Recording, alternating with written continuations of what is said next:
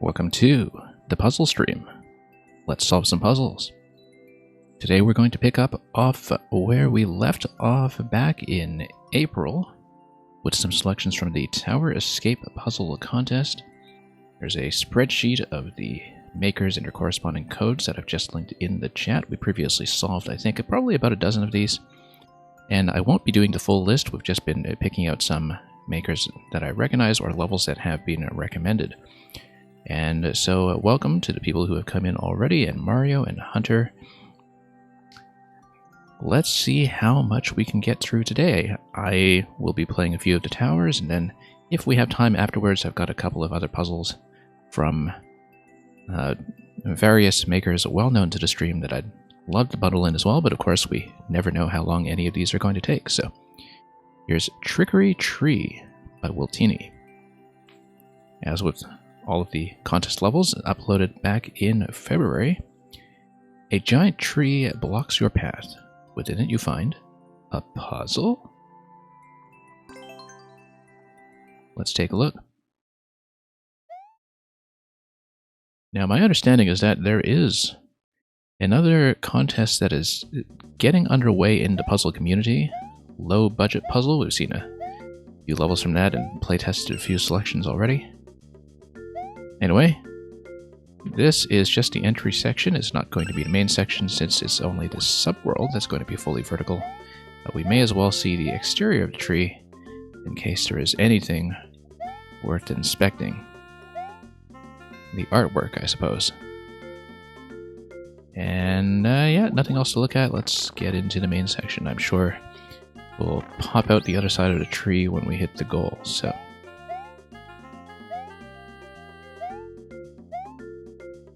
we're going to hit checkpoint here right away just to skip the introduction. The bumper here seems to very strongly imply something like a shelmet, except I don't see how that could conceivably come out of that block on the right. Looks like it would probably have to be destroyed by something like bombardment up top. Oh, also we just passed a one-way here, thanks to the semi-solid. I didn't really look at this properly. Fire Flower will get you a bomb activation. This will gate you off. Any shells would, of course, just hit the muncher, and the slopes prevent any throw from reaching the bomb directly. So, Fire Flower it will be to toggle the on-off switch. Now, toggling the on-off switch will flip this slot over here, but also give me access to the key. So that'll be interesting because it means I'll need to wrap around and grab the key some other way, possibly with Yoshi, possibly by some other means. So currently, however, we need to figure out how to proceed, and it looks like the only way will be up. Notice the one-way panel standing right here as well, pointing down. That, I guess, is just there to complete the bridge decoration without breaking anything in the path. The door, we'll see where that leads in a moment, but it looks like we can lower the shell, but we would, I was about to say we need a mushroom, but it looks like this is also over a semi-solid, so I don't think I'll be going down. It could always be something that involves a... Now I want to say a P-switch, but probably not. It looks like this will be solid ground. This is a curious location here then, unless the block is meant to be hit. Lowering the shell currently will not really do a thing for me. We can try it anyway though, it's just going to respawn after the fact, so might as well do our due diligence here. We will check the door eventually, but not yet. Looks like this will be the way forward if we find a way to reach the mushroom. So there's our first real objective. Also notice this central column that seems to go way up into the middle of nowhere. It could be a drop from one place up above, or it could be... Well, it can't be an invisible block spawning anything like a vine because we would have encountered it along this column already. So, not going to be anything of that nature. Let's just reset through the door and probably go back down below to somewhere closer to where we started. Yeah, there we go. So, before we head up prematurely this time, let's take a look carefully at how this is going to go.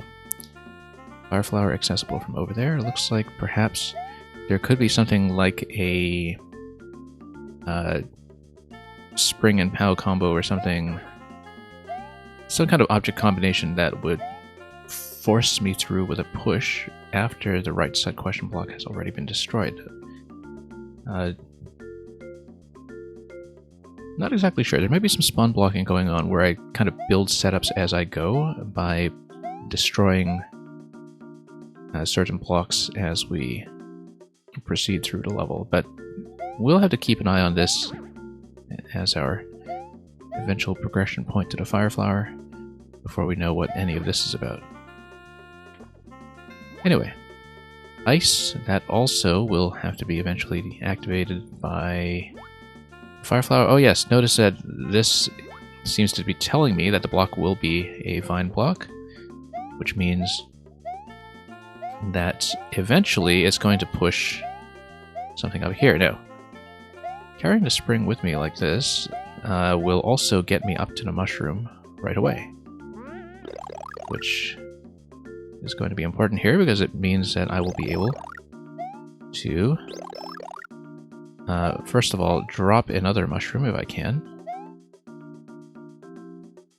Let's see if we can do that. Why would I want to do that? We'll see. Currently don't see a good reason to do so. Yeah, we would need to be not push, but you see, this is what I was talking about earlier. Not sure what we'll do here. Now, that block, once destroyed, might be a spawn block. Let's actually... I think it has to be a spawn block, because I, myself, cannot go through that location. And we know it's not a vine block because it's just straight up destructible by the mushroom. Moyako, welcome. And so let's see what has appeared. Second spring. Great. Because now we have a couple of tools available. We know that one was obtainable down below, so we should swap to this one. Let's keep track of what we have. This is the top spring, this is the bottom spring. Top spring is the one that we want to take through the door eventually, when necessary. Obviously, I do want to see if we can inspect anything up top within camera range. Probably not, but we'll try it anyhow.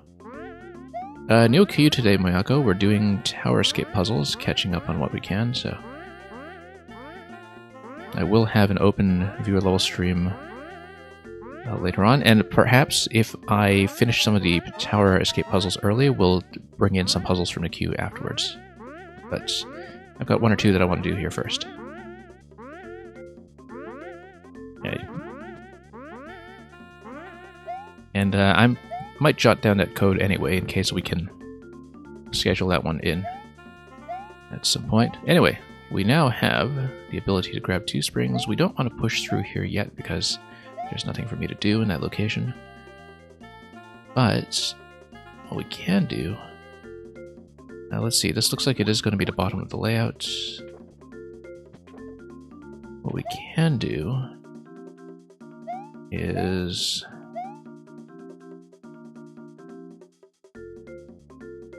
I mean, I would need to be pushed by a hard object. Otherwise this thing is just going to... And there's no point in doing this, obviously. Because I would just stick myself, right? There's absolutely no point in doing it.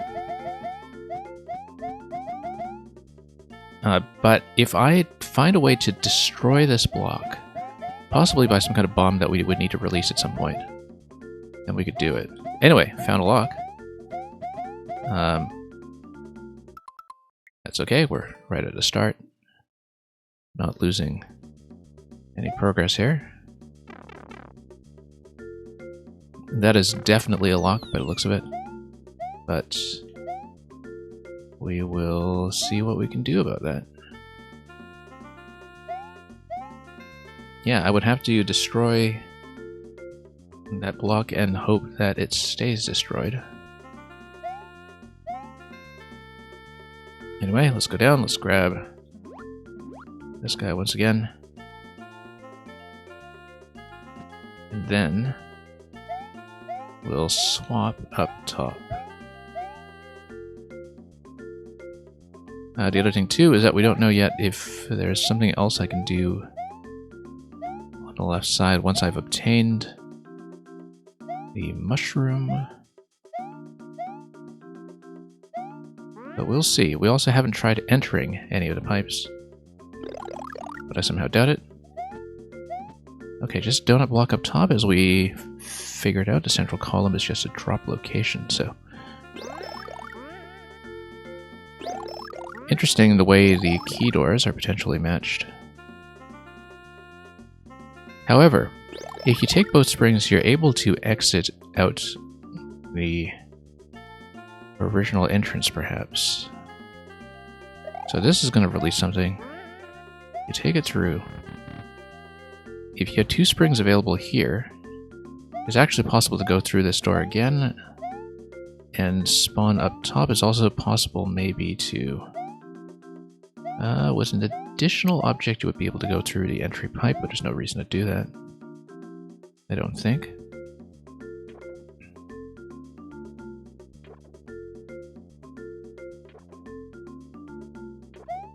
Yeah, very curious that I was able to just push through the center here and lock myself.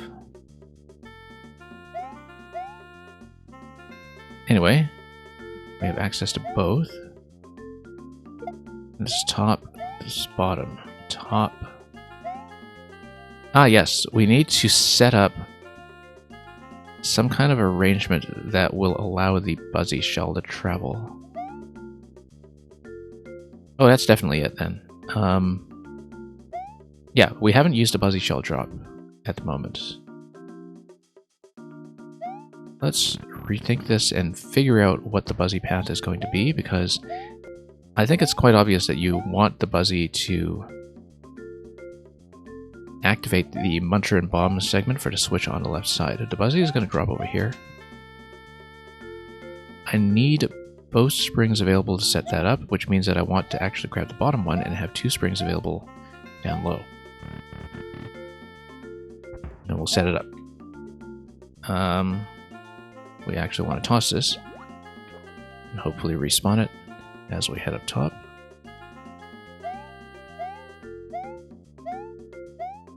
Okay, here we are. So, shell is going to come down here. The shell needs to hopefully hit the bomb. Now, how would it do that? I think we just set up like this.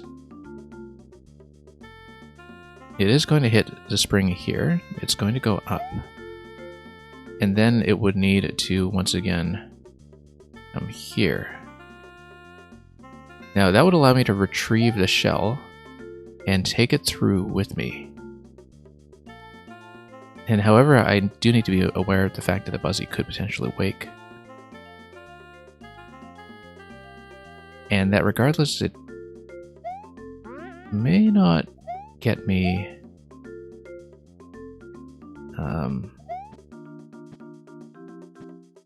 quite what I want. Okay, so it's going to bounce way off.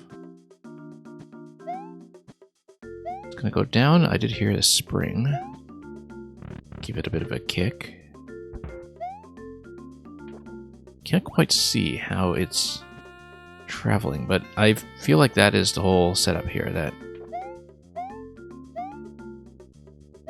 possibly if you get the shell to hit that block, like if you manage to set things up so that the shell travels here and goes up and hits the question block, it may be possible. Yeah, you just up throw. Well, you need the shell to be traveling, it needs to go up. It may be possible to perhaps have that question block spawn something like a a pre-ignited bomb on wings, for instance, or something on wings that would then allow that block to be destroyed. Anyway, with a shell in this location, I think we actually just need to send both of these. This location. I'm not sure I like that though. We still haven't really found the appropriate location for the shell to go up. It's clearly not quite traveling where I want. Wait, I actually do need to just track shell down low. Yeah, no, it's just bypassing that completely. Actually, no, the shell is going to come off the ledge and we'll place this right beside the ledge, perhaps. Like this. And like this. Rather than depending on that one tile gap.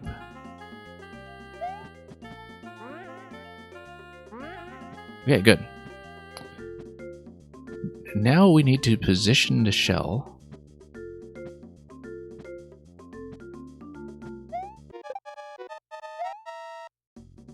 and we need the Buzzy to not wake up, obviously.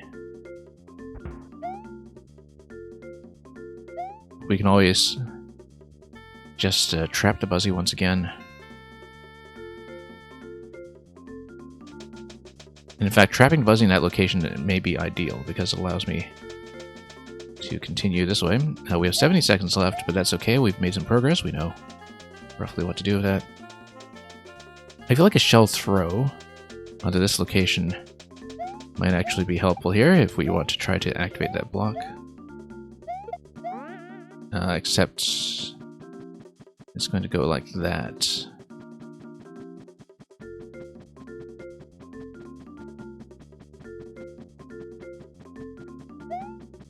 Whoops. Not what I wanted to do there either.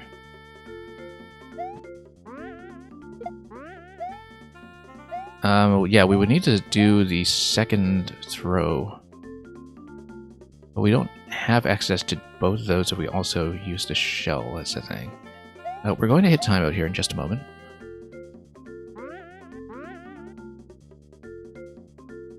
So I somehow need the shell to probably hit that block. Or alternatively, send it up to hit the bomb. Which could also be possible, but I kind of have my doubts.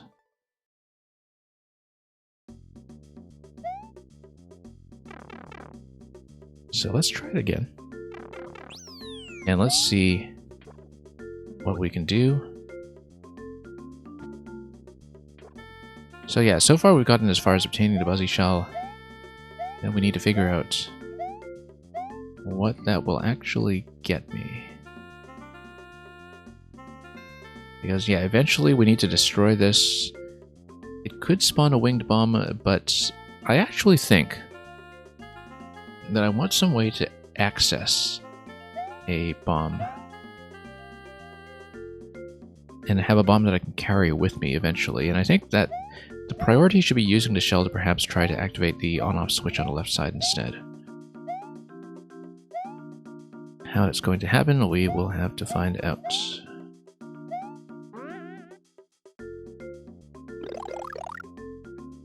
Anyway, let's drop this. And then we know how to do the shell position to obtain it, so let's go back and do it.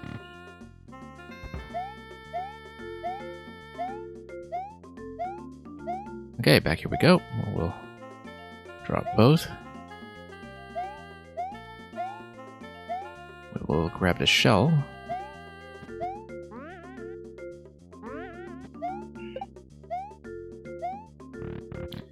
And then we will escort the shell up gradually. I'm absolutely convinced that the point there is to trap the shell. We'll try to take both springs along just in case we need them.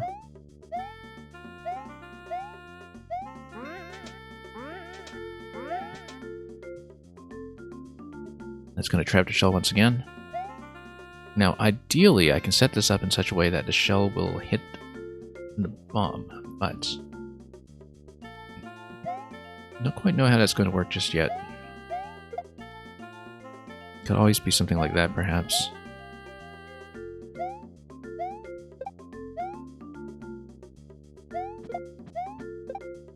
Yeah, probably not going to be exactly like that. Well, let's see. If there's anything else we can do here.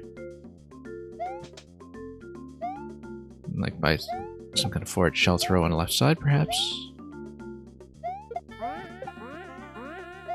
I mean, I knew that killing the bomb wasn't going to detonate anything, so I don't really know why I did that, but perhaps I'm hoping that... Yeah, no, the shell would not be able to hit, I don't think. It would need to hit the on-off switch from this side.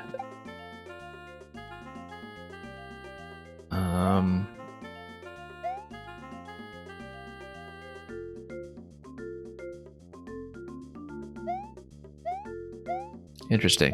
Well, let's try to go for the mushroom again, just to see what we can do.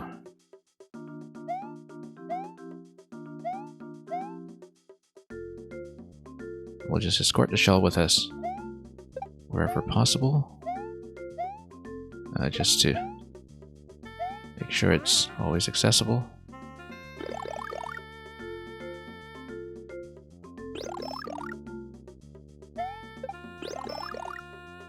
I mean, carrying the shell is definitely progression at this point.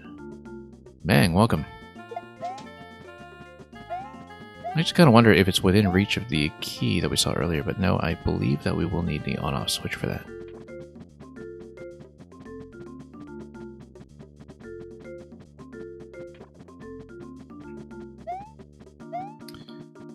So got a shell.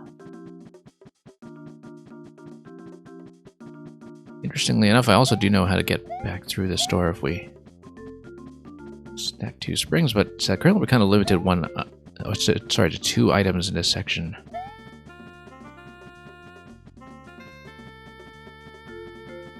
Whatever we carry through the door plus the spring that's at the bottom. So we can't have 2 springs plus a shell at this location. We do need to pick and choose a little bit here. I was kind of wonder if the shell wake up is going to be relevant at some point. Sometimes that could be part of the solution that we're looking for.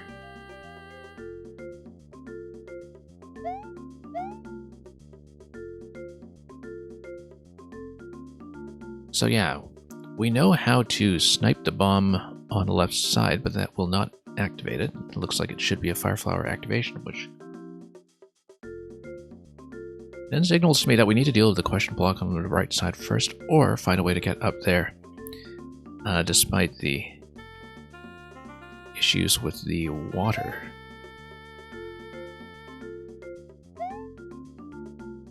We just need to find a way to kick the shell over. Have it in a kicking state. Now, on the other hand, if I am big,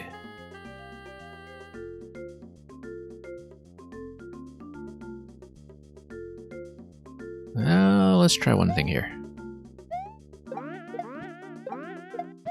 Whoops. No, that's not the thing I wanted to try, but that is also not the thing I wanted to try.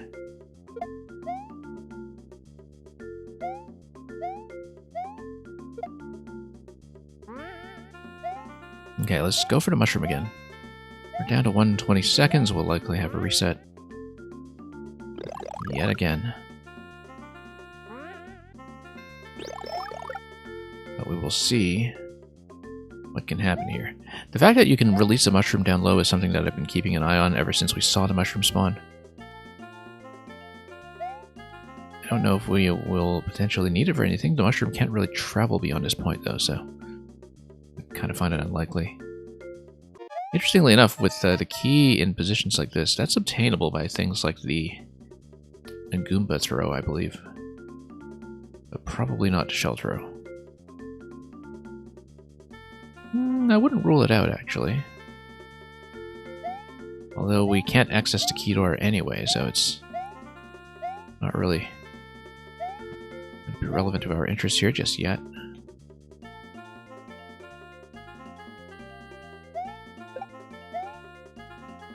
Another thing we haven't considered is how else we can reposition the shell as it's traveling.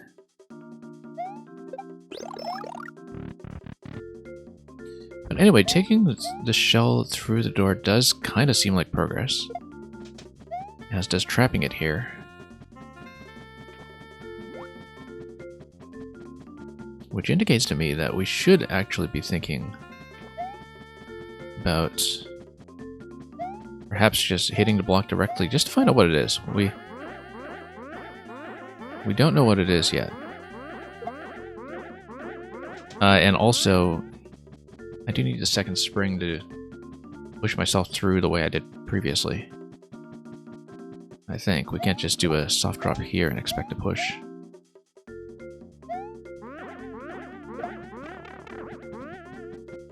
Oh yeah, we can just tap it like that and send the shell up. Here we go. There we go, there we go. And that's exactly the interaction I was looking for. And we hit time, but that's okay.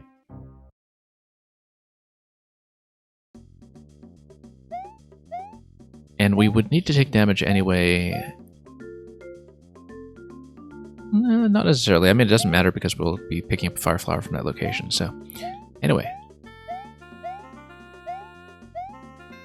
We've basically found... Oh, whoops. Forgot to grab the spring at the very start. Let's do that.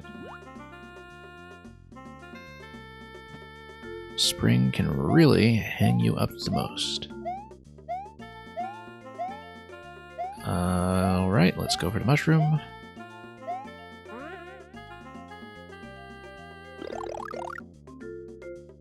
Let's drop down. Let's go over here, pop this, take this through.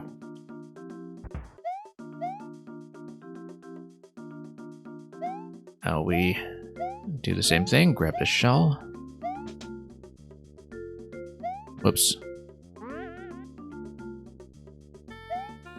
Let's be careful here with some of these pickups.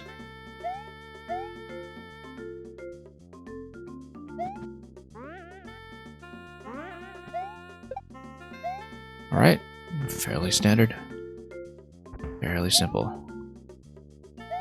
So yeah, I do want the shell to be kicked. Which means I do need to pop the shell in this location and then bounce myself up. Like that. That gets me to flower. And then that gives me to central vine. Alright. Flower obtained. Nothing to do with that donut block. And the idea will be that I want the fire flower to then get me the bomb.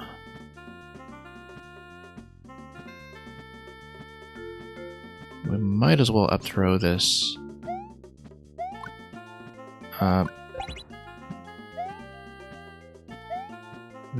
Oh, yeah, it gets me the key if I find a way to perhaps eventually snag it with Yoshi or something. Or, oh, no. I actually needed maybe a remote activation of the on-off switch by jumping up here on the right side and then firing.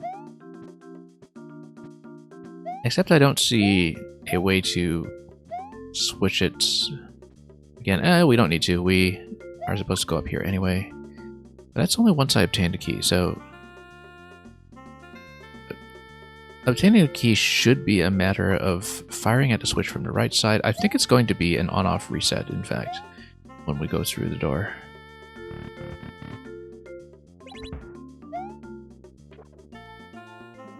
And then we'll just do this over.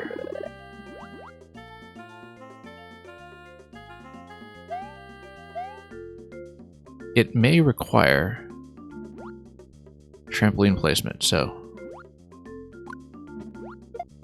we'd better make sure we unload that one.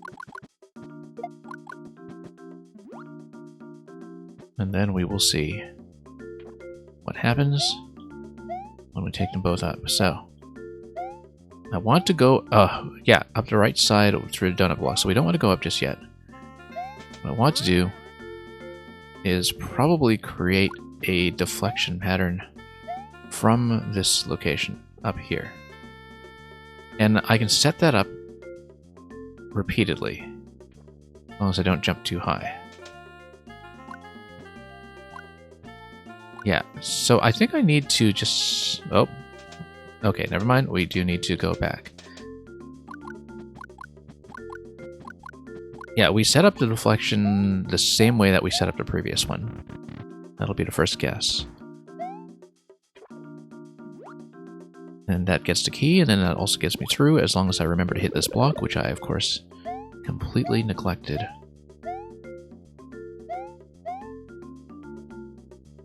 And yes, so we'll place this here. We'll place this here. And we'll do more or less the same thing. Very nice shot. Same kind of deflection that worked with the shell. I do admire how that was doubled up. We probably could have taken an object through here, incidentally. Since we have the key... No, because we can't actually take anything up with us through the vine, so...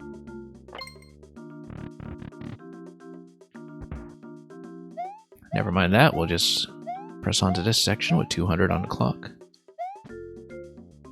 And see what awaits us on the other side of the pipe. That is actually it. A very quick one. Tub and Chub, welcome. Tub and Chub, I'm doing one more tower after this, but then we'll probably see how much time we have for any additional puzzles afterwards. So I know you tried to send me the Yoshi puzzle the other day. We can possibly take a look. I do have a bit of a list to get through though, so we'll see how that goes. Yeah, this block here is definitely something. It is a Yoshi. Now, what can I do with him?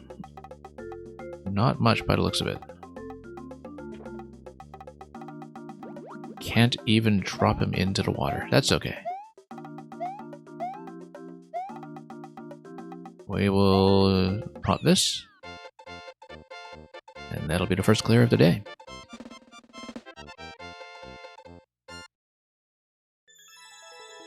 Now we'll do at least one more tower. It is reputedly a long one. That's all I know about it. It's the next one that we have coming. And thank you for the GGs. And yeah, Tub and Chub, no worries. I know I run a super, super long queue sometimes, so totally welcome to dip out and try me some other time. Especially now that I'm trying to stream a little more often again after a couple weeks of just running 1 or 2 a week. I'd like to get back on track. Matt Cat, you said you enjoyed this one, doesn't require any special knowledge to play, and it's set inside a big tree instead of a tower. Yeah, aesthetically it works quite well. I was quite fond of it. And welcome, Nat Cat, as always. Okay, so the second code that I have lined up today is another one from the Tower Escape puzzle pack. I'll link that again in chat for anybody who is a latecomer. So here's the spreadsheet with the Tower Escape codes. Like I said, we previously cleared about a dozen of them. And I've kind of been off of it since late April, so it's nice to just get back to some puzzles. Now, this one here, notice the 6-minute world record on about 27 clears. I think we are potentially in for a long one, or at least a big one. It's the Tower of Power. Notice Unstolen Tools, a reference to the Stolen Tools contest that was the one right before Tower Escape, in which I haven't completely caught up with either.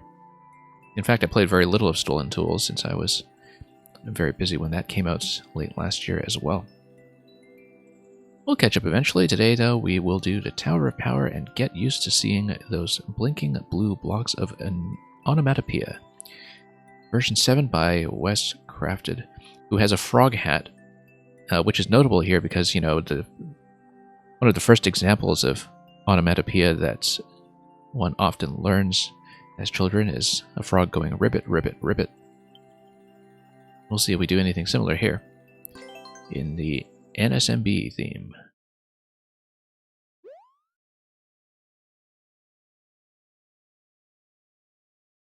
Natcat, I'm not playing all of the towers. I previously prioritized makers that I was already familiar with. Now I'm going by some of the ones that I was personally recommended or which looked interesting. I'm not really going off the scores on the score sheet. I'm going off potentially some individual recommendations. Anyway, here we are in the airship.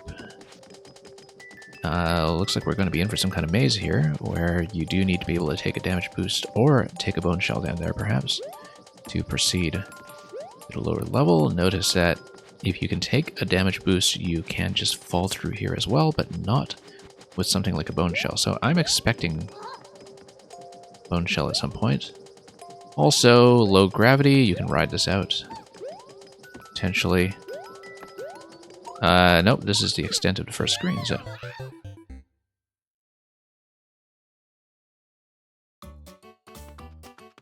potentially a dangerous one. Tub and Chub, the clear rate on this is a little over 1%. Alright, so to POW, you just drop it in this location and then you proceed. Pretty simple. Now, obviously, we want to check the location to the right of these one-way panels. I think the idea is to use the low gravity effect and probably just bump it over like this. Whoops. Let's work on our juggling a little bit. Come on. Work on our juggling. There we go. Now I need to get out, which is a totally different issue altogether. Yeah, maybe we should have considered that, but it looks like we'll just wrap around, and then that will allow me to grab the POW on this side and proceed. Same kind of mechanic. And Koopa T, this is live. Welcome. We are not running the queue today, though. Because I'm finishing some of the Tower Escape puzzles that we've been putting off for weeks and weeks. Okay. So now we want to do what? There's an interesting throw marker of sorts over here. We don't want to use that yet. We could potentially drop the POW. Oh, I see. And then we have to follow it down and run to the right, don't we? Like this. And then if we drop this POW, then we get a way to go back. But let's not do it yet until we know what we're doing. By perhaps spawning something... Oh yeah. One up. Yeah, we can take it. I think I actually want the POW to push me through the bumper. Unless there's a way to get rid of this guy, which we haven't seen yet. So the POW's only going to push me through the bumper if I... Nope, can't do that.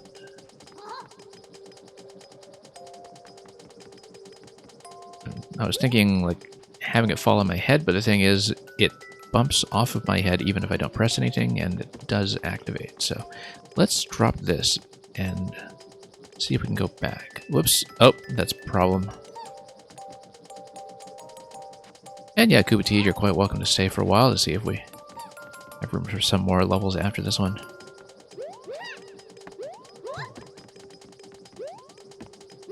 But we are still regularly doing viewer levels over the weekends as well. And I'm hoping to run some more Maker streams again after having severely reduced my schedule in recent weeks. POW here is going to get me through the door, but I don't know why we would want to go back yet. We don't have a good reason to do so until we've had a switch activation or something. Yeah, POWs in both locations. This here, we need to deal with that. Notice that a POW could have dropped down here, by the way.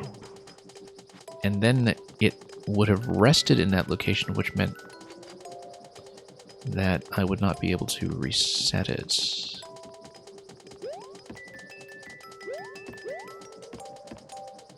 Anyway, the idea here is that I need to take the on-off switch. Let's take a look at the objective. We need to hit the on-off switch, and I want to carry a POW with me when that happens. You know the POW is going to spawn in this location from the red pipes. I actually don't know what this blaster spawns. It looks like it's blocked. Whoops. My mistake. I did not mean to run down there.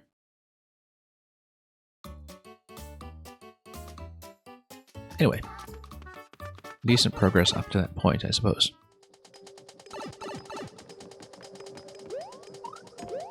Okay. Yeah, it is kind of possible to... well, not sick yourself, because you can go through the pipe to reset these locations, but... anyway, these are the kinds of solutions we should be thinking about. These kinds of object manipulation that allow me to do a bit of repositioning. Let's get out. And back we go. We should eventually keep in mind the possibility of doing some POW swapping as well. Ah, 1-up mushrooms. Okay, that's why this stopped firing, because the 1-up mushrooms were already collected. Now, this whole location here, I wonder what this is about.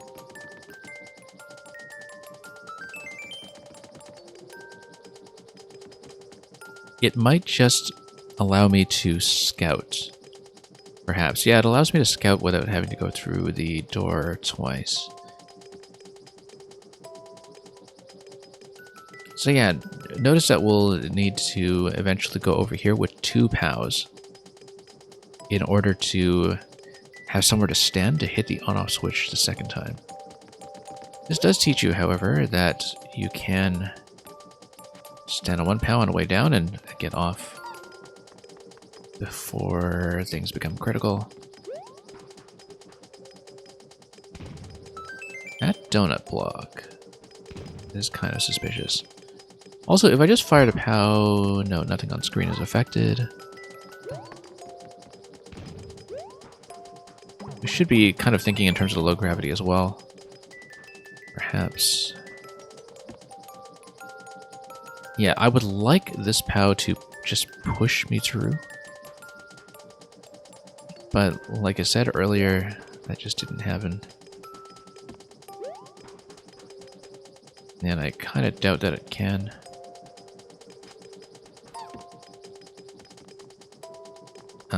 But...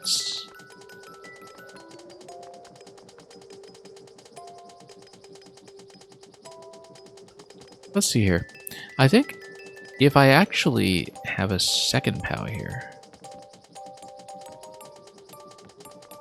what would that accomplish? Because suppose I manage to get down here and get through the slot without actually standing on a POW, or even while holding a POW and taking 2 POWs with me here, despite the C marker on that side. Then 2 POWs, perhaps I could do a push. So right now I'm thinking, like, why this donut block?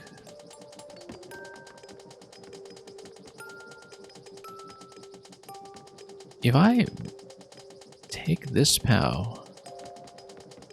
oh, you know what? You can just jump out of this, right? Yeah. Okay. That works.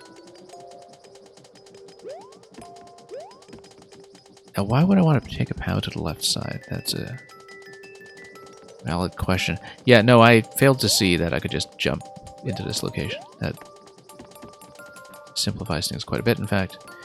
We can potentially do some kind of POW swap. If I'm not mistaken. I shouldn't have dropped this POW in the first place. I think I could have just gone down. Or maybe not. Yeah, no, I guess you do need to write it down for the 1 tile slot. Let's, rethink that.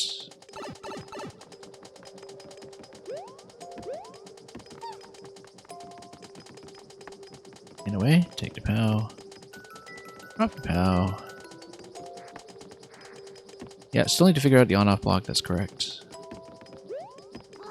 We'll get there.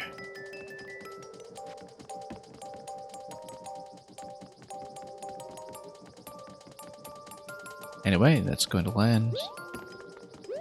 Hopefully I'll start to read some of these semi-solids a little more accurately. And we'll drop the POW. Continue over here.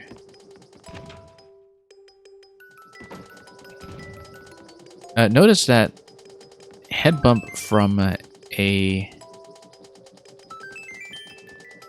POW being lowered like this could potentially help as well.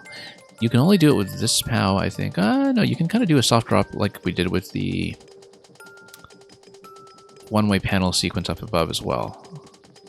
So the question is, where do we want to actually carry POWs this way? I'm looking at this and wondering.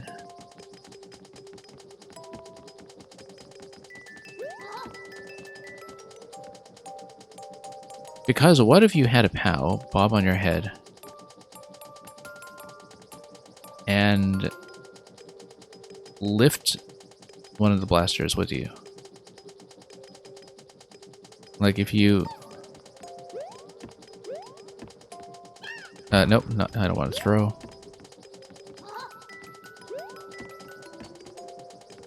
Nope, that doesn't quite hit either. Hang on, let me show you what I'm talking about here. This is just a bit of a test. Nope, that bobs right up. Yeah, because if it's just bumping off your head gently, I feel like it can work. Also that the donut block might be useful here in terms of allowing me somewhere to stand. Oh, yeah, you can just do a straight throw, in fact. A straight throw will do it. In fact, that's what the C marker is telling you here. This is what happens when I don't read markers. Then, yeah, we can just do a straight throw.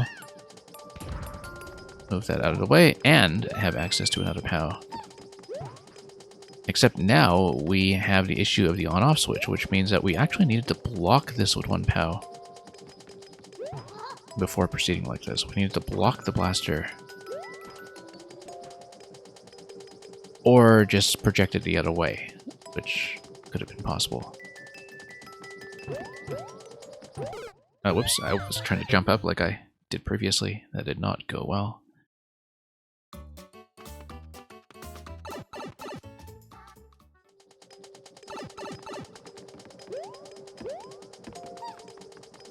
Okay, that's an important mechanic that we'll be keeping in mind, that we can use the POW to just displace the blaster entirely.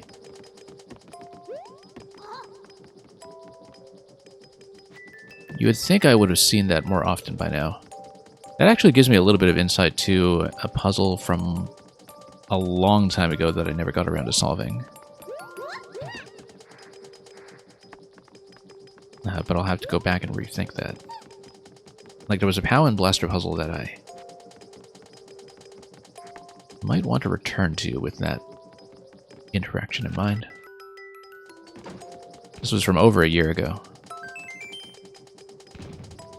But one does remember the unsolved ones. Notice, too, that it's possible to just drop this blaster in the slot, I bet.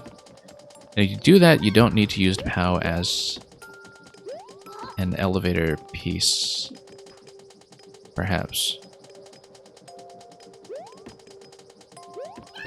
I don't wonder if it's possible. It might not be. because of the way it would bump off the wall. Oh, maybe it is. It would simplify things, that's for sure. Because it would give me access to both POWs at the very end. Actually, I do need to do this, because I need access to both POWs in order to use a blocking piece on the second blaster. There we go. Yeah, so it's actually necessary. Because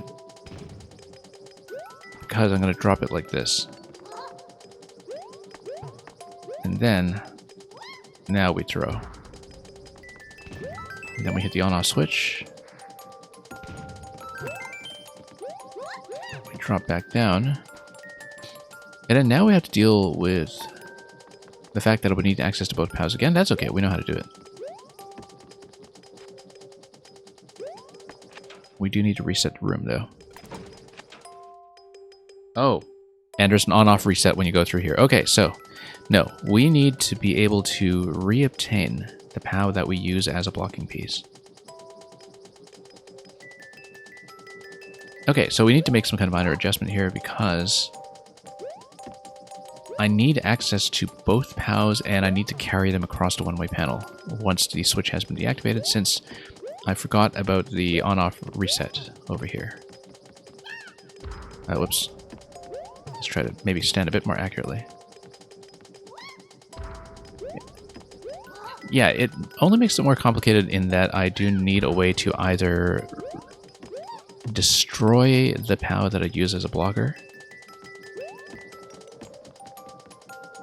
I think I can do it, in fact. No, I think I can do it. I think I can do it. I need to destroy the POW that I use as a blocking piece.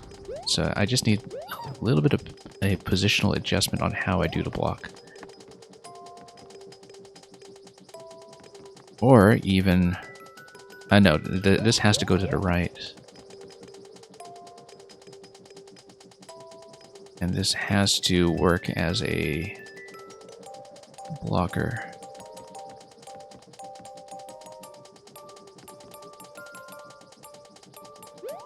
If I send it over, like, if I'm able to, no, can't do that. Hang on, that's okay. We can destroy these all we want. I can always go back and get some more.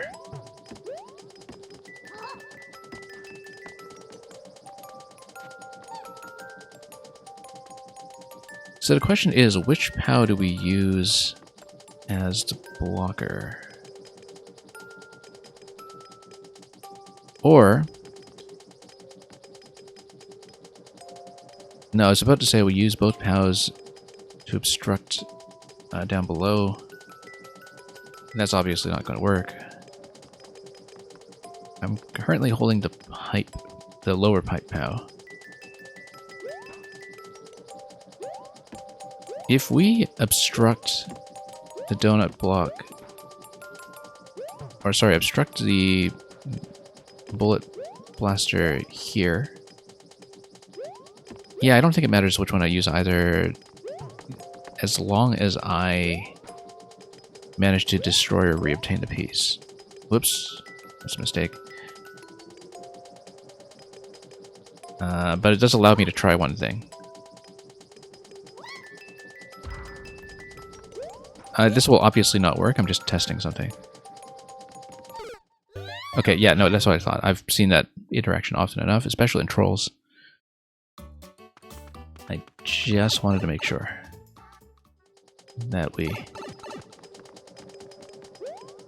are completely certain about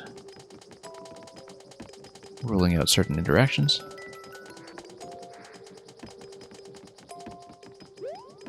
Okay, let's try it again. Whoops. No, come on.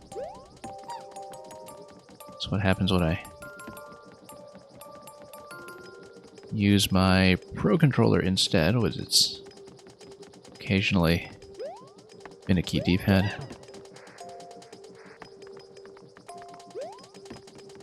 We'll try to avoid too many accidental throws. But there goes a POW. And then we'll just do the same kind of interaction as before. Okay, if you stand in this location right here, then that's a nice clean throw. With, yeah, my left side in this box.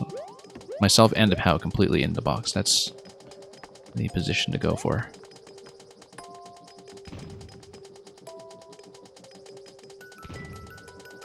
If I'm able to dislodge this in such a way that it goes perhaps all the way tucked into the right side instead, that'd be great. I feel like placing the POW directly here to obstruct won't quite work unless I can... Whoops. Same mistake. Hang on. I do want to try something here, though. Snow Bear, welcome. Hope you've been well. Oh. Okay, if I placed a POW here, like this, Blaster moves over, but then I still wouldn't be able to reobtain the POW or destroy it. Unless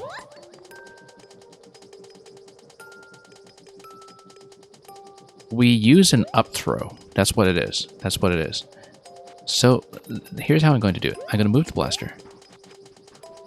We have a POW that's going to obstruct it in this location.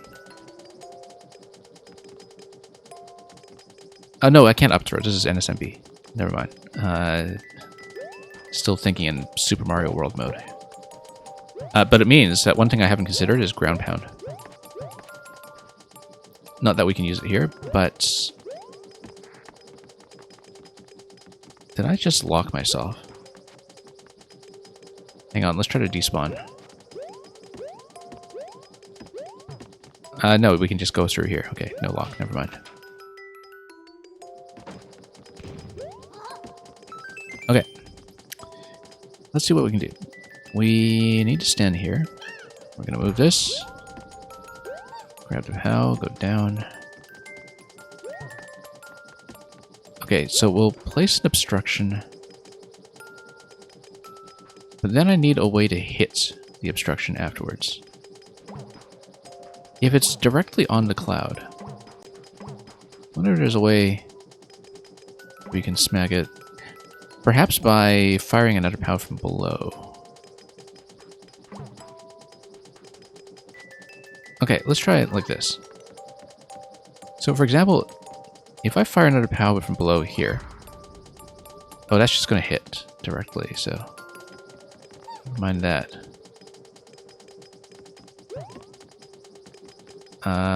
Anyway, let's move it first and let's figure it out from there. There we go. That's exactly what I need. I just needed to do that, and then this is solved. I was massively overcomplicating it. I just needed to jump towards the cloud. That was literally the only change. Okay. We need to drop both. And then continue this way. And then we're in the next section. I suspect this might be something like checkpoint. Let's check it. CP1. There we go. Surrounded by POWs. Looks like a head bump will get this across. But...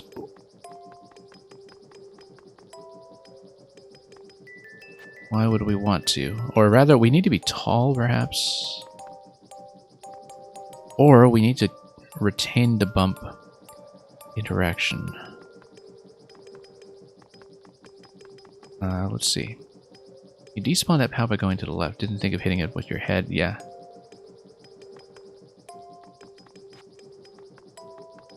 Yeah, because the first time I tried it, it didn't seem like I was in despawn range.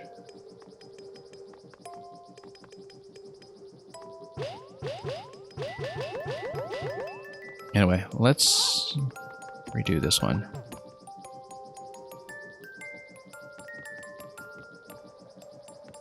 Actually, no, I just drop the POW and I use it as a platform. That's what I do. I need to get across myself. But then I would need to obtain it some other way. I think I should actually just ride the POW on top, perhaps. Like that. No. That's equivalent.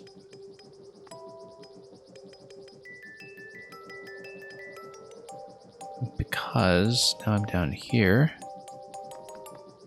Well, let's assume I don't have access to that POW yet. But we'll figure out this stuff after we've seen more of what is to come. So Natcat, have you actually cleared the whole set? Or have you just also played the towers selectively? Because I know you were ahead of me on a number of the other ones as well when we previously looked at them. So yeah, I do need 2 POWs in this location. I do need to reobtain the top one somehow. And that's just going to be with some kind of bump. Possibly I can despawn this time.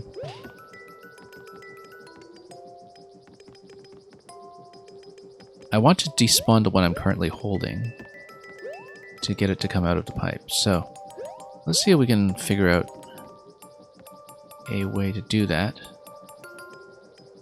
And I think I can. I just need to hit it on my way back.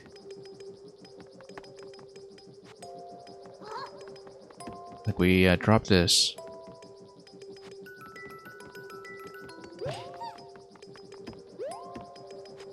Then, whoops.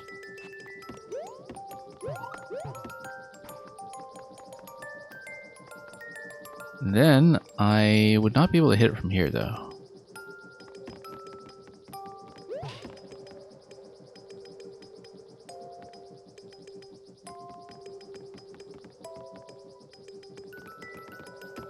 But if I come all the way down here.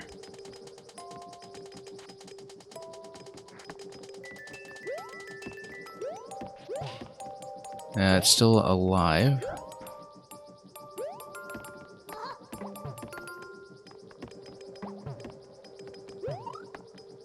Let's see. You only played a few of them, Natcat. Okay, I see.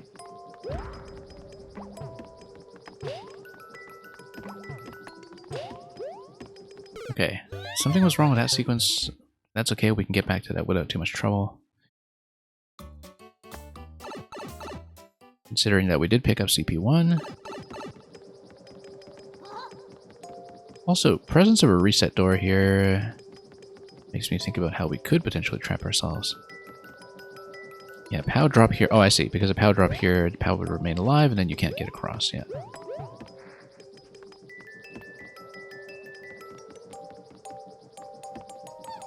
Well, I think it is clearly going to be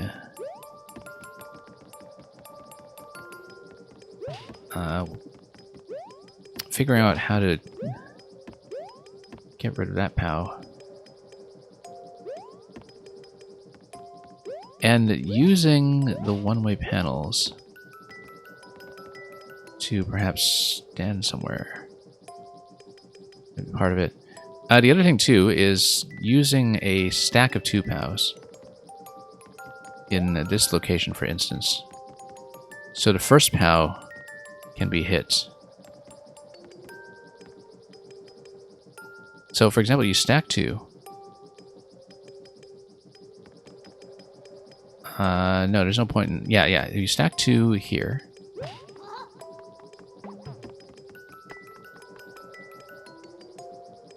Well, I need to get out. That's kind of important.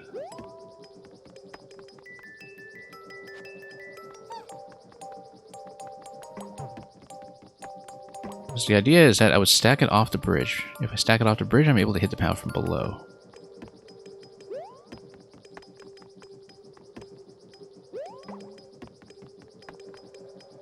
It may be secure against what I'm thinking of here, though.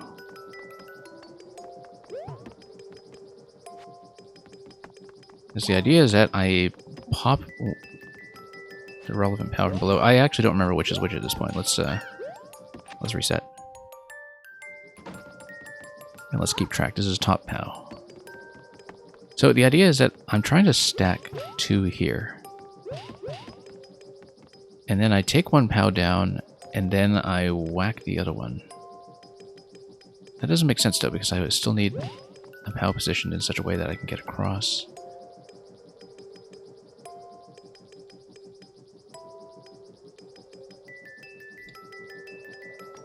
Yeah, because we need to think about how to destroy or get rid of a POW that's located somewhere here in the central section without coming back up to the central section.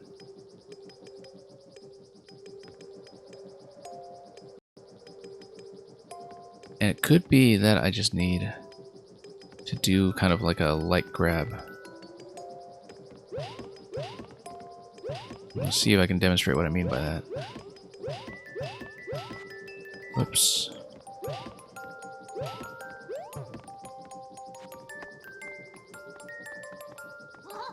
Perhaps I could use the second POW to move the first one over the bumper. In the stack, I don't know about that because it is semi-solid here. The other issue is that, yeah, like you would be destroying the POW that you throw. So you could move it, but it would come at the cost of destroying the one that is thrown. And so this is top POW. Clearly there will be a trade of some sort. Like I do need to trade down such that top POW winds up in the bottom.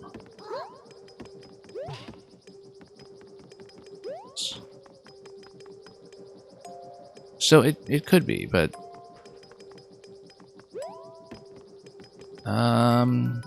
well, have I got any unique acorn uses? Not in this level, I don't. Not yet, anyhow. Oh, unless you're looking for ideas about the acorn. In which case, I don't know.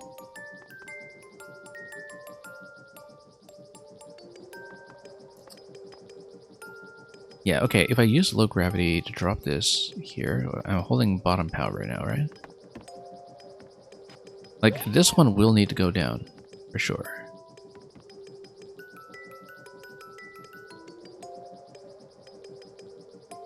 But it might be some kind of soft drop.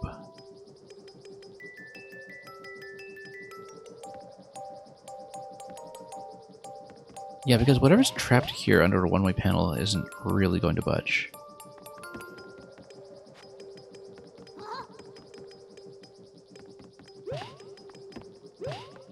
I still need this to cross.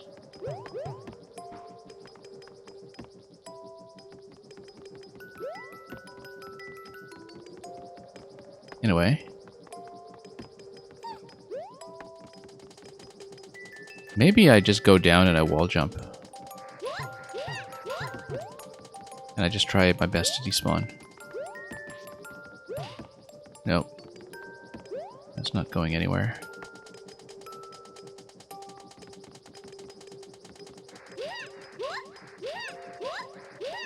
Yeah, I clearly do need a second piece there. It's pretty well constrained. Haven't really thought about this P-switch down here, but that's because the on-off switch is not something I've even thought about activating yet. And perhaps that's a problem that we haven't considered. Where an on-off switch activation will actually occur. You think there are some unique interactions with a wall grabbing a moving block? It could be.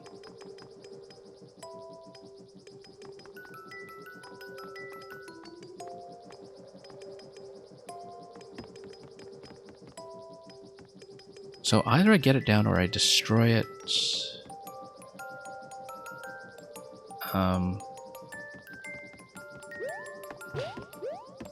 What about this? No, canceled out of that. I was thinking, like, what if I ground pound into it? Can I skip out of it? No, I can't. That would have broken many things if it were a legitimate piece of tech. It is not.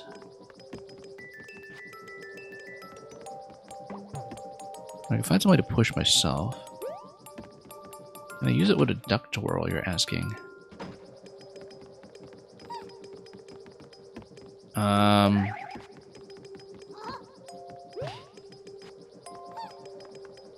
Not really.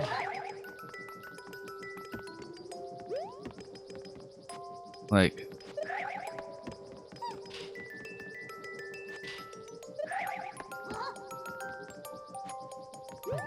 Anyway, we're going to run out of time here pretty quickly. I'm not going to get this within any kind of despawn range. We can try to throw, actually. Let's just try it. Because it does look like, from the throwing angle, that you can get it low enough to drop this. If I just reposition here, I think that actually is the most promising thing we've seen so far. Whoops. Except, of course, the positioning here is not great. Oh, one-way panels. We should read these accurately for 11 seconds. We won't see it in this attempt, but I feel like this actually is probably best. Yeah, that's correct. Now we redo it. Okay, so once again, the simple solution that we mentally considered earlier wins out. Blue Blur, I completely missed your message earlier. Hello again. Welcome back. No, we have it, we have it. We got it. It's purely a positional thing.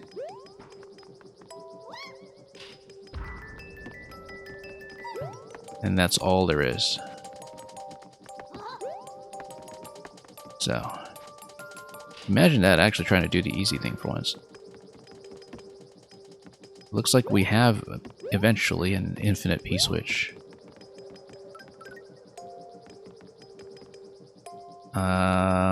Interesting. That we'll eventually get locked out of here. Claw. We'll have to stuff something in the claw, probably, to preserve it. Let's just keep going for a moment. Looks like the Yoshi here is just an indicator that P-switch activation will spawn Yoshi from the pipe. I'm pretty sure the Yoshi here is just informational.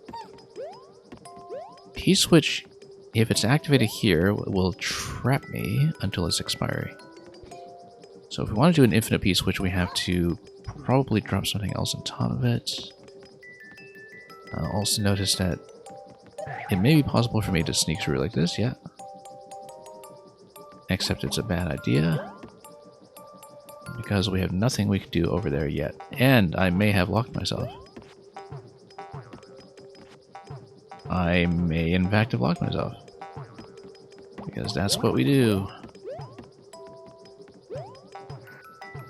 Finding locks in most of what we play. Well, we might as well just look at this for a moment before we exit out. So, we have two separate bombs that are positioned under the on-off switches as if they are supposed to be kind of fallbacks for something. Like, if you're supposed to dump a trampoline here, like stand on a POW for instance, dump a trampoline here, and throw something that would lift the munchers for a crush. And the munchers would be there mostly to prevent POW activation from doing much for me. Anyway, let's start over.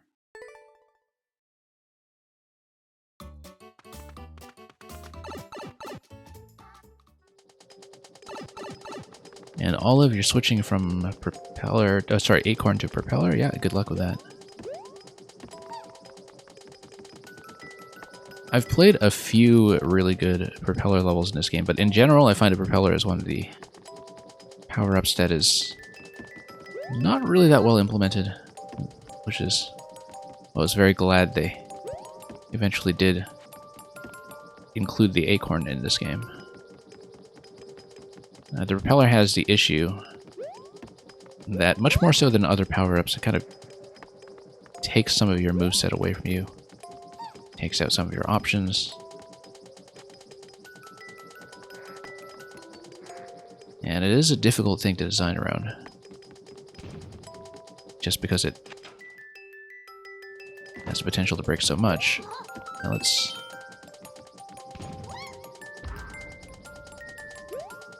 Like I said though, we've definitely seen good propeller levels before.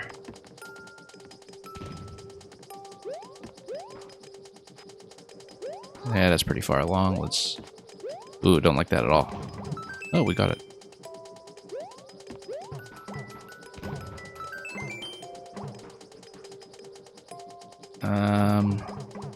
Positionally, I'm trying to just nudge this down. Hang on. There we go.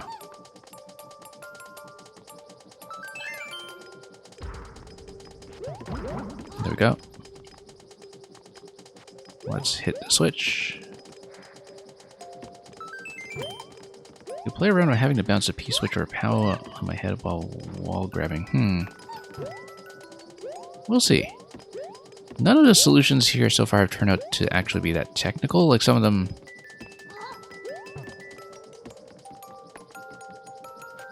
do require you to position yourself somewhat accurately, but...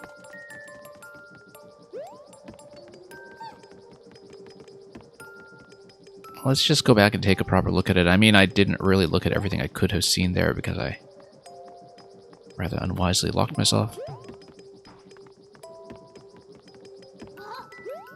But let's just go back here. It looks like it is a bit of a repeated theme to be using the low gravity power throw to manipulate some positioning, so that's something we should keep in mind at all times. Oh, you mean for the acorn? Okay.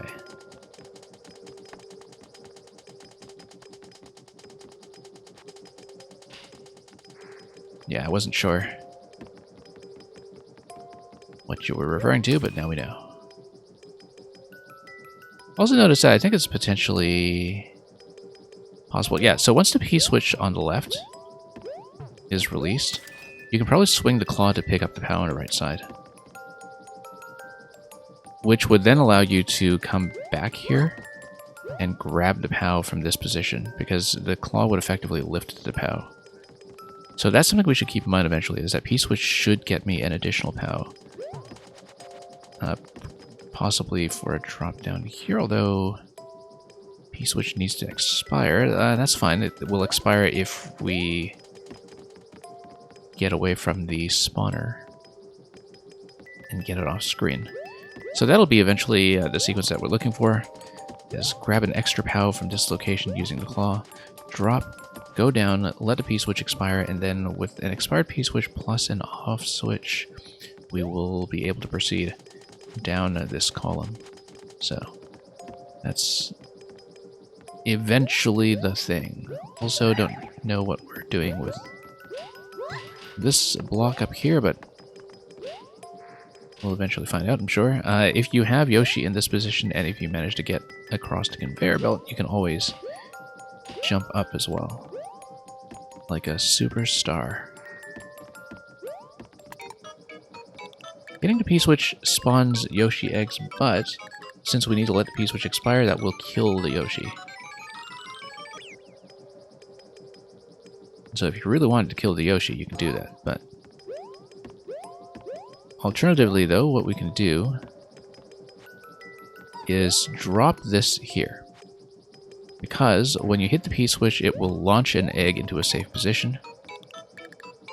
And then that allows me to obtain it.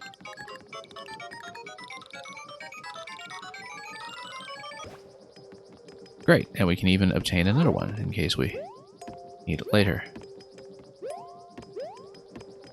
Okay, that gets me Yoshi. Very important.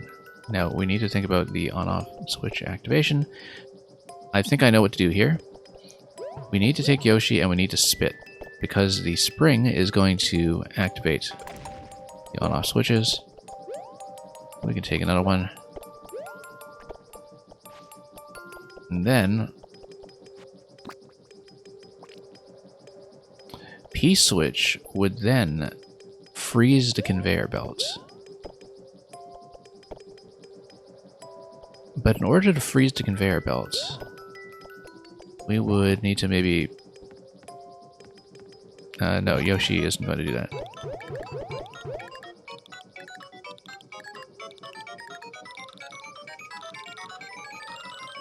Now, with the on-off switch activated, I would need to dismount from Yoshi. And I would need to jump up using the spring. So, yeah, we have to ditch Yoshi here. That's the only thing that's going to happen. Whoops. And then we need to run over like this. And then jump.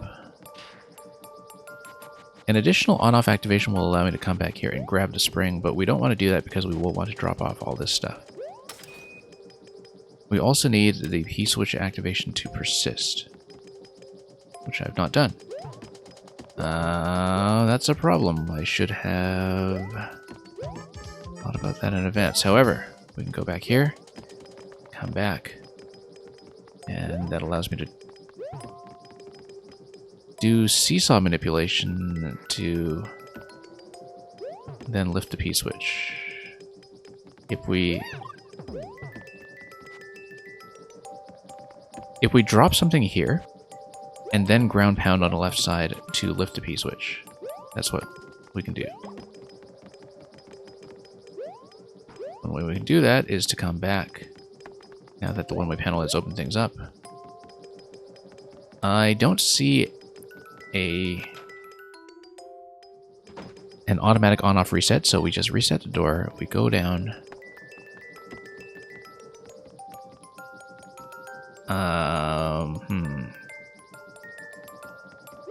Yeah, we'll probably have a timeout here. So now that that has been released down there, that's okay. We don't need 2 POWs. We just go down like this, grab this guy, and we do the thing I said I would do, which is lower this, lift the P-switch. We are going to run out of time, but I want to map out this solution first. Ah, yes, we need lots of objects available. It's okay. Punch this. And we need both POWs available, which we can do the same way. That's fine. We have mapped out a lot of this stuff. We can just reset the clock here and resume from CP1. Welcome, Chichiri, coming in with a raid just now. Sorry, I looked away for a moment and didn't hear my alert. Let's give you a big shout out.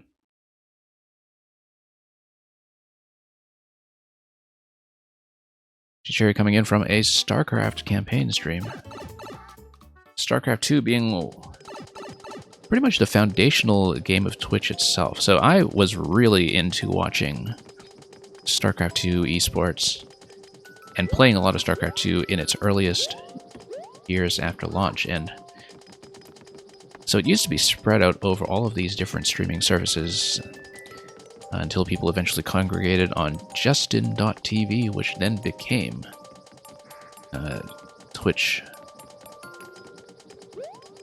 And so that was kind of the origin story of Twitch. It was just finally a kind of all-in-one solution existing for watching StarCraft, whereas everything was just way too splintered before.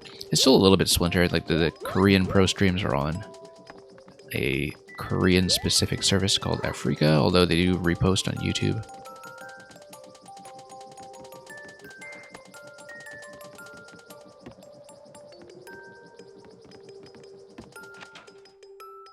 Yeah, I don't know why my alert just completely didn't fire. I think I might have just not heard it.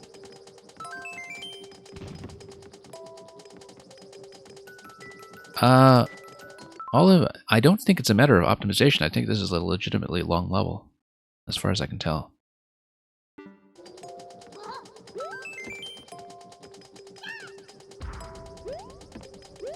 Okay, let's go down. Oh, why did I restart from before CP1? Did I hit reset by mistake? Because I thought I timed out. I totally hit start over by mistake when I wasn't paying attention, didn't I? Probably when I was... Oh, I know what I did. I acknowledged a raid. I did a shout out, and then I reset the whole puzzle. Yeah, okay, okay. That was embarrassing. But salvageable. Whoops. Whoops. Okay, the POW was lodged a little far. We'll see if we can move this along. Not really, but we know from what Natcat told me earlier that we can actually despawn it, so we'll do that instead. Just standing as far to the left as we can, perhaps. Without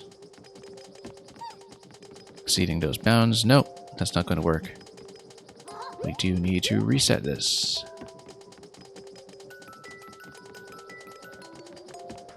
Maybe. Let's see. What if I obstructed my head here and then try to bump across? Oh, there we go. Yeah. Don't even need to do that. We can just reach it straight up.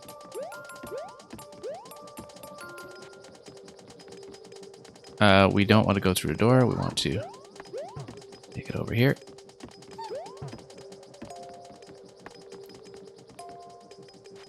Yeah, I mean, realistically in this level, how speedy are you going to be, right? Now let's see.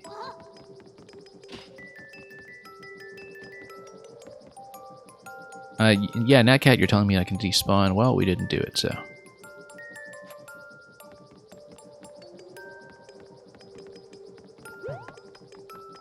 And here we go.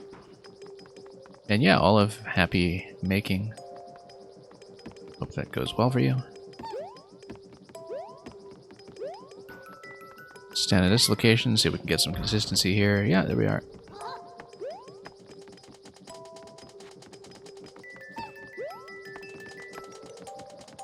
Anyway, we're going to be back to checkpoint soon enough. We'll likely hit a timeout after that, but at least I know. Did I even take the checkpoint? I think I just forgot to take the checkpoint flag. That's actually what happened. Yeah, no. It wasn't a reset. It was that when I started over earlier, I just did not hit the checkpoint flag. See? I forgot that I had to start over. I don't remember. We'll look at the VOD afterwards and investigate how that happened. But I'm pretty sure there was at least one attempt where I just forgot to take the flag. Because I know I did start over from the beginning at least once. Anyway, I don't know how that happened, and it doesn't matter because we have solved all of this stuff. I'm not too concerned about it. We're going to grab this. We're going to pop it here. We are going to hit the P-switch and wait around a little bit until Yoshi pops all the way back up. Alright, here we are. We're going to use Yoshi down here to activate a switch, and then we're going to grab another one of these and mess around in low gravity. Yeah, I guess the conveyor belt specifically is there to prevent you from doing a Yoshi push. Oh, how do we do a double activation on the on-off switch? Let's redo that. Hang on. Ah, yeah, okay. I thought one of those would be blocked.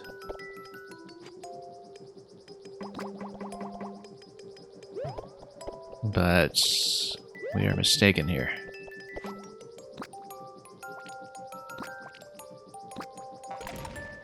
Okay, we'll just snatch it back like that. That works. I didn't do that the first time, I don't think, and so it didn't occur to me that we would need to make that adjustment. But adjust we did, and yeah, so the conveyor belt prevents the Yoshi push. This allows you to push like that. We have 120 seconds. I'll probably need to redo this part. Unless there's a CP2 fairly soon, but not counting on that. Yeah, we grab a POW, we come back down with a P. Oh yes, we need to reset all of this stuff quite a bit. Possibly we've despawned something, but no, we clearly haven't because nothing is spawning from the pipe.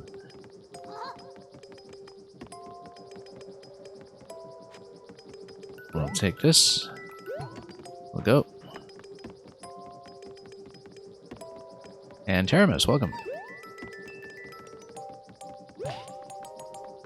Hope the re-upload went well for the grocery store puzzle that I still have to clear.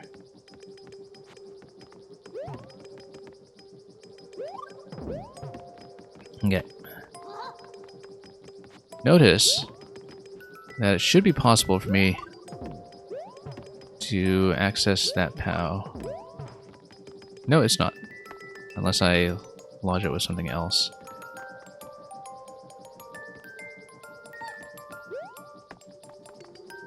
Now, I can just drop on top of a P, but I doubt that will be the idea. I think I actually just need to smash that POW. That's the way to do it. 30 seconds. We will not make much of this, unfortunately, but... Oh, and notice here, too, that this throw method is no longer going to work. Because of what has happened here. And it seems specifically prevented, in fact. Unless you did something weird like this. No. It's not going to be it. Probably a P-switch throw, perhaps. Like, you use a POW to brace this location and use throw to P-switch.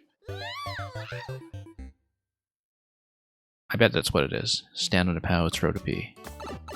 Anyway, this time we're actually going to restart from checkpoint, which is important. We'll take the P, or the POW rather, and we'll just get back to where we were with about an extra 200 seconds or so. And yeah, Jajiri, thank you for coming by. I hope the Terran campaign has been progressing well. And we will catch you again. Now let's drop the POW. Take the other POW. Okay. Yeah, so far so good.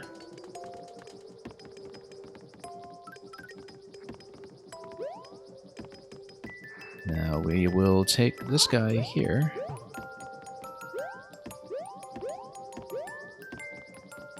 Drop.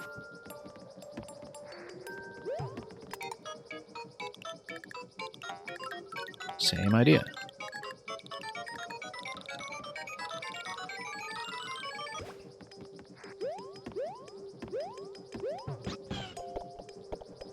Okay.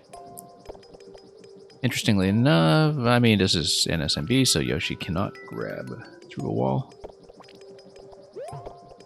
Yeah, maybe the intended solution was to do it a regrab like this, to prevent the double activation.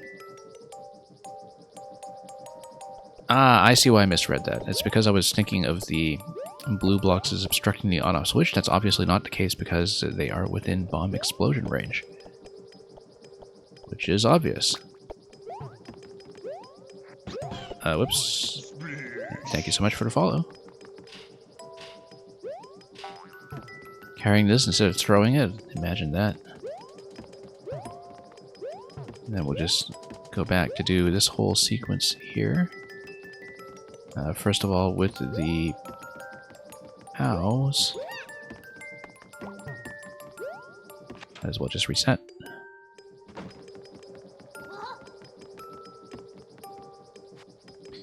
Yeah, I quite like how this sequence is doubled up with the on-off switch.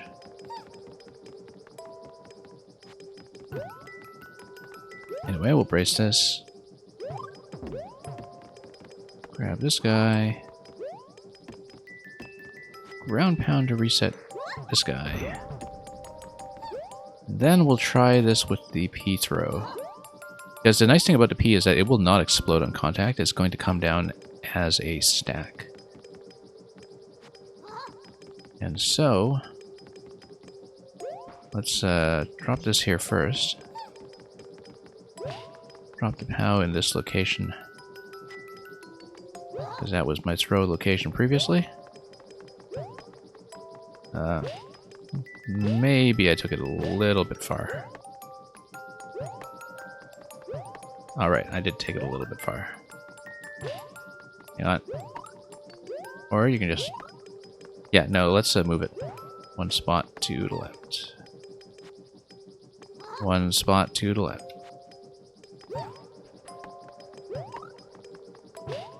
Hang on. This should work. Okay, 2 spots to the left. More spots to the left. You get the idea. Okay, there we are. There we go. Stand on the edge here.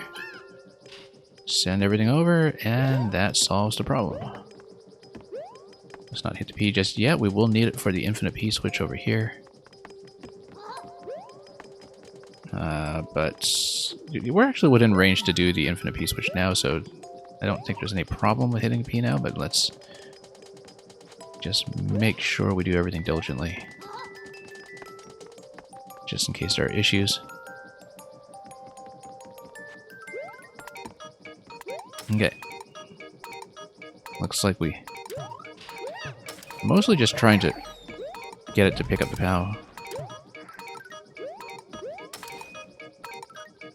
How do I get it far enough? I wonder.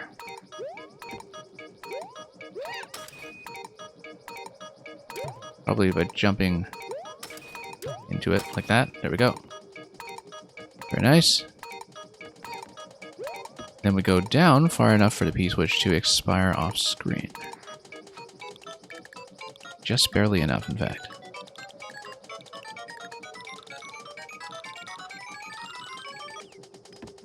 Okay, there we go. Checkpoint is available right now.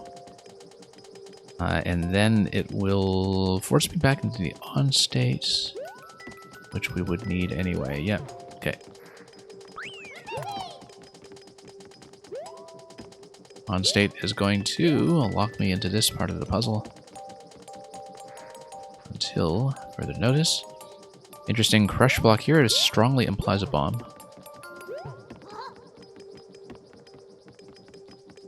And then the P-switch here.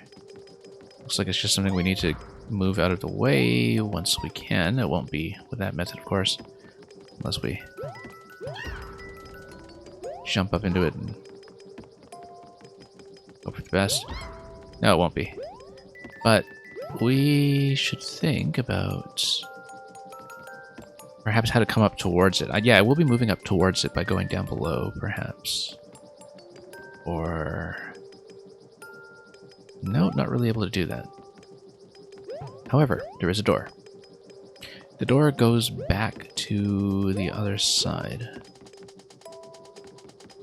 Which is interesting because that doesn't actually give me anything. Except perhaps a look at what's over there.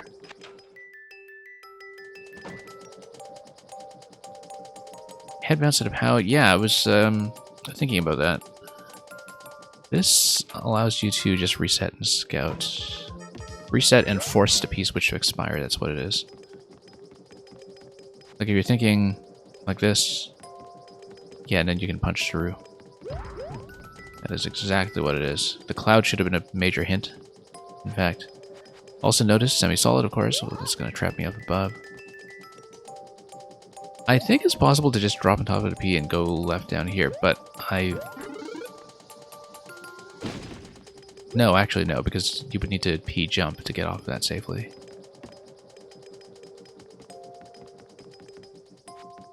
And no point in doing that. You can just take the POW, drop it down here. E-switch is probably going to release that brick, which in conjunction with the on-off switch allow me to lower POW. Let's try it.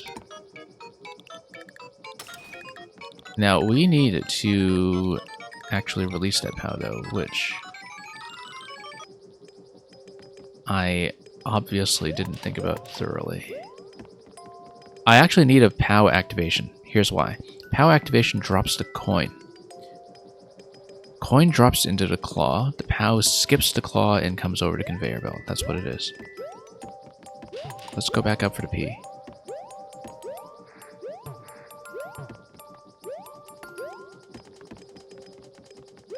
Yeah. Coin drop interactions I find are always a lot of fun.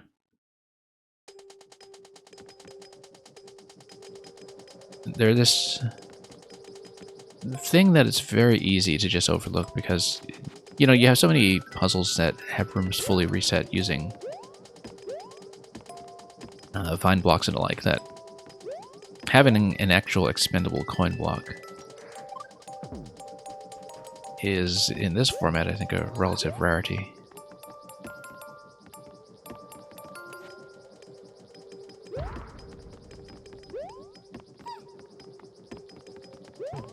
Now the question, though, is how do I get a second POW that I can then activate? We'll have to find out.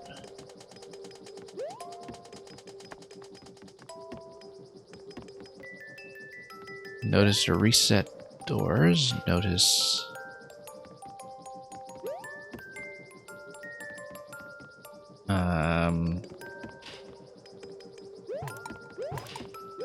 whoops. Oh, that's a bad idea. I don't know why I did that.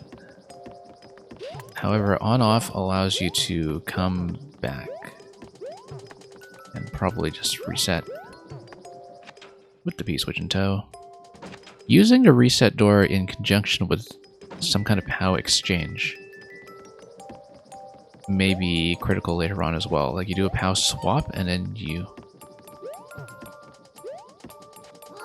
For example, take the bottom POW through the P door. Not the P door, the door above the P, I suppose.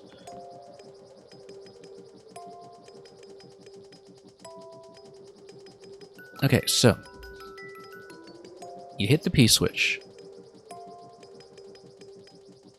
But then I need a coin drop.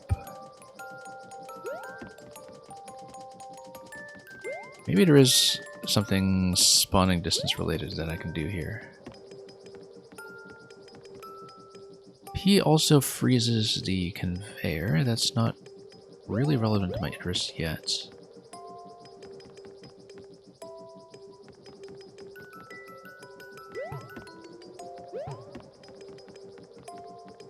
Let me think about this.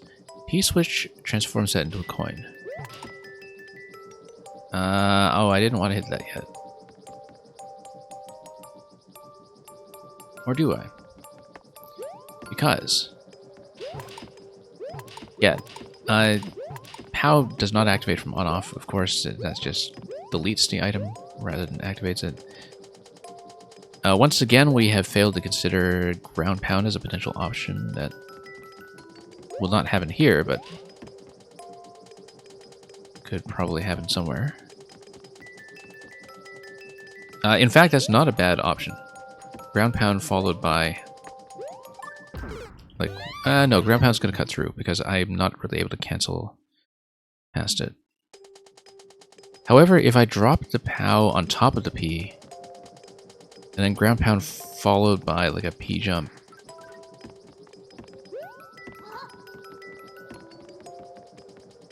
the issue with that is that I need the on-off switch to be activated first. That's okay, because we just need P and POW. We don't need to hit the on-off switch until the coin drop has happened.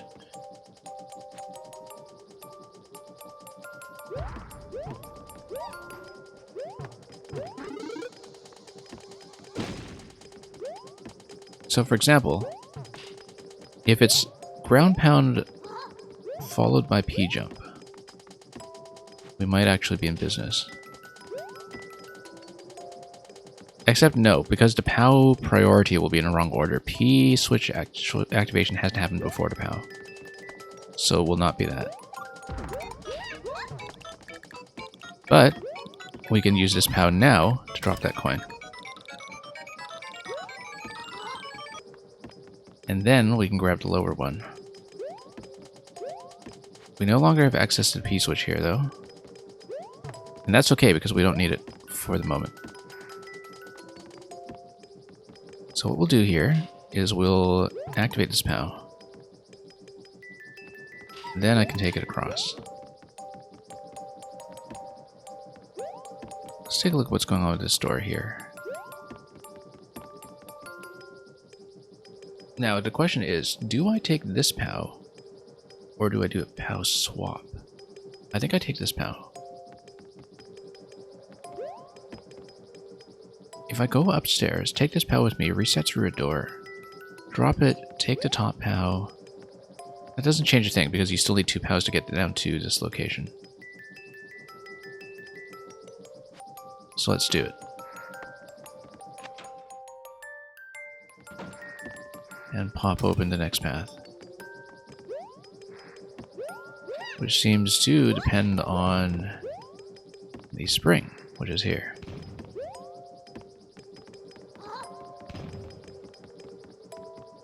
And that's okay. Seems like we probably do something with that. Yeah, ground pound does hit.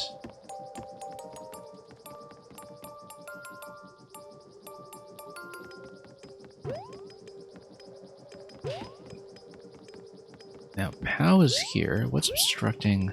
So I guess this gives you an extra POW. Why would that be relevant? Would that allow me to do something here? No.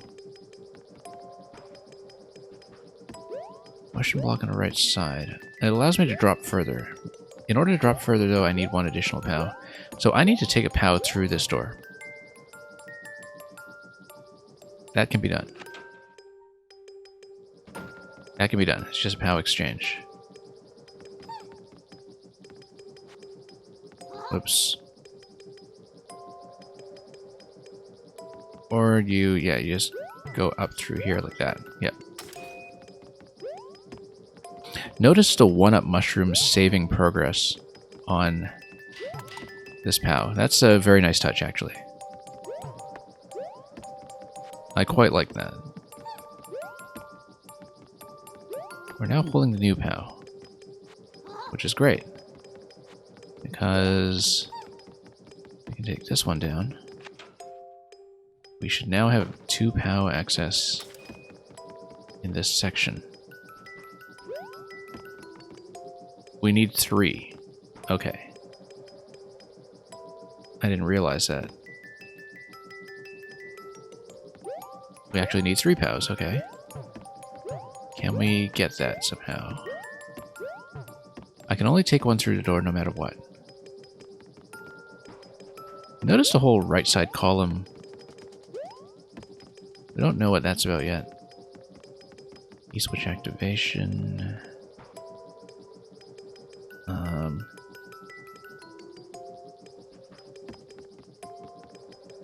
However, it might be possible to use 2 POWs to manipulate this thing somehow. Oh, you know what? Yeah, no. We need to think in terms of the POW throw, which is the core concept of this level. Imagine that. And then we do a POW throw again to send it... whoops. Because that red pipe, if this level is consistent about all its principles, is going to get me the 3rd POW. We just need to unblock it first. And in order to unblock it, we need to figure out how to raise this by some additional slot. Let's take a look here.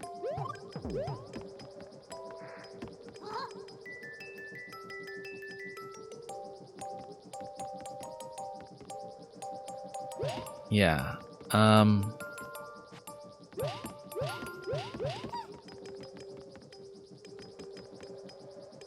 Well, the whole throw interaction kind of depends on having an additional tile of headroom into the throw.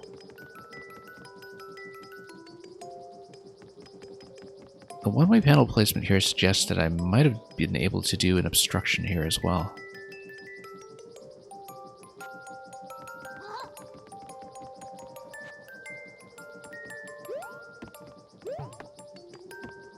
But yeah, it's clear to me now that the objective is to get rid of this so we have access to the third POW. So there's one that we take in through the door, and there's one each from the pipes. So let's reset this room, because I think I needed to redo this bit here such that when you get the initial POW kick on a bullet blaster, it pushes the trampoline in the direction I want, which we have not yet seen. So yeah, notice how it kind of spawns off the top half.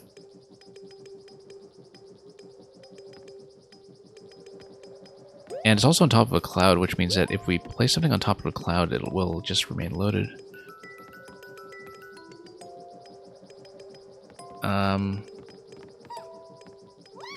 The throw here bumps it up slightly, but not by enough to matter.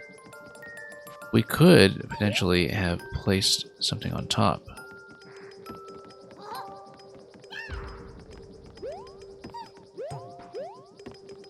I kind of want to try that with the 40 seconds that remain. And again, we should be able to get to this pit without too much trouble. So let's obstruct for a moment. Now let's see what happens. Okay, that's pretty much as predicted. I don't know why I thought that would go any differently.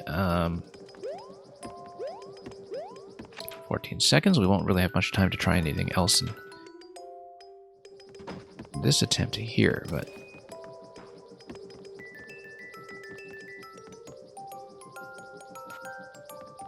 yeah, like if you had some kind of obstruction here.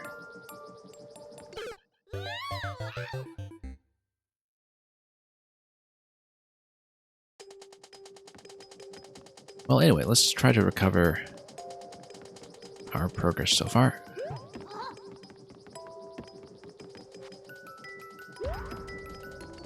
Okay.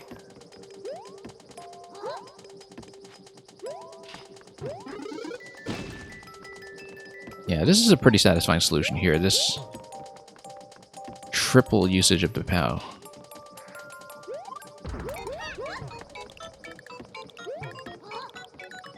And then coin drop. There we go.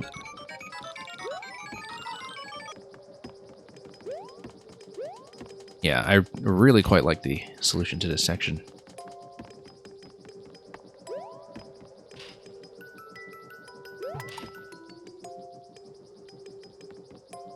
Grab this POW. We will then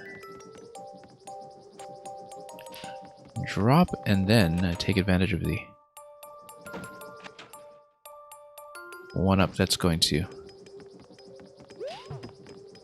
Oh, no, I needed to grab the other POW first in order to double up. Okay, I forgot to do that. Let's redo this. On-off state doesn't seem to affect the next section here. Hence, there's no forced switching or anything like that.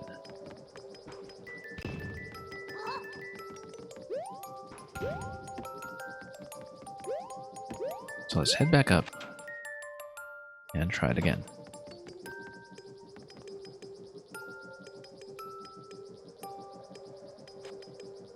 Whoops. Yeah, we'll need this to brace for impact. Hang on. Or you can, you know, just stand on top of it. It doesn't actually need to fall into the slot. In fact, it's probably preferred of it. No, it does need to fall into that slot because of the one-way panel. Precluding me from re-entering otherwise, so let's go back and grab this.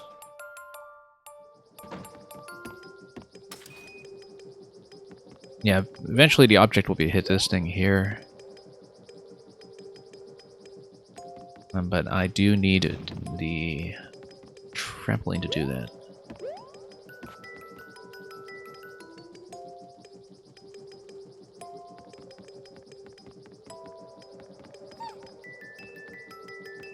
Interestingly enough, if I leave that one up in position, it will just get crushed as expected.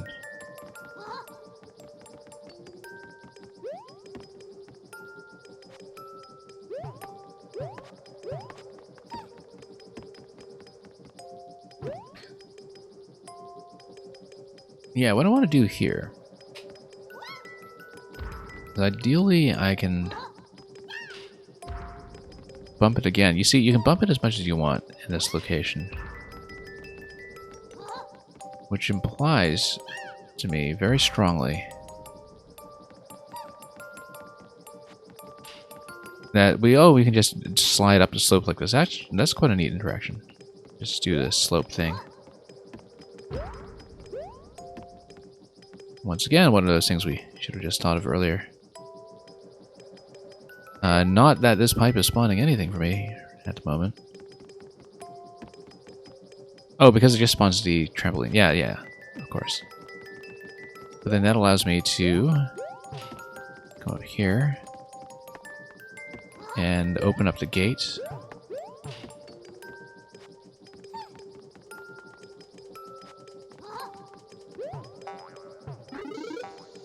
Which is pretty important because that's going to give me access to what? Ah, okay, more POWs, yes, of course. So let's take this through with me. That's the main thing we've gained. Speed strats? I don't know about that, Cat. But we're certainly going to take everything we can. I want to drop as many POWs as possible through the middle, so let's... Oh, okay, we do need to hit the on-off switch to do that. Whoa, okay, didn't mean to do that. We'll go back. Whoops. Wanted to wrap around and that did not go well. That's okay. We figured out a lot. You did the longer way. I don't see a longer way, but we'll go back there and try it again. I don't know which part you considered a shortcut. Whether it was the slope push, which seemed to be the major breakthrough there.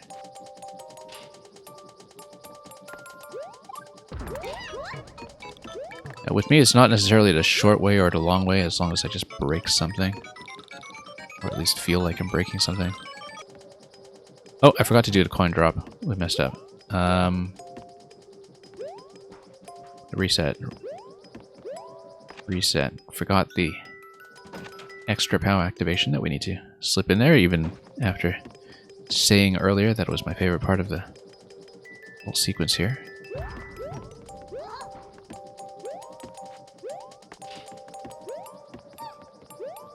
Anyway. We don't even need to hit the POW, actually. We can just drop on the P and P jump it.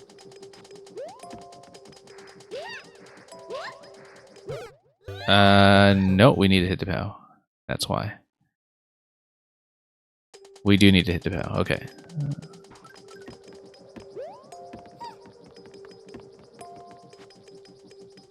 Or at least it seems like it. Drop the P, open the gate.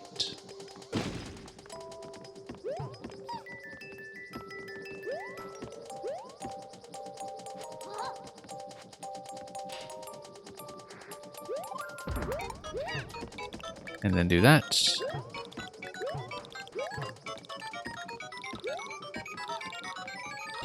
Drop the coin, almost forgot again.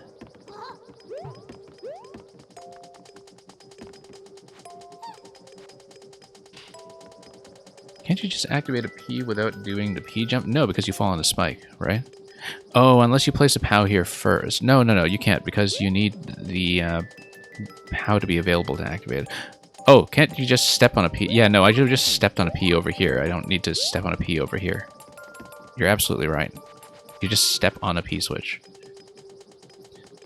I was kind of locked into thinking about this because I was thinking about the POW and P in sequence. Anyway, you know I never do things the sensible way. Except for that Luca rhythm level, which is apparently the one thing I did do the sensible way.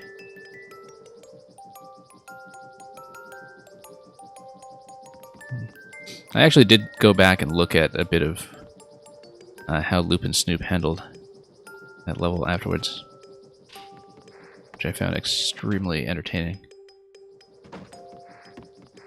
It's funny because part of the commentary that Loop provides on that level is kind of criticizing his own design of that level with the logic gates, which is actually one of my favorite Loop levels. Like I actually think it's one of his best. And so he was being very self-critical about that to make a point about Luca's level. And so that was just kind of doubly funny for me.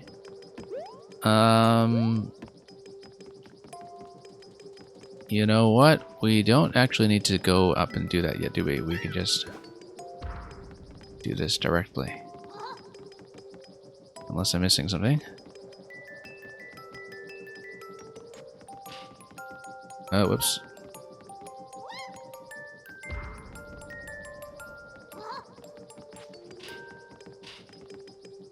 Hang on. Maybe that is a speed strat. It is a little bit awkward to recreate, isn't it? Oh, no, there we go. We got it. So I did a number of things the long way, in fact. We could have skipped a bunch of this stuff.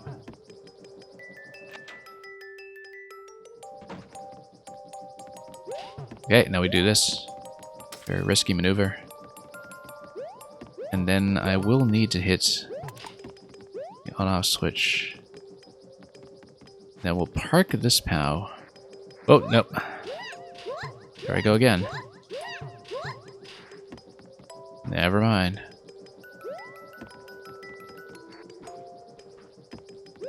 That's okay, we'll just reset this room.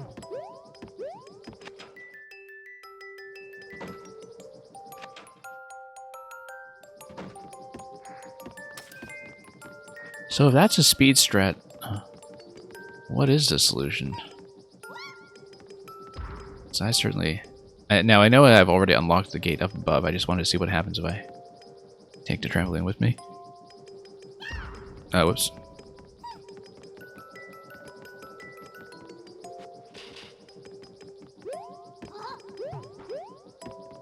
Okay. Let's... once again, jump up safely.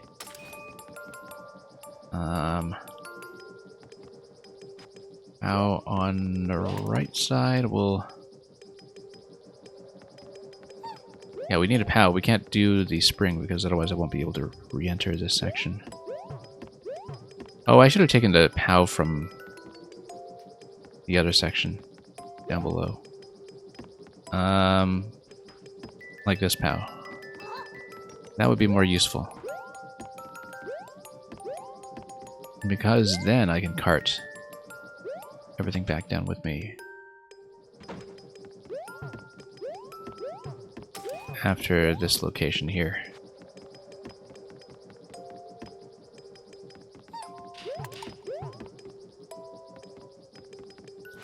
We don't need that. I want to grab another one way up top. Whoops. That's okay. We'll take it. So many useful objects, and we can only take so many. Actually, we can take a lot, given that we opened up that column. We can take anything we like. Because now we have all these POWs. And a P-switch, which I, of course, lost access to because of that position, and now we lost access to everything. Okay, never mind. We'll just ride this down because that's stylish. We are still within... Oh no, we're not. We despawned that. Great, great. Because now we have 3 POWs.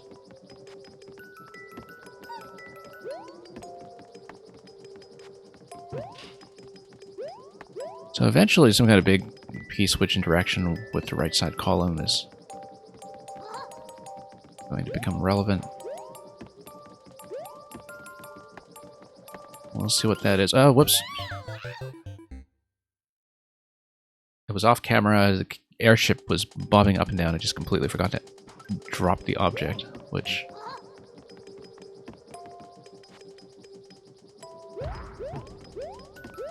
Anyway. Let's hit this. And let's do a speed strat.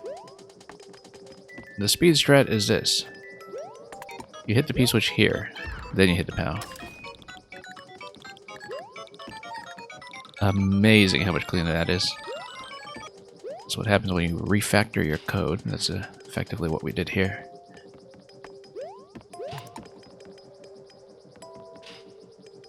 Grab this. And down. Yeah, so I did a number of things the long way, given that there were just so many toys to play with.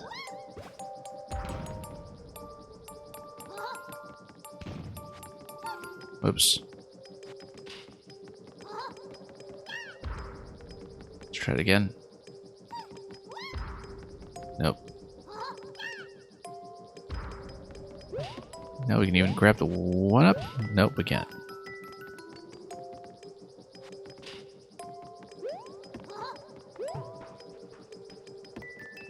Might as well pop this.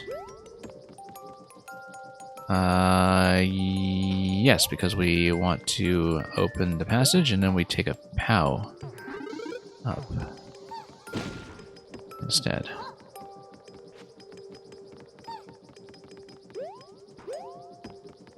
That should do nicely, as long as we remember to drop objects where they should be dropped.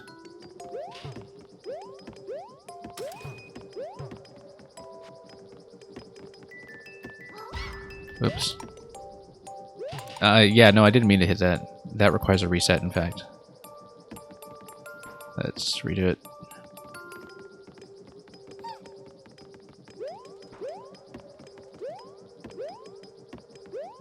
Not a reset, but a respawn, I suppose. Okay. Yeah, I totally understand after playing a bit of this why it wouldn't have a particularly optimized record.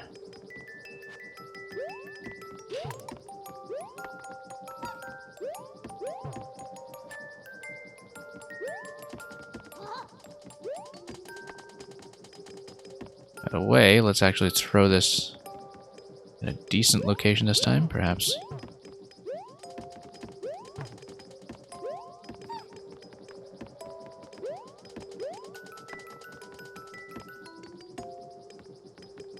Okay, now we've got 3 objects, which is great because we can send everything down.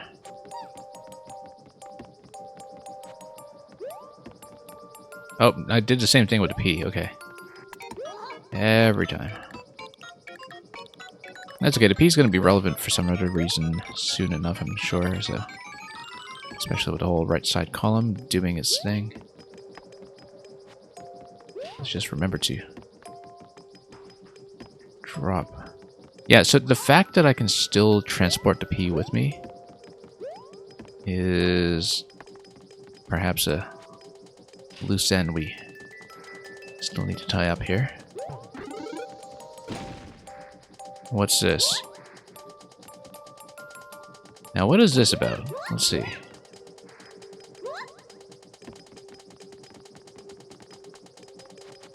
So you need to drop objects until you get to the point where you can hit something here in this location. Oh, interesting. Oh, or this is supposed to be a vine block that you hit from below. Perhaps. Oh, you do need a 50 coin here.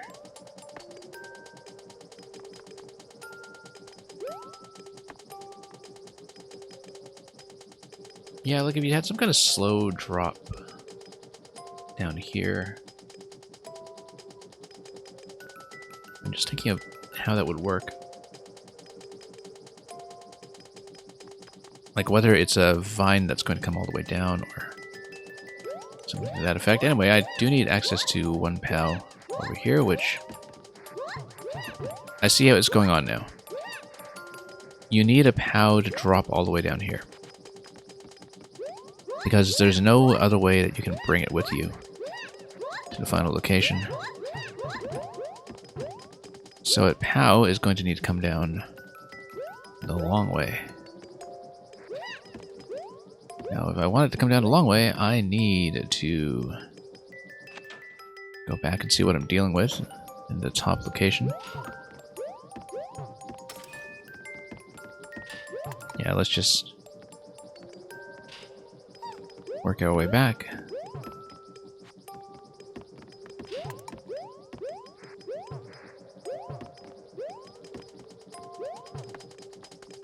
And then let's see what's up top. Like, what we need to do. Yeah, so we need to do a POW drop here and follow it all the way down.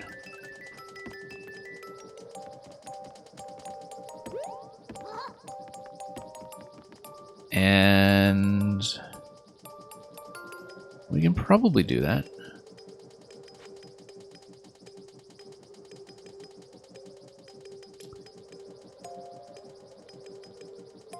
I think it's going to have to be a POW, yes. Can't be a E or anything else. What we can do, however, is take the POW.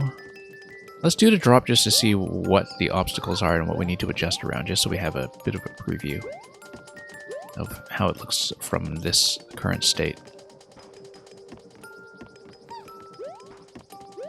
Possibly I need to suspend the POW at some point and trap it with the P-switch. No, we don't need to. Oh, no, I totally killed it with the P-switch. If I didn't bring the P-switch with me, we actually had that. Now I'm just going to die to timeout instead. Whoa.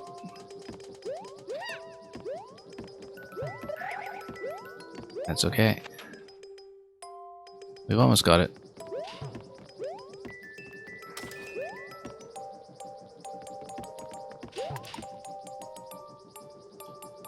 Let's see if we can do it. Yeah, if I just didn't mess around with a P-switch, that is solved. So, lesson learned. Don't mess around with the P-switch. Which also means we shouldn't put it in this dangerous location for when I fall back down. That's okay. Surely nothing bad is going to happen in the last 40 seconds. Okay.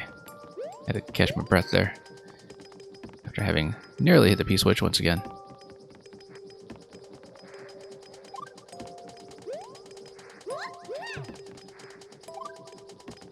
Alright, there we are.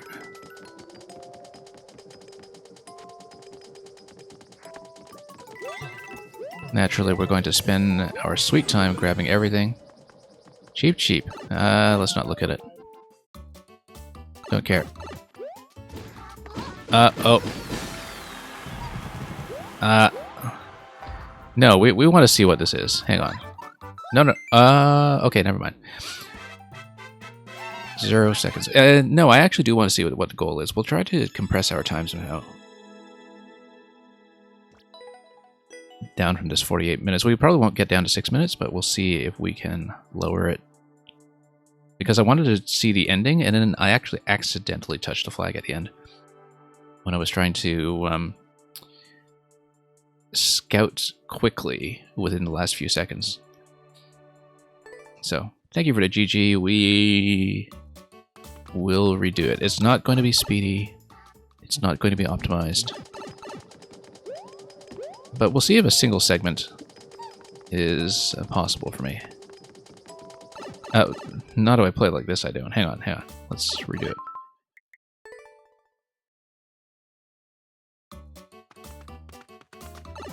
And we'll do some other puzzles. I've got some non-tower things lined up. I didn't know how long this one would take me, since I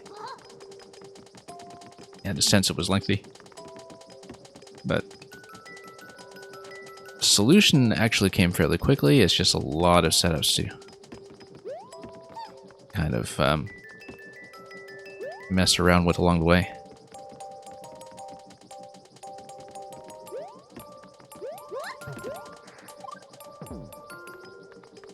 So yeah, we're not speedrunning this by any means, but let's just see the flow.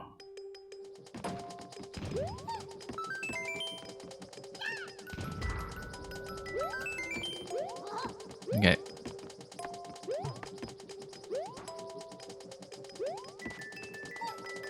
Alright, let's move this. Let's, well, we'll need to deal with this, so let's just try to smack it. Hang on. Maybe our previous method was not optimal. We could do the netcat thing and actually try to despawn it. Let's start over. I won't spend too long on this. I just wanted to have at least one clean attempt. Whoops. Without too many mishaps along the way.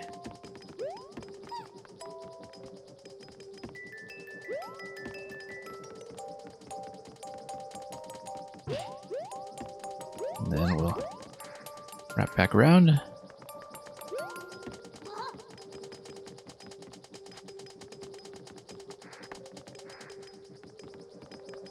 Okay, there we are.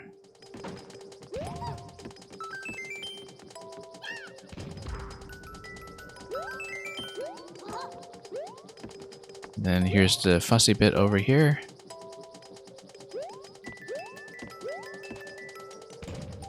That may do. Oh, I don't know about that.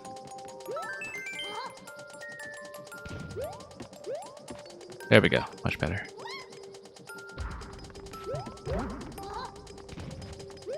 Alright, let's wrap around. Grab this thing.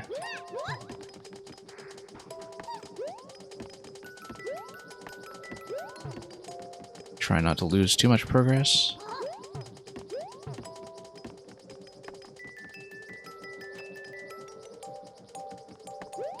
Not going to bother with the checkpoint because we're just that unwise. In fact, eventually we'll need to reset anyway, and then we can head to checkpoint then. Because we do need to reset this section once we toggle the on-off switch.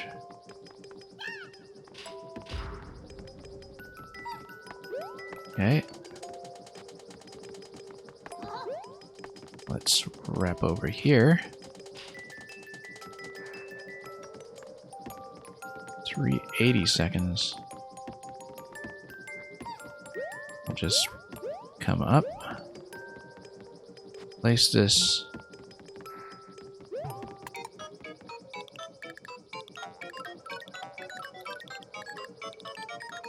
Now Yoshi is going to do the bomb activation for me.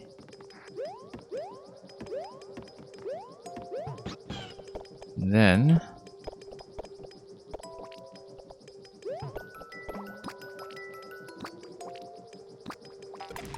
there we go.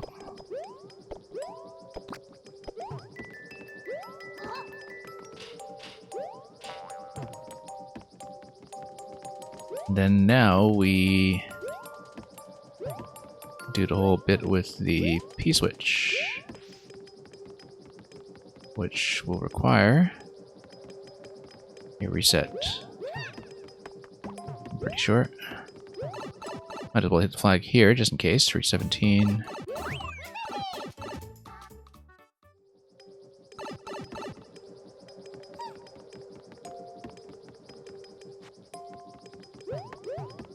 Okay.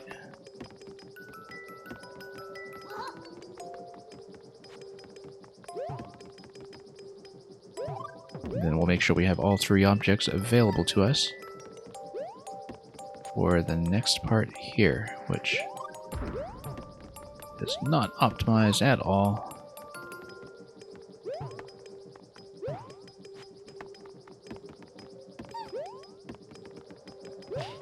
Drop it all the way over here, as we discovered from experience. I said as we discovered from experience.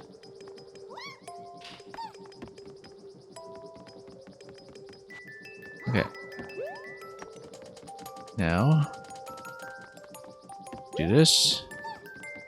Like I was saying earlier on, P-switch can probably just be activated now. If we wanted.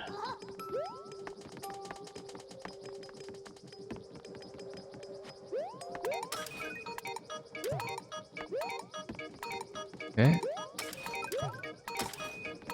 There we go. Nice bounce on that POW. Oh, let's not accidentally run off the edge down to that spike.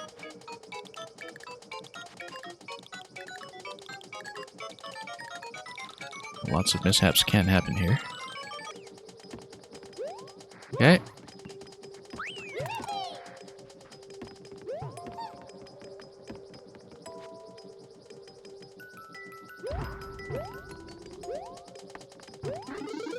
Now we do need that so we can get a coin drop right away.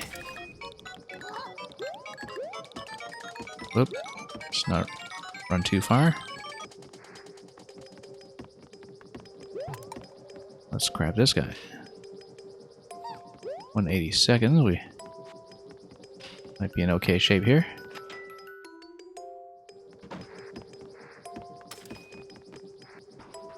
Now we do this bit. I still don't see what the slow way is for this, if there was some other solution. But that's okay, we don't need it.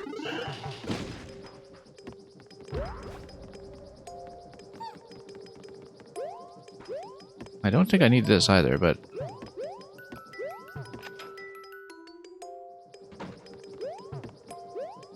yeah, I think I discovered that I don't strictly require it.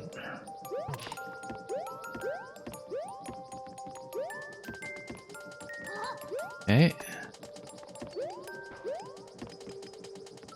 We will take this up and then wait. Oh yes, we need to drop everything. Hang on, I completely lost track of what I'm doing. I completely lost track. We need to do the POW drop on the right side. Yes, that's right. What am I even doing with the P-switch here then? Okay. I get the feeling I missed a big step. Because there's no way I'm here already. I missed a whole bit with the bottom section, didn't I? Oh yeah, because we haven't unlocked this piece yet. Okay, this was a disaster. Yeah, because I completely forgot about this whole part with the 3 POWs in the middle. Yeah. That went badly. Because I need to respawn this thing. We're going to be starting from checkpoint, I'm sure. That's okay. Not fast. The smart thing to do, in fact, if you're worried about the clock, is to just intentionally take a death from checkpoint, I think. And just reset the clock from there. We're not going for a record, though, so I don't care. I just want to see the ending. And the whole idea was to see if I could do it in a single segment anyway. The answer is no. Let's see. Once again, if we can... Oh. Alright, this is a total brain fart. How many checkpoints are we through? We're through 2. You know what? Let's...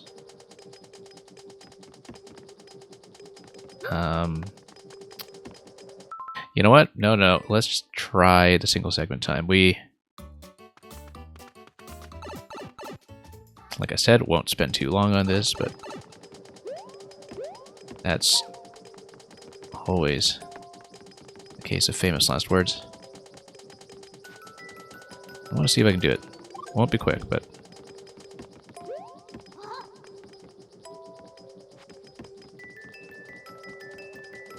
Just totally forgot to do the last section that time. Not a proud moment.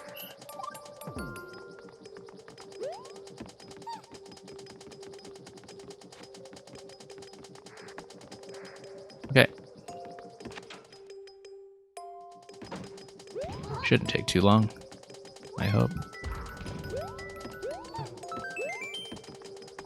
Okay, this thing here, we'll just try to place it. No. Total mess. Okay. Nope. Also total mess. Okay. Alright, this is not great.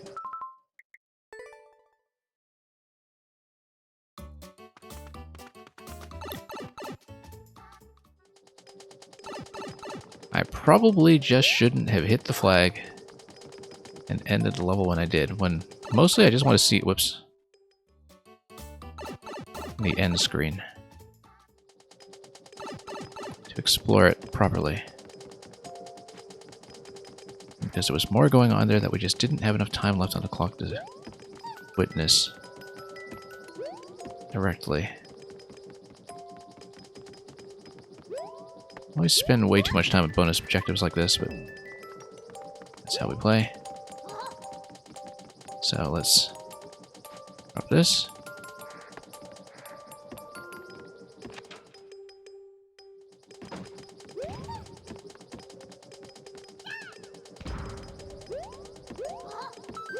And then...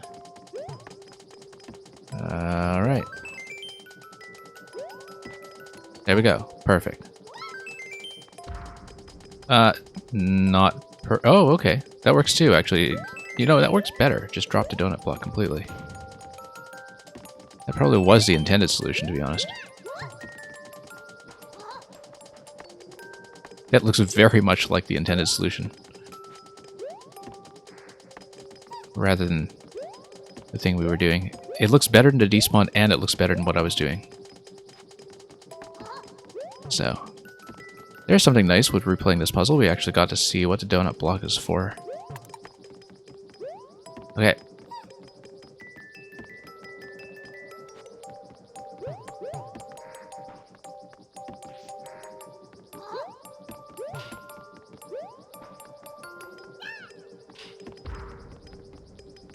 Grab this guy.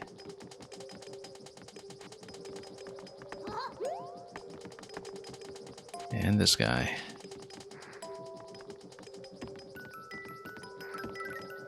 Now we trade the spring for Yoshi. Whoops. Let's get the placement a little more accurate here. I'll watch the clock when I hit the checkpoint just to see how we're doing. But this is not too bad so far. No, we're close to optimized. But that's not the point of doing this. Exactly. Whoops. Hang on. Nope. Should have just used Yoshi. Instead of burning the extra 10 seconds on this. It's okay. Accuracy not being our strong suit here.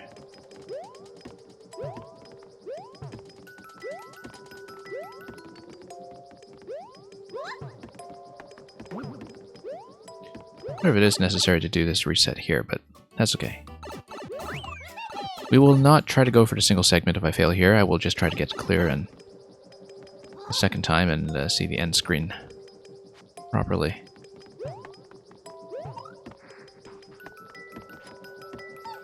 But yeah, we will not be spending more time on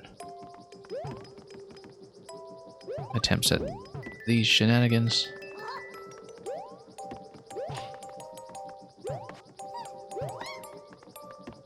Okay.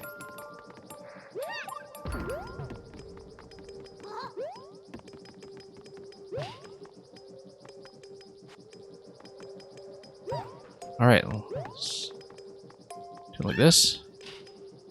Atlantis, welcome.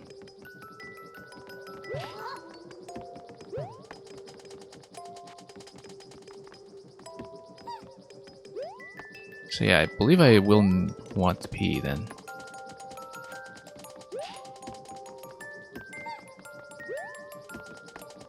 Or will I? Yes, because this is the part where you take the P switch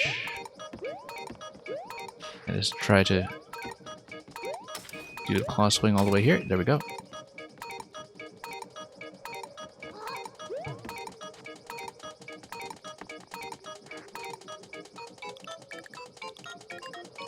Yeah, Atlantis, hope you've been alright on your end.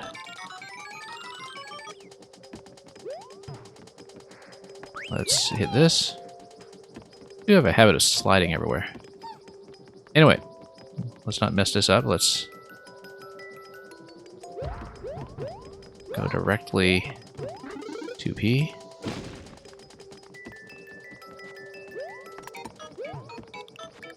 And then coin drop, followed by POW.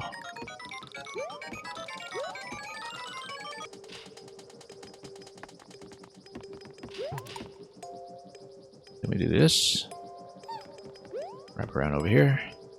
So yeah, Atlantis, if you're just joining us, I have solved this puzzle already. I'm just trying to do a single segment clear, and also I didn't properly read the end screen. There was some stuff going on in the ending that I didn't manage to witness, and so as usual, we're going to spend entirely too much time doing bonus objectives that probably don't matter. But that's how things go around here. Okay. Yes, I want this POW. Because we're going to respawn it after using it as the step up here.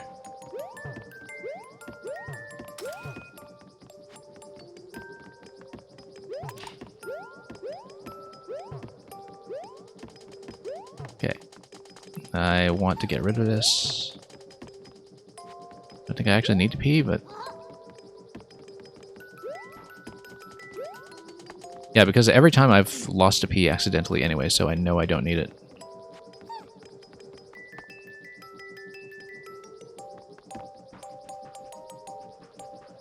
And we should have a third POW here, great.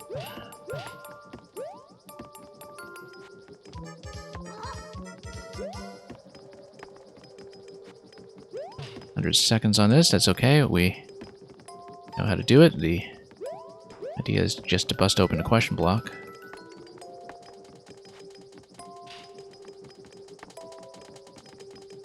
And then... okay. No, we want to go back up.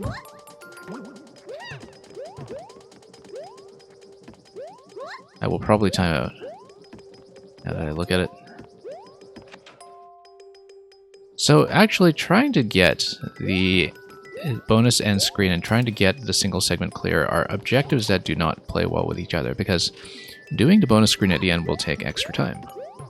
Or at least like inspecting the end screen will take extra time. So we may not end up seeing it after all, despite all this effort to do precisely that one thing. But we'll see. I might actually beat my existing time. Come on. Down we go. We do not want to hit the P. My mistake. Okay.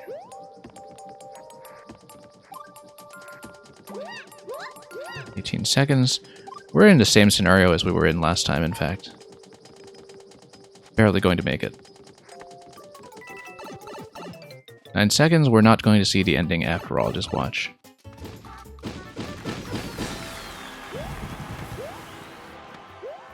This is not smart. Okay, we could have gotten a single segment clear at exactly... pretty much on the clock. But I mess around, so... And we accomplished neither objective in that run. That's okay. This will be quick.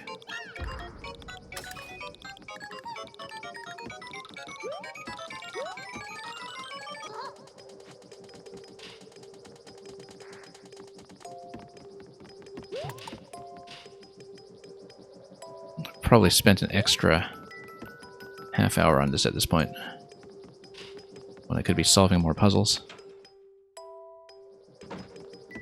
But that's why it's nice to run my own queue. We can mess around like I usually would when playing at my own pace. Okay. But anyway, we proved that it is beatable in a single segment, because if I just touched a flag...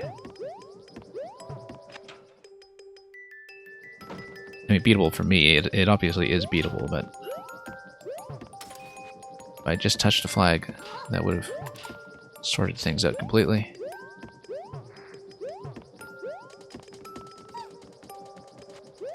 Okay. Once again, we know we don't need to pee. We do need to drop both of these.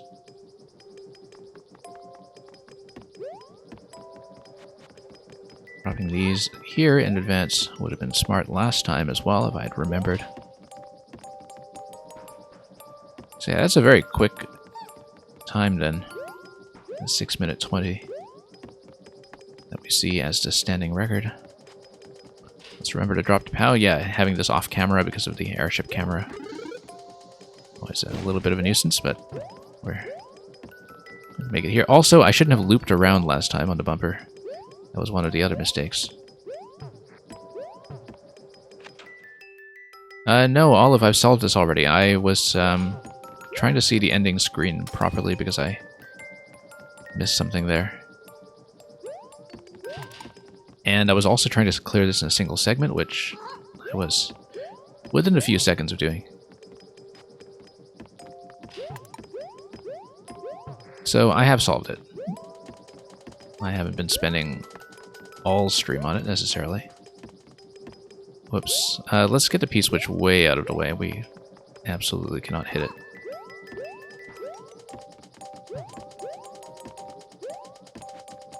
Let's go. Give chase. Whoops.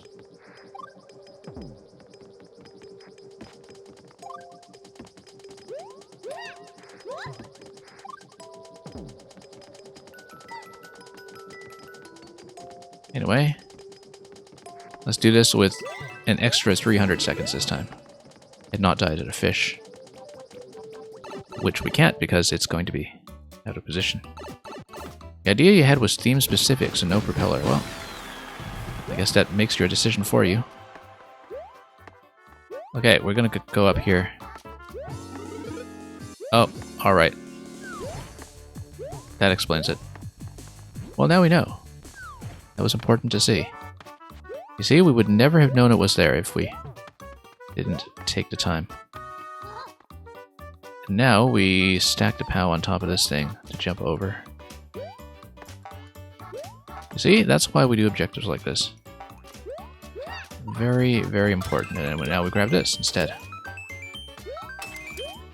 And we have achieved a moral victory. Absolutely worth it.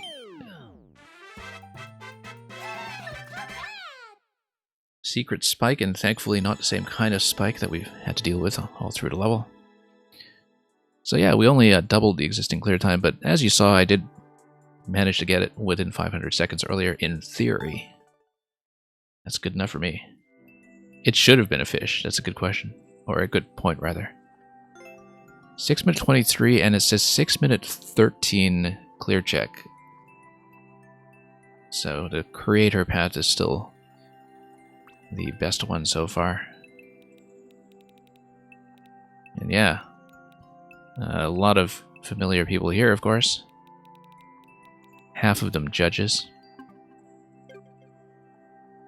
We are going to kind of put aside Tower Escape for now. We did 2 towers today. The towers of Orthanc and Curith Ungol, perhaps. Actually, no, it would be Orthanc and Minas Morgul, maybe. I'm trying to remember, because there are a couple of debates as to, which 2 towers are actually referred to by the 2 towers. But Multi Humor, you're more judgmental than anyone.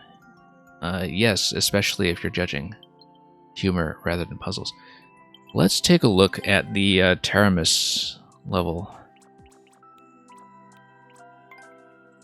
We got most of the way through this. I was down to a final step on this the other day. On a previous version, so some things may have changed. So let's see if we do any better this time. I'll hopefully be able to stay on a bit longer. I'll need a bit of a break first, possibly. One moment. Low budget grocery store puzzle. Mario can only carry 1 grocery bag at a time through the entrance. As I said on the previous version, over the weekend we got very far along only to be stuck on a final step for a very long time, although I wasn't really kind of focused enough puzzle-wise to really go through it systematically at that point. So this is for the low-budget contest. It's got 6 items here that you can see in that ice box. Or, in fact, on this screen here, you've got Pow, Pea, Spiny, Muncher, Bomb. And we'll just need to flow through it anew. You'll notice there is a midpoint that takes place after activating the on-off switch, flipping it from off to on.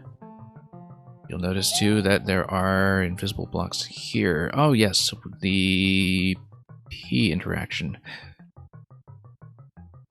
I see what changed here is that this got realigned with the wall to make the up throw easier, or at least more intuitive.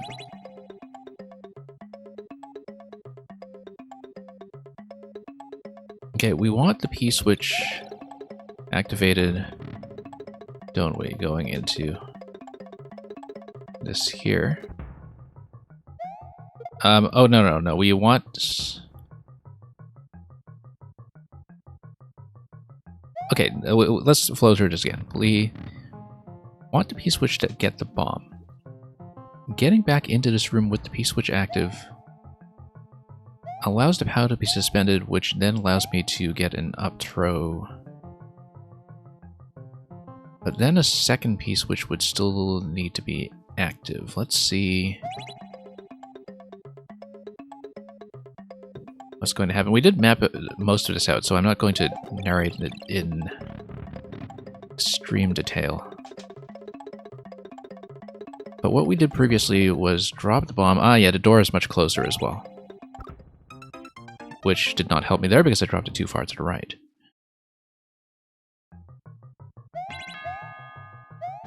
Yeah, so it's kind of a double door reset.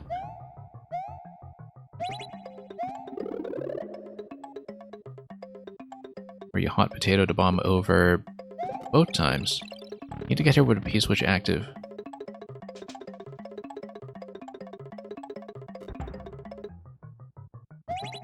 Actually, no, you only need a P-switch active the second time here, I think. It's going to be an up throw on the left side. Oh, jeez. Oh, yeah, no, it's scrolled off screen. Okay, so the up throw completely missed. Because it hit something the ceiling that was affected by the scroll here. Okay, let's reset. And this time, let's face in the other direction to do this. And do this properly.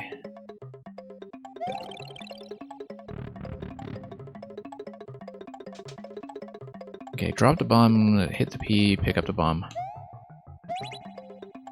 Whoops. Nope. Hang on. I'm on my Pro Controller today, and so I usually do for puzzle purposes because, you know, things like screenshots are more useful than platforming accuracy. But maybe I should consider switching controllers again because object handling leads to a lot of complications if I have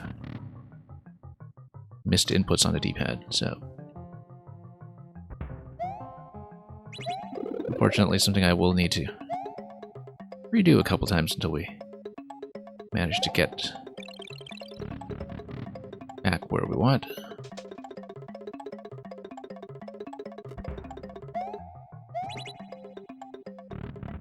Okay, there we are. Going to be an up throw on the left.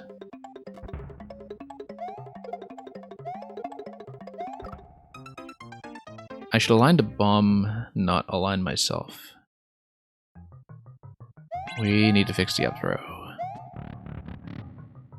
It's funny because it was clearly adjusted to be made easier to do, as far as I can tell. And I'm making my own life harder, just from habits that I brought in with me.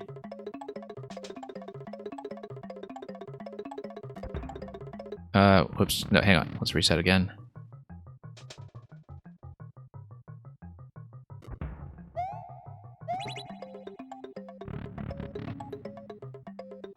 Nearly messed that up completely. There we go. Now let's stand way out of the way. Let the P-switch expire, and then grab the POW. Okay, so notice on the right side here that with the P still active, yeah, no, the door setup is pretty much the same as before. I was thinking about POW bouncing over bomb to solve it previously. That was not, in the end, the case. But here's what we do with the POW is we are going to activate it here. And notice that the icicle prevents me from going there myself. We're going to have...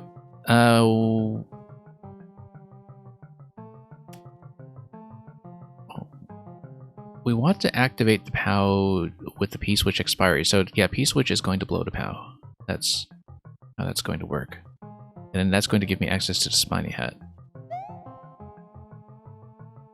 Would it have been possible to make it without a second P-switch hit? Yeah, I wasn't confident in my timing, but I can see what you mean since you're kind of flowing directly into the bomb this way. But my up-throwing is frankly not good enough to be messing with that. Oh wait, no, we messed that up. I need the P-switch to kill the bomb, not the POW, because it deletes the POW like any other block overlap would. I was previously using a P to... yeah, do a bomb destruction, which is... yeah, I'm still thinking about it like it's the old version, and it's actually a little bit different, so...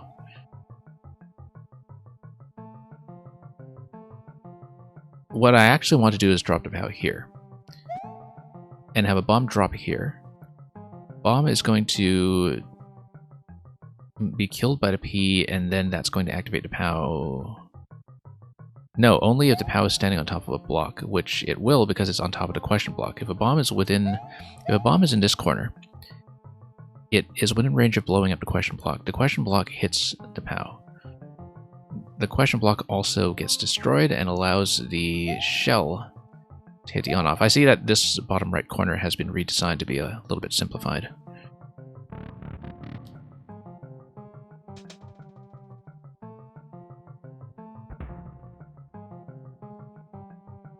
And interestingly enough, if I understand this,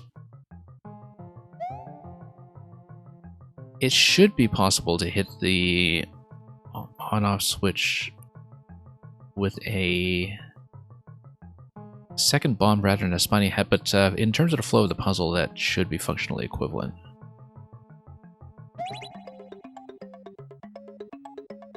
Like, because if you destroy the bomb, you can just take a bomb down there to the on-off switch now, I believe. Nope. Mistake. Shouldn't have jumped it.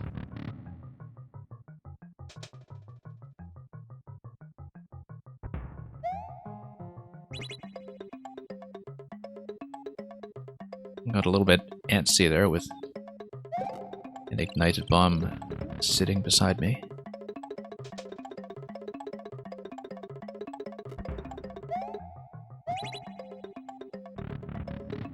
Let's reset the timer. And let's try to target the up throw somewhat accurately. Stand out of the way. And there we are. How... We are going to reset the bomb first, just to make it available. We're going to use the POW as a blocking piece that is going to sit on top of the question block, because the question block is going to be destroyed, and it is going to activate the POW. So, let's do this again. You'll see very shortly how that works. P-switch expiry kills the bomb kills the question block nukes the POW takes out the muncher. Now, my theory here is that I don't need to use this as a shell. Oh, no, I do. Because I would assume the question block is actually a vine. If it is a vine, then it resets completely. And I would not have access to the on-off switch after all, so... Let's grab that.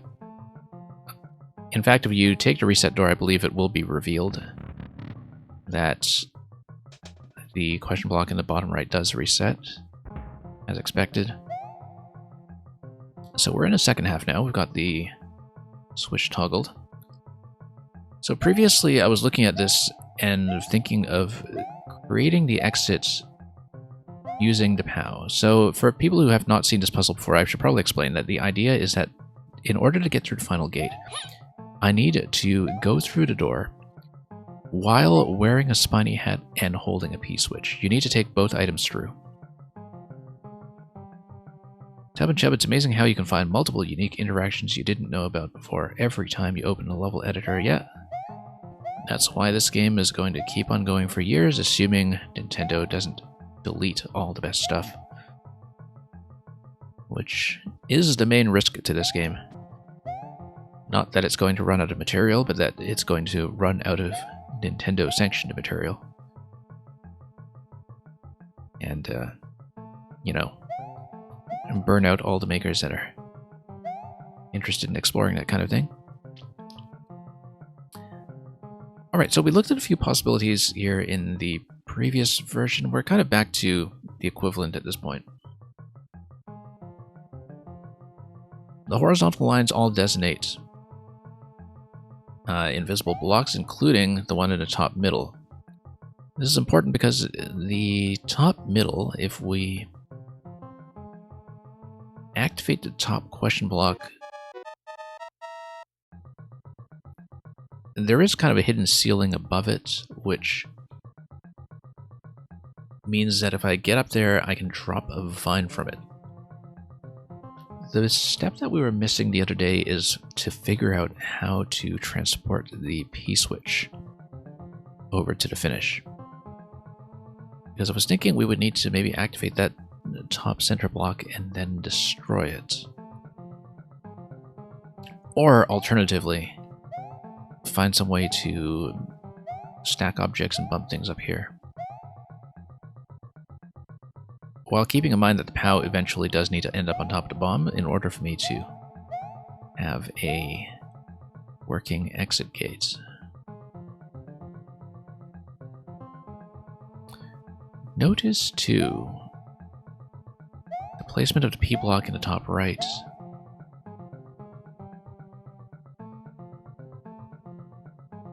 I wonder if that... no, because I'm thinking about the different ways that the door could work. You can't slide down towards the door off the conveyor because of the top right corner. The ground tile there does preclude that. So anyway, we have a couple of things we can do. We can take the shell. We can also...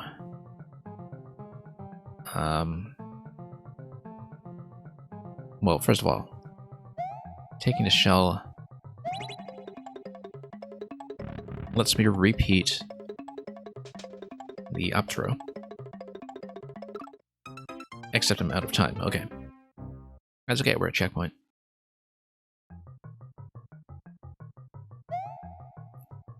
We lost exactly 0 progress.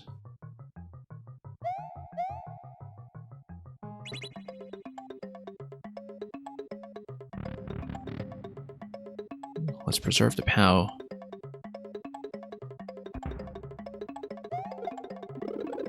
Drop the vine. Okay. Now, we know that if we destroy or hit the question block up top, we can drop the P-switch. And that was the way I was thinking about this previously, was if we drop the P-switch, then that's clearly something that gains power, so to speak. Two ways to drop the P-switch. We can hit it from the side using a throw, which seems very clearly implied because of the way everything here is set up. Or we can blow up that block using a bomb, but then that would lose access to the door, so...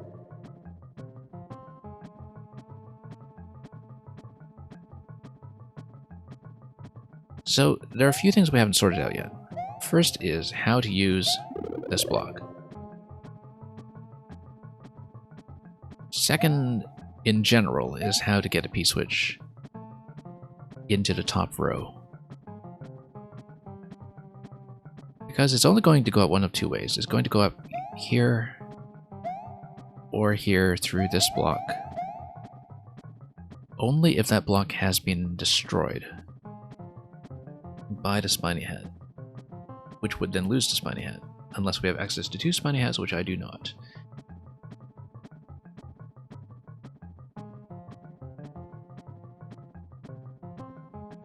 It may be that the bomb is usable there as well.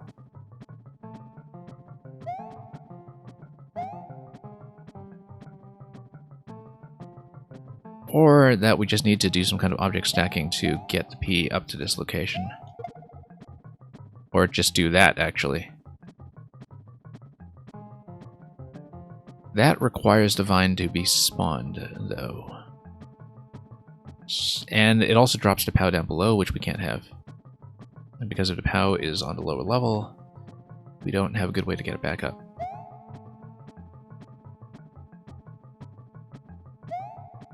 I kind of wonder, though, if we just have a P-switch activation prior to entering the door, then what happens?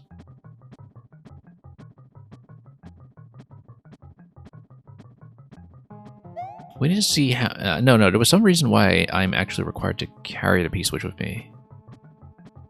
At least in the previous version. We'll have to inspect the ending again to see if that remains the case. But supposing I take the P-switch with me, which is something that this run we haven't done yet.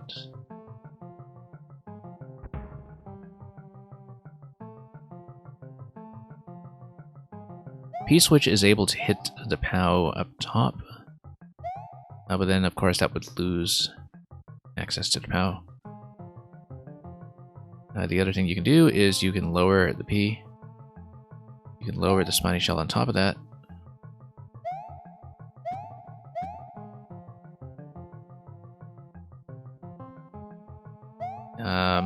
This was one way I was thinking about it previously, was to do this.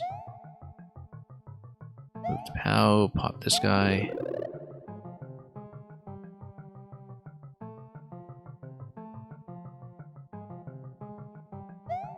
If you activate the P-switch with... Okay, no, the reason you can't activate a P-switch in this room is because the P block is under the bomb, which means that activating the P-switch in this room kills whatever gate you set up for yourself on top right. So you do have to carry the P with you somehow. Now, previously, we saw this interaction here where I managed to up-throw the P and take it up with me.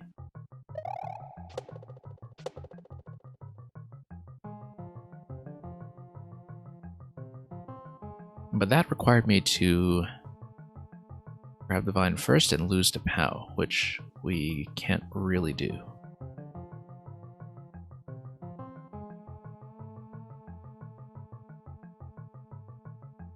Yeah, the P-switch...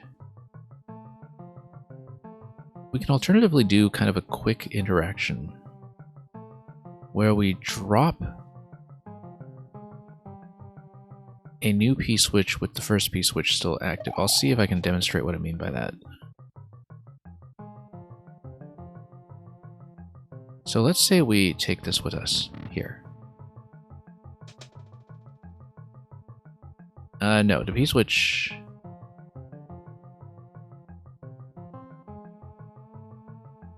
Yeah, I was hoping that we would have a P-switch active and then we drop a new switch after that, but you would basically have to activate first.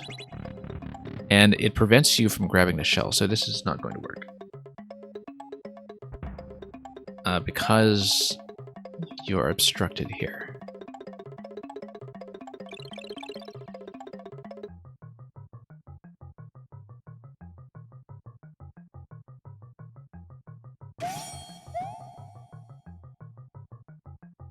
The other thing I can do is think about moving the shell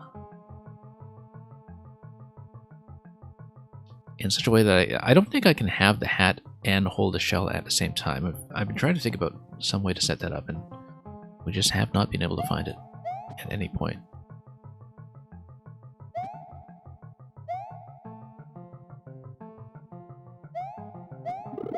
But just to give you a sense of what we've been looking at, that if we manage to activate this and still have access to a spiny hat somehow, notice how I kind of peeked through that for a moment.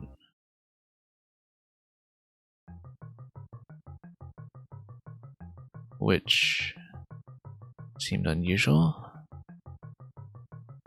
Yeah, because if you have a vine that spawns from the top center block, you're able to climb up. So the final interaction is going to be like this. The P-switch needs to be accessible in the top of the layout. But then if the vine in the top middle is spawned, then I can climb up using the spiny hat with no issues. With or without the spiny hat. In fact, I could even transport the spiny hat separately as a shell. Because we don't need to worry about activating the top center block if the vine is available. And yeah, all of the cape has a vast moveset. If you're designing around it, you definitely want to test fairly rigorously for things that could potentially break. Because the cape is extremely versatile. And difficult to design around for that reason.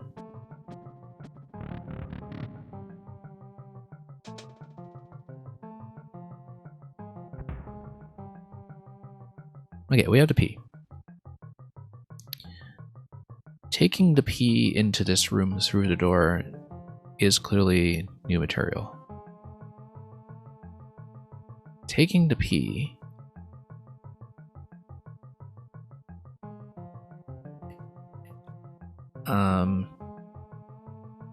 we're able to hit POW. Let's see. What do we take to P? We have the P available. We have an up throw and a vine available using the shell.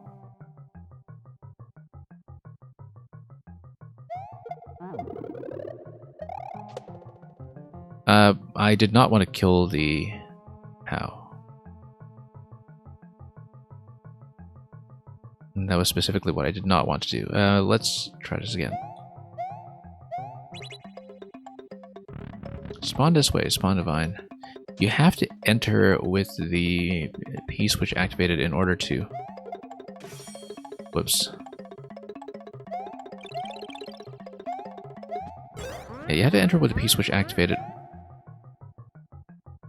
in order to access divine, unless you take the POW away before the P switch activation. That may just be it. You take the POW away, you activate the P switch, but then on that particular run you would lose the P switch. So let's rethink. Every action has a price, exactly.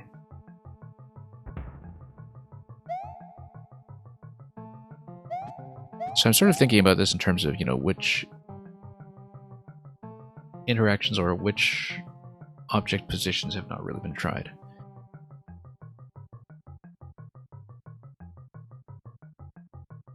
Because it seems like our idea for this so far has been predicated on the assumption that we can have all 4 elements available: bomb, shell, P, and POW. Where you have bomb and POW make the door, and you obviously need to take the shell and a P with you. So it's possible that one of those elements does have to give, which would then require me to prop up the door some other way, or have the door be enterable even with the P switch activated, which I strongly doubt. Anyway, let's grab the P again and see. Oh yeah, no, I want to activate the P first. Hang on. And activating a P going into this room, I believe, actually prevents the bomb from spawning. So it may be that we can't count on having the vine available here, because we would need to find another blocking piece. Like, for example, if you blocked it with the P switch rather than the POW, then you would be able to get the vine to travel.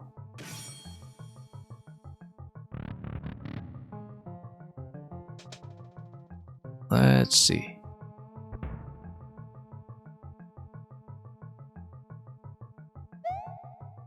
We also haven't done much with wearing the helmet, for that matter,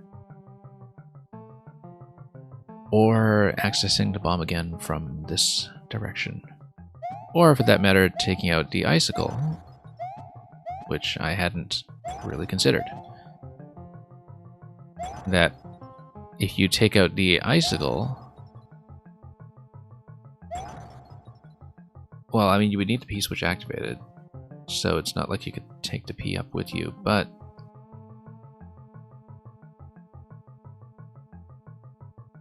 there may be some possibilities here. Where if you do this, you actually have a path to run the POW back up, theoretically, except you would once again lose your ability to have the door stack worked. I think the icicle isn't really going to be a usable path here, despite the spiny shell.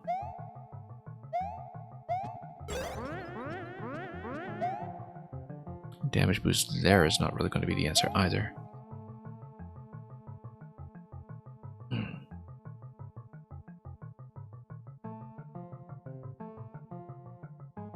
Let's rethink it.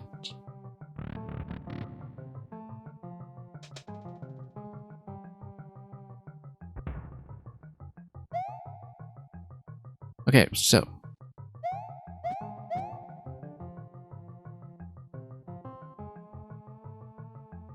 let's go back to the position of obtaining the P, because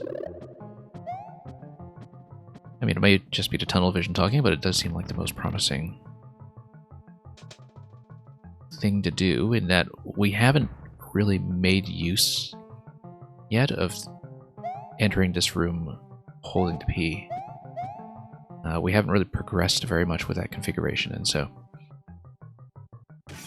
whoops, I did not mean to put on the helmet. Let's try it again. We're going to run out of time anyway, so...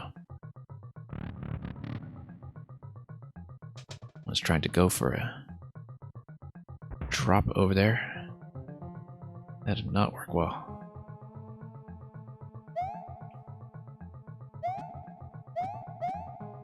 Let's see here. Let's do a drop. Grab the POW. Supposing we lower the POW. So again, one thing we should think about is whether it is possible to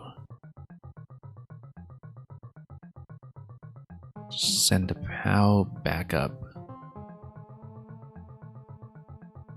if we should happen to drop it down below.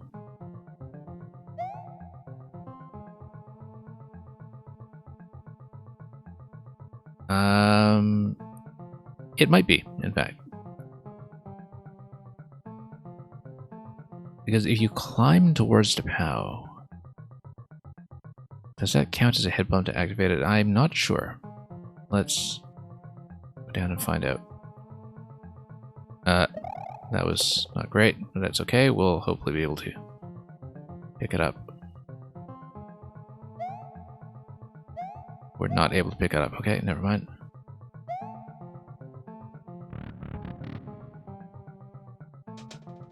Bounced too far off to the side. Should have just slipped down the normal way.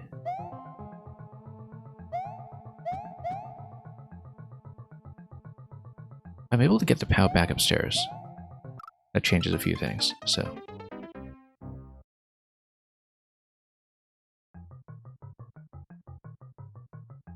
Yeah, despite the low budget, plenty of combinations to work with here in terms of how we can use these pieces, partly just because of the versatility of these items in the first place, in terms of the number of interactions they could introduce. One thing is, too, is that we have not really used the bomb lately. I've only been thinking about the bomb as a potential lower part of the door, and we have not really considered whether it would be more useful as, say, a piece to destroy this block and make everything accessible.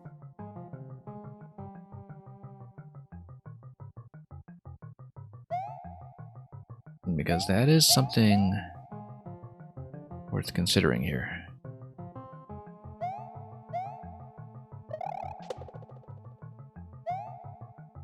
That's supposing we come up here, pop this, pop the POW, destroy the block.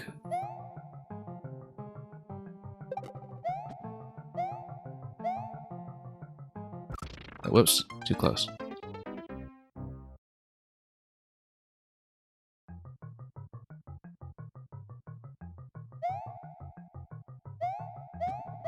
Because the issue previously was that activating the POW would just destroy things I didn't want to destroy, right? But if it's going to blow up the bomb anyway...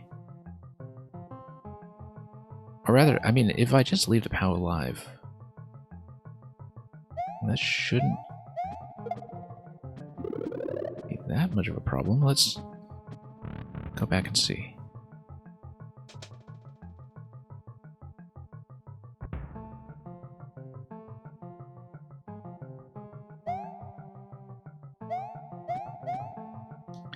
Okay, drop this.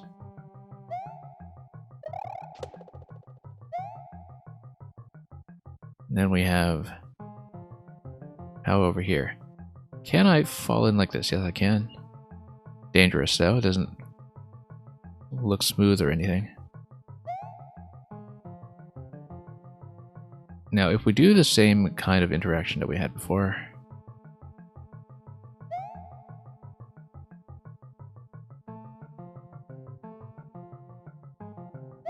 and position the P on top. Nope. I have to rethink it. I was hoping to position a P here. What if the P is expended? Then what?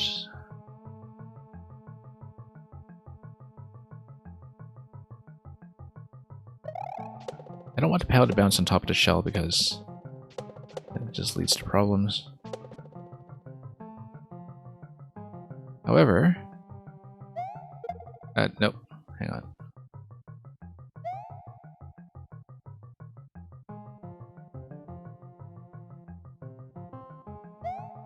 Whoops.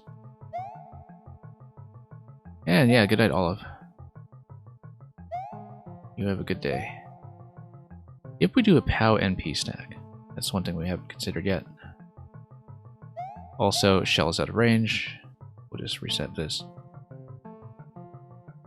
I was hoping to get the P as the piece up top to then allow an up throw to spawn Divine. That may not be the case.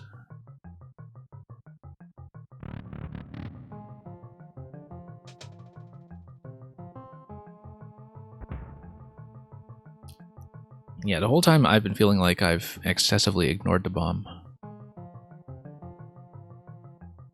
The bomb mostly gives me the benefit of not having to put on the helmet or not having to lose the helmet, rather. The advantage of using the bomb to destroy the question block is that I retain access to the helmet. That's the main thing that would change.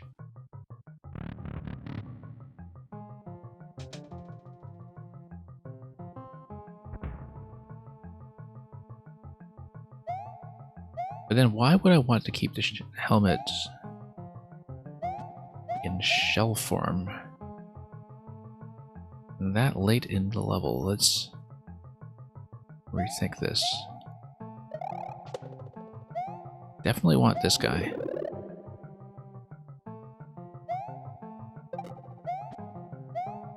Okay. Nope. I thought I was dropping it to my left, and I didn't. So, once again, execution deaths, which I suppose is what executions are for.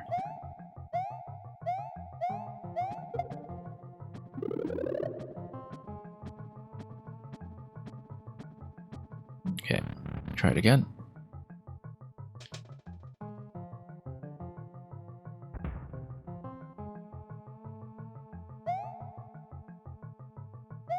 Let's take this guy, drop him off like this.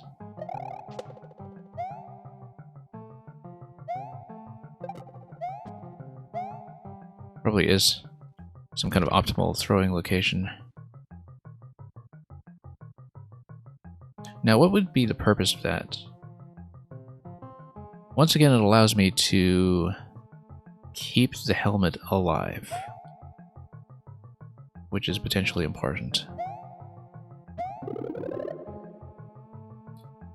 Now, the purpose of keeping the helmet alive up to that point is to perhaps continue to use it as a positioning tool. The problem, though, is that now I no longer have the bomb to get through the door, and that is going to remain a problem. One thing I hadn't considered is just taking the POW with me. If you take the POW through the door, then the up throw on the shell, well, just spawns Divine upwards. So that's not going to do it. But if you take the POW with you and then activate the P-switch, then you use the shell for an up throw. Once again, that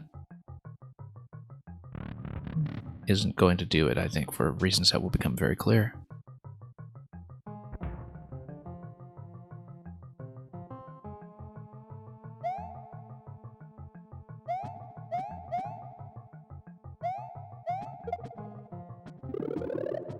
But yeah, that's one thing we haven't done. We haven't actually taken a POW through the door.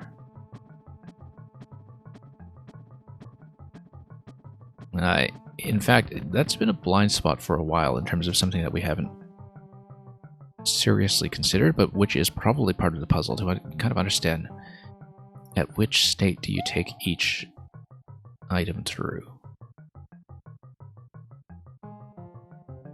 In fact,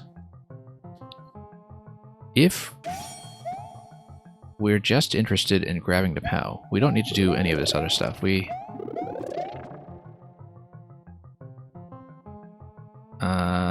would have to take damage here. Okay, never mind.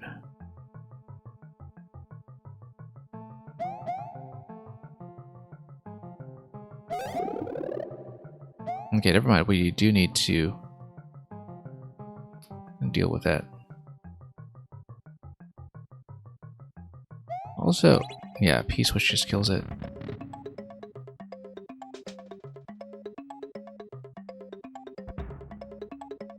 If I take a shell with me, by hand. Okay, I've got an insight, perhaps. I want to take a shell with me when the P-switch has been activated, such that I'm not gated off by this. P-switch is activated. I come through the door. I drop a second P-switch. By then, P-switch expiry is going to be a problem. I don't see what that gets me, but particularly because entering with the P-switch active does prevent the bomb from spawning, as I said before, so might not be as straightforward as all that. But the idea would be that if the idea behind having the P-switch available is this, so let's hit this. Let's drop the P again. I don't have a lot of time to work with here, though.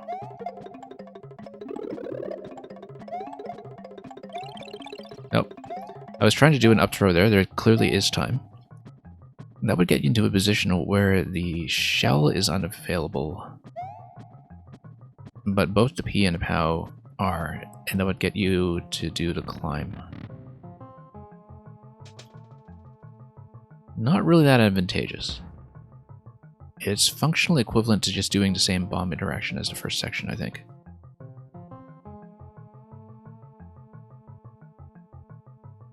Probably would be easier to drop Divine before the P. Yeah. Exactly.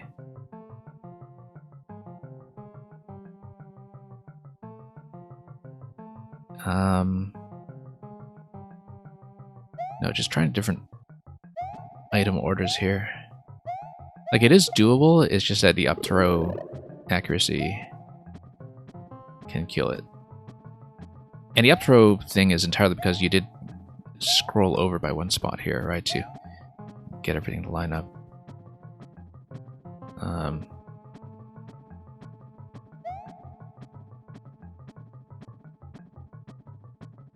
Yeah, so I want to take P with me through here. Now again, the objective is that I'm trying to consider what will happen if I take the POW through the door. But currently, we're going to do it this way instead.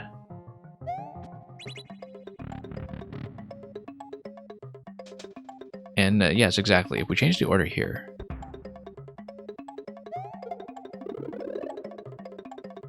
obtaining the P is not dependent on P-switch expiry. So we can drop it this way.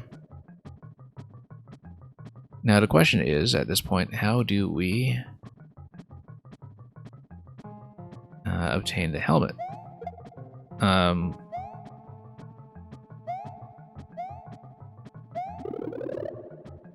But let's take the POW back with us. We initially thought that you have to keep the left wall open in order to make any cheeky midair is nearly impossible. Yeah. I can understand that. I would definitely not be able to test that myself, of course, but definitely a risk factor with this much object handling.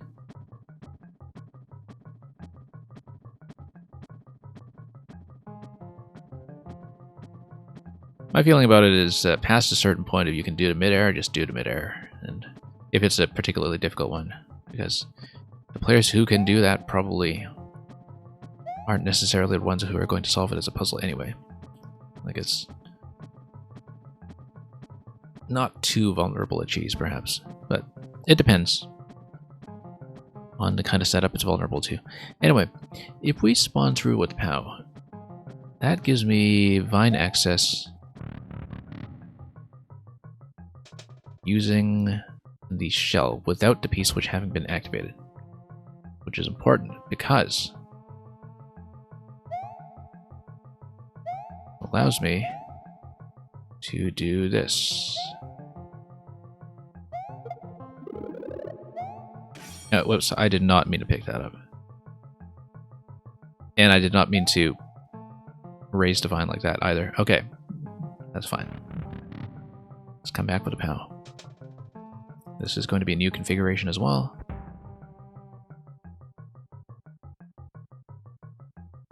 I might as well smash some of this stuff.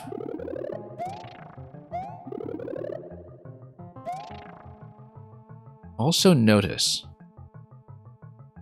that now I do have access to the second shell, perhaps. Not really. If I take the POW with me.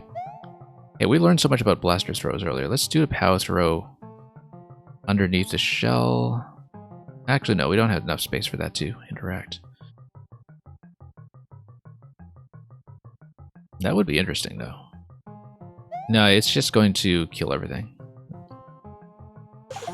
Yeah, no, it just gets within helmet range.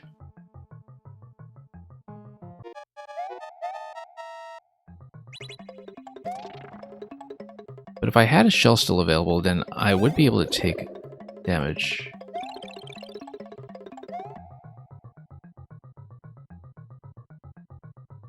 And if the vine up top respawned, if I have a second helmet, then at this point the vine climb would be able to pop this block. I need to drop a vine off the top first, which can be done, I think.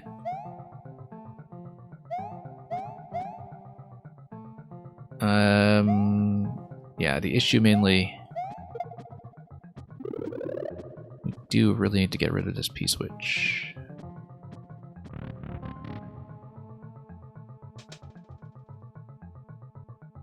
Weird janky thing you found that even a P-switch will somehow phase through shell when thrown at that close range. Yeah, at some point I am going to need to wear a helmet through here, because I think that there is going to be an interaction where I lose one helmet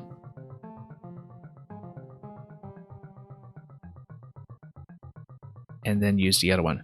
The problem with that is that losing one helmet, or wearing a helmet going into this room, does preclude me from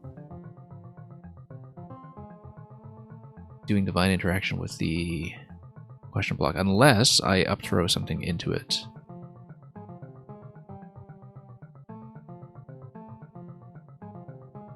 Let's rethink this.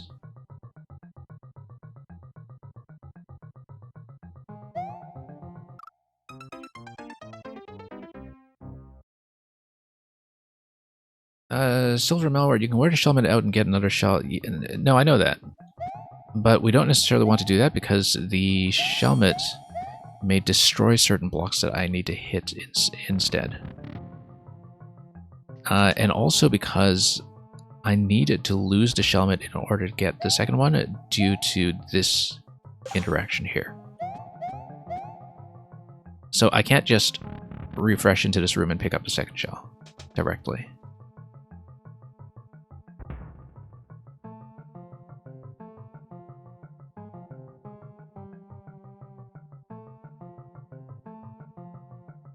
Okay.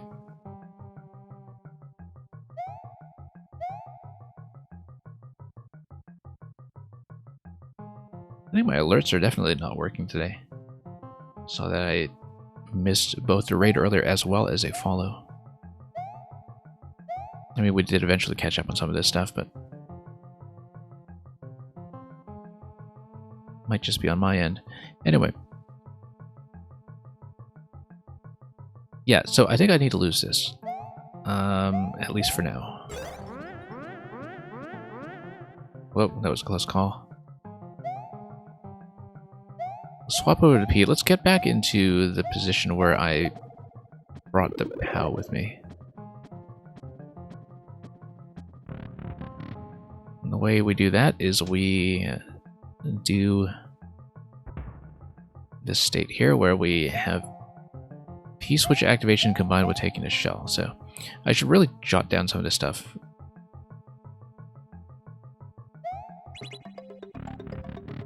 So we can see which combinations we have or haven't tried. Because basically, you have, for each item that you take through here with you, the possibility of going through the door with the P-switch active and a P-switch not active. And you kind of have to consider all combinations. But anyway, this allows me to grab the POW. Bomb is dead, so we're not going to get out just yet. Notice, however, that I grab the POW here. Should be able to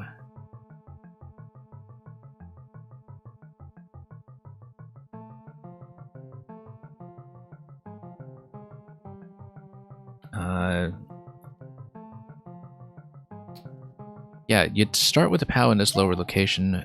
You would then have the shell available.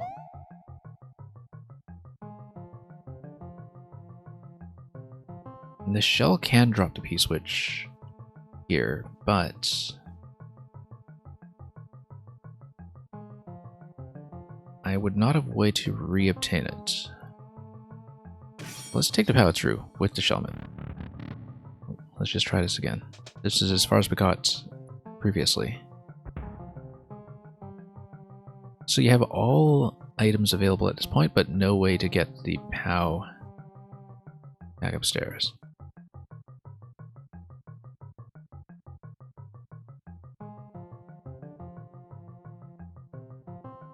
Interestingly enough, if you leave the POW in this location and you activate the P-switch, then the bomb would be secure during the P-switch activation. And the POW would get deleted, of course, but if you wanted a bomb to be available yet not ignited,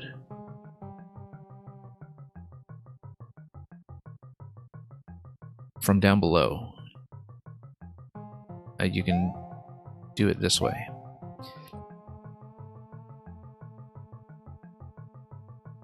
That does not look like what we need, though.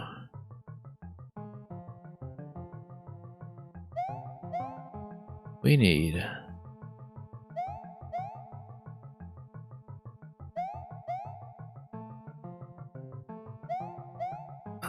probably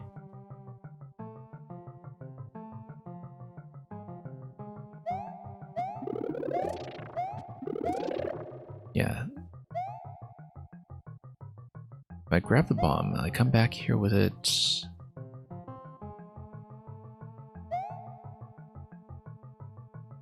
So I smash these over here. That doesn't really do much for me. I always wonder if there's some reason why I might want to deliberately activate these blocks as a way to prevent the P from falling.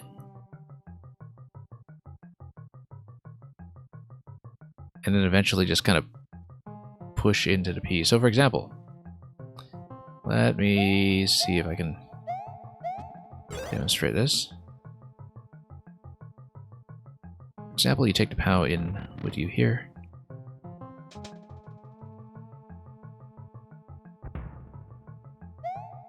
You then pop this.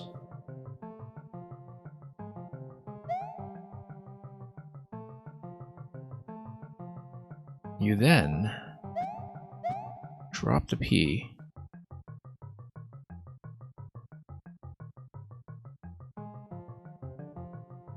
That would require me to lose the shell, though, and so I wouldn't be able to bust through that afterwards. Whoops. Oh, whoops. Didn't mean to. Where that, once again, the overlapping of the down inputs has been causing a bit of an obstruction.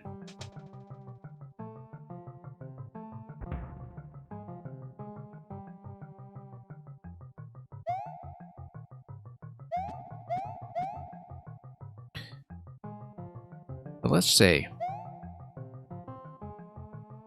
we actually activate one of these blocks.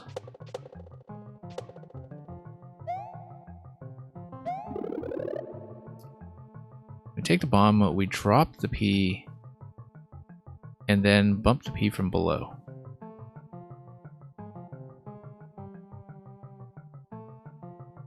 I'd still need to deal with this block over here, which... If you place the bomb... no, bomb's not going to reach both locations unless it's to... It would need to be directly here. Like, the only location that allows the bomb to reach both this block and this block is above the spike here. That's not going to go unless I am wearing the Shelmet and holding the bomb.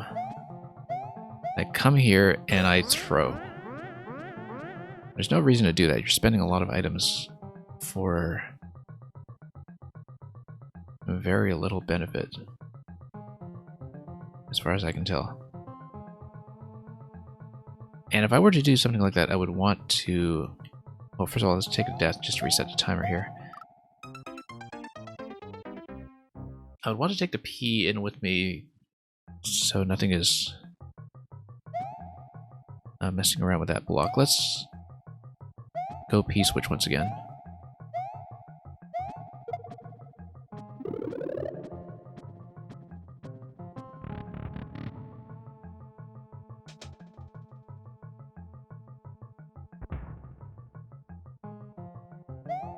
Okay. We're gonna grab this.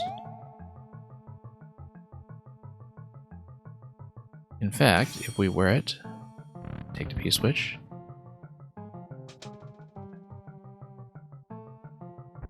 Then we're able to bust through this without expending the P. Then we're able to hopefully hit this block.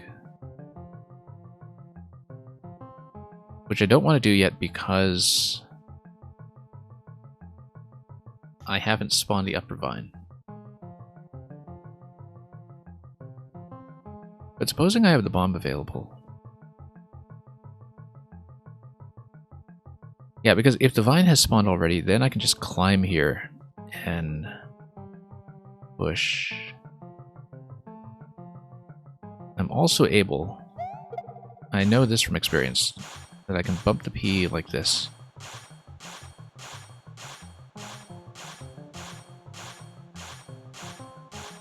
But the problem is that when I hit that block, the P will no longer continue with me. So fundamentally we still have this problem of destroying the top middle block, which we do not have a good solution to yet. Because let's say we grab the P like this, right? And then... Whoops.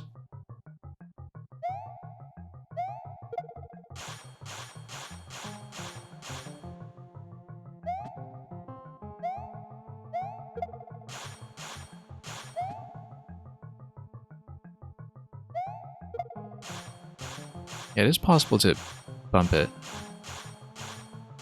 further.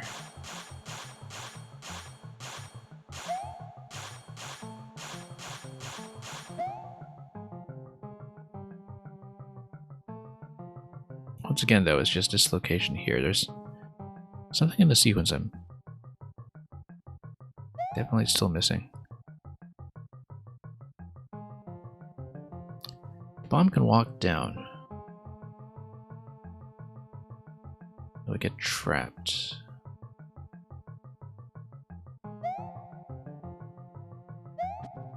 Yeah, there are probably some locations here that I'm thinking about in too constricted a manner where, you know, I'm looking at this and I'm thinking that, oh, this is only going to be useful for a shell throw. That might not actually be the case. Also, perhaps I can... Oh, doing the throw here is not going to do anything for me.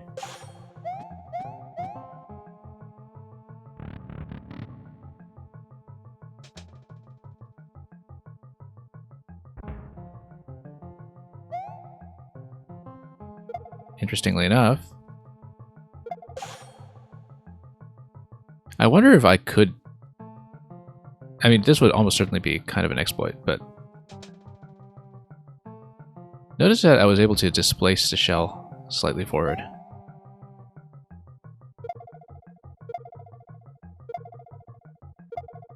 Like that, with an up throw. Nope, not quite. I think somebody sufficiently skilled and persistent at that could probably do it, but it looks obviously like it's not the intended solution, so...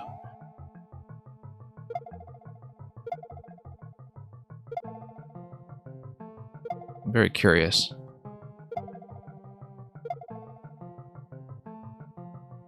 Nope, that failed.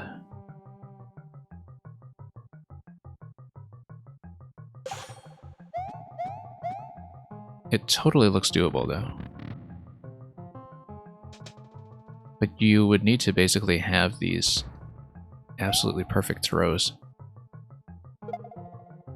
while you're, oops, standing on top of a conveyor belt.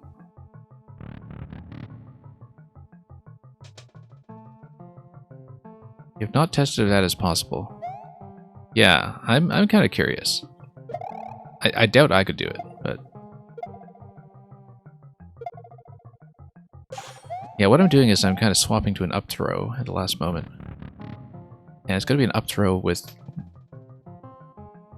this leftward anti-conveyor momentum.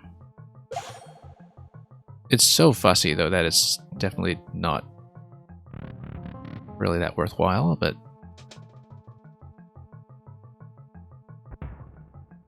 Maybe a precision expert could do it, but... Nope. Anyway, let's not fixate on that too much. It's clearly not quite right.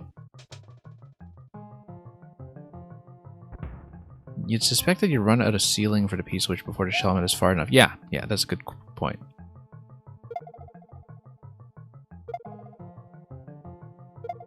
But I wonder what the collision would be.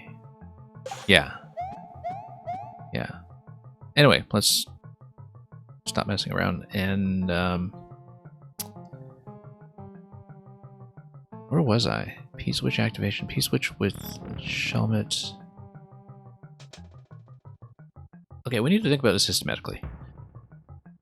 In terms of combinations that we haven't tried. P-switch with and without. Yeah, okay, no, the problem is that there are actually a multiplicity of states that you need to consider. Not only P-switch on or off, but Shelmet on or off, plus the item that you're carrying. So there are actually a ton of combinations. Not a ton, but more than you might expect at first. Like,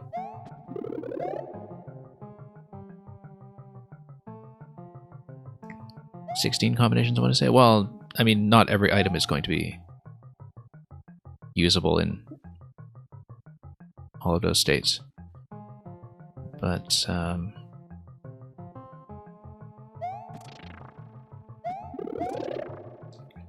but if we were going to chart it out, that's what we would do.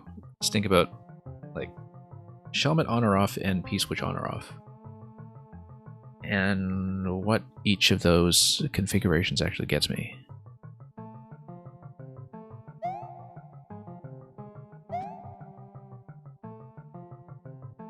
Because currently, he switched with Shelmet on. I mean, I can't enter here with the P-switch active because I need to preserve the bomb. So I must find some other way of getting the POW out of there, but also getting some other obstruction to work there, perhaps, in order to spawn a vine. Or I just accept that I will not be spawning that vine a second time, which may just have to be the case. Okay. Or you do something like that. Well, without the POW bump. Actually, you know what? Let's take the death quickly. I want to try one more thing.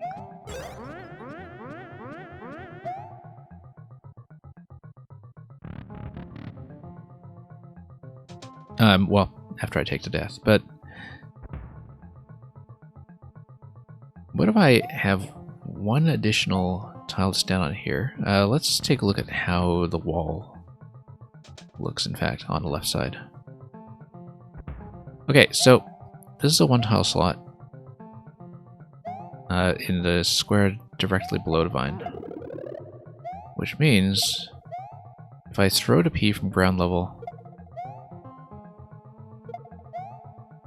I might be able to bump it. It's going to be timeout, but yeah, this is one thing that we haven't sufficiently considered, is how I can manipulate a P if I throw it from ground level instead. In fact, if I do that, we might suddenly be in business.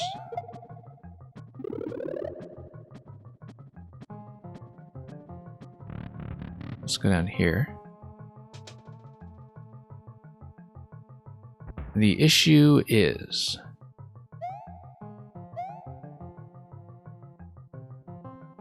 in order to get enough height, I would need to do something like spin jump on top of the spiny shell. In order to do that, I would need to stand here and then spin jump on top of it like that. That's a really tight margin. As you can see, the P was just one block away. Whoops. Did not want to hold that.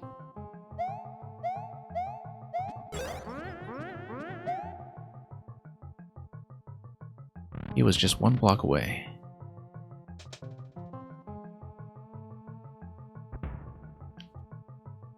And this skips a bunch of stuff too. Like, it's not likely to be the solution, just given that it does skip a couple of interactions that are designed here. Let me place things such that I have some space to work with here.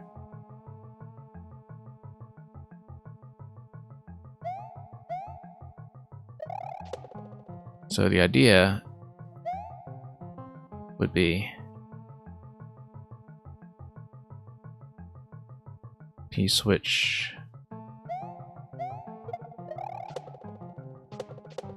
Okay, not quite. It was an idea. But I want to specifically not hit the question block up top. That almost looked possible. Now I lost a shell. That's okay, we can get the shell back.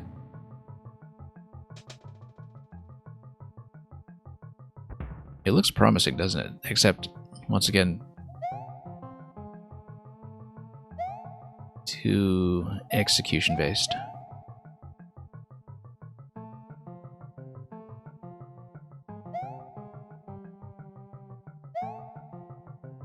Like, if you come up here... I mean, if you had the POW down below, you could definitely do it. If I just up throw the P from here, it bounces. Okay, that's important to know.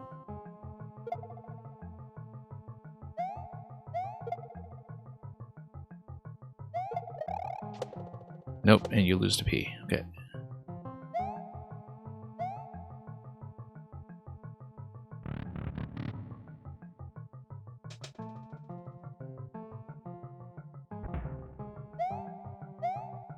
Yeah, that's clearly not it, but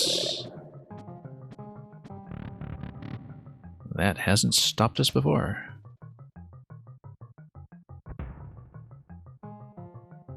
P, and then let's take a look.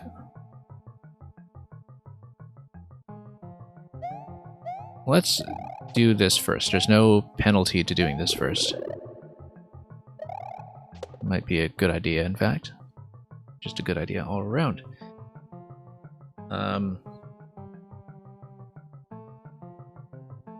If I can do that while... Like, if I can find some way to activate this without...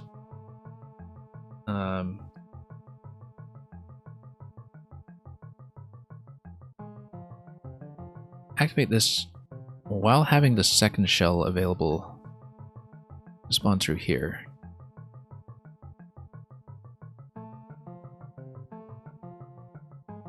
Maybe that'll get me something. You know what? No, I can do the vine interaction at this point. Like this. I can bust through all of this stuff.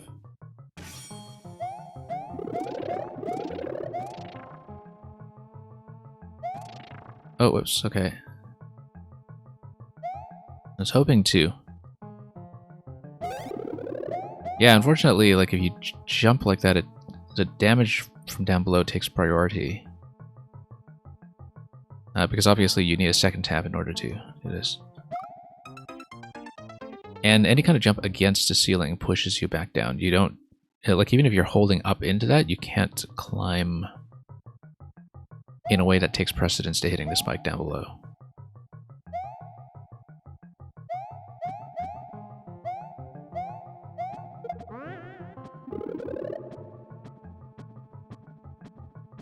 Yeah, once again, still a lot of stuff that... like, I'm not really exploring this in a very organized fashion, and that's probably part of the problem here.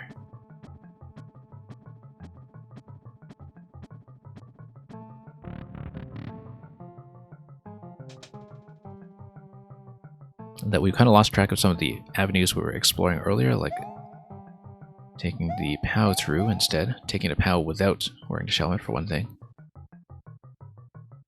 So I may have slightly lost track of what we were or were not doing.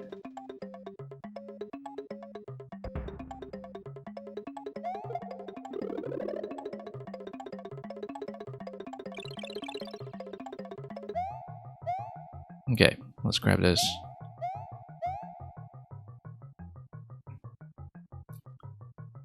You take the POW through with the P-switch active,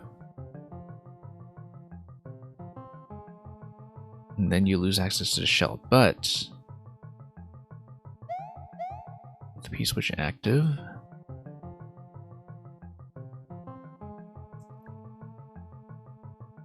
I would then need a different object to reach that vine. I feel like this left side vine is just not something I can depend upon using.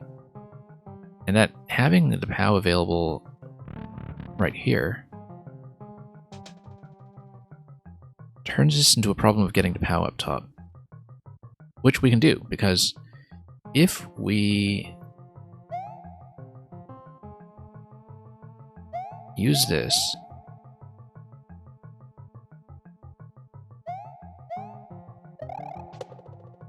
get up here, pop this,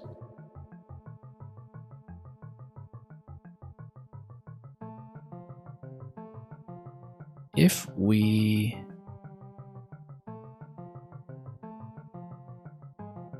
hit the block, I'm wondering, like, there's a good way to reobtain the shell. There is a way to potentially reobtain the shell, actually. It's, let's say we have 2 shells available, for instance. I would be able to maybe fire the shell Create a trap. Use a bomb. Bomb this block. Second Shelmet pushes this. No, wait, that doesn't seem to make sense at all.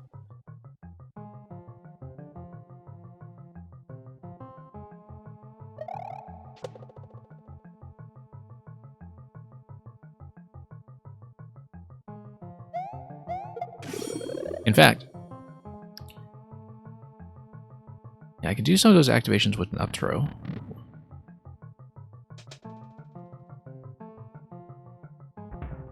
If I do that,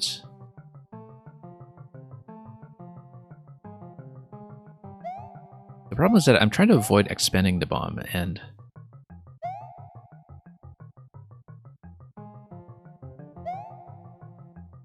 because I've been looking at this on the assumption the whole time, as I have said a few times, that the bomb is going to be necessary as a bracing piece for the POW when I inevitably get the exit.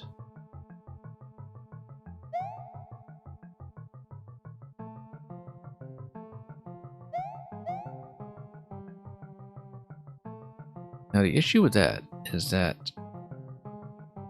Okay, no, you know what? I can just jump this.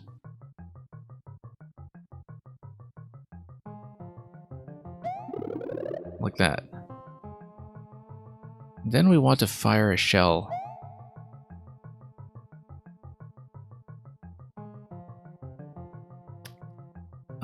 Problem still is that bomb.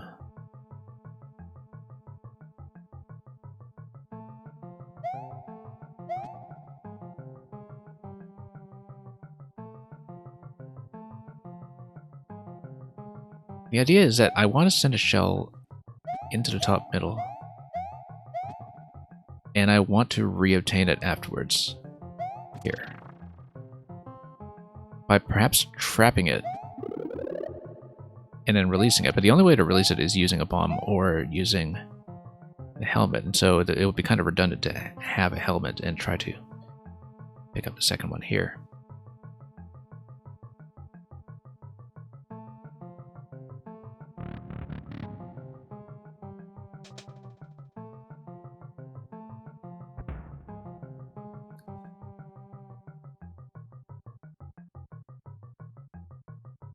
Okay.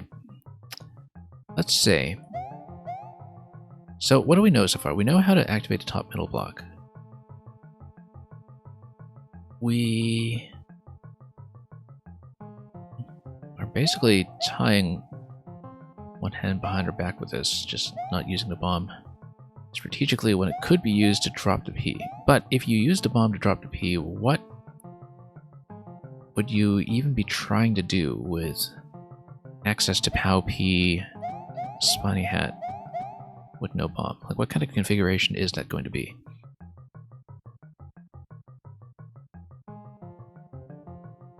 It allows you to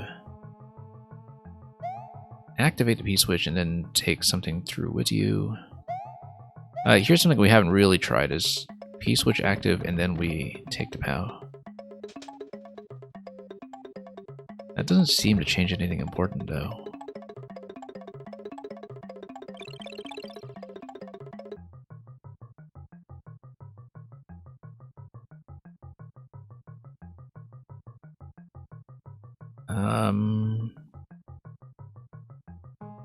What about P-switch active? Take the shell. Hang on.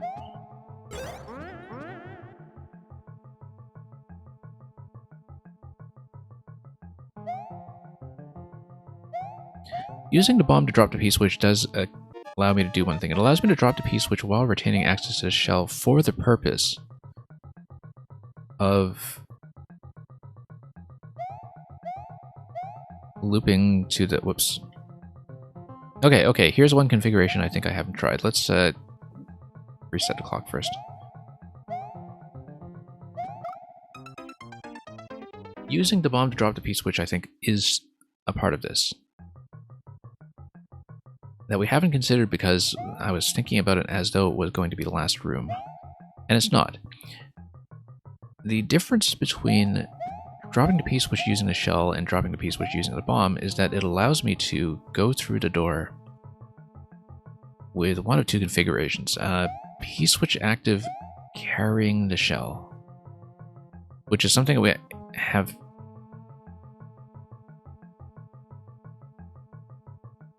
been able to do. Well, I mean, we can do it trivially just by hitting the P-switch manually, but what about wearing the shell carrying the P-switch?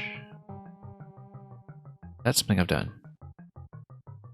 I think it is, because that's what allowed me to do this whole segment earlier. Trying to do the reposition.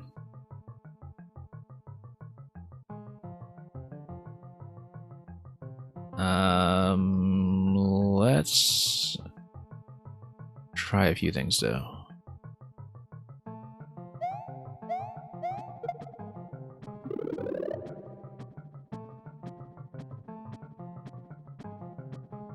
Yeah, this puzzle definitely conveys that feeling of so close and yet so far, given that we're really just solving for one thing. Like, everything that we've been doing has been in an effort to figure out how to get the P-switch up to the top level, and how to just basically get all the pieces in place for the exit. Which, I mean, is the essence of the whole puzzle. It's not like it's one step.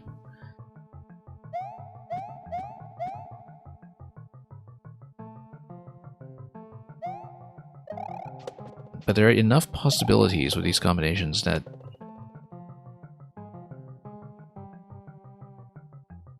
it can be a little tricky to figure out what's what. Let's do this. Once again, the bomb on this location here, on top of the spike, is ideally where I would like it to be. I can drop the bomb using a P-switch activation and using a damage boost with a shell, but I see no reason to do it.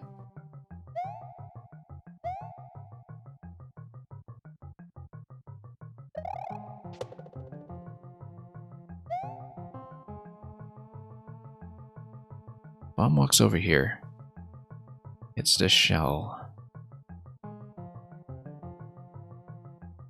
Okay. Now, bomb detonates this. Let's think about this again.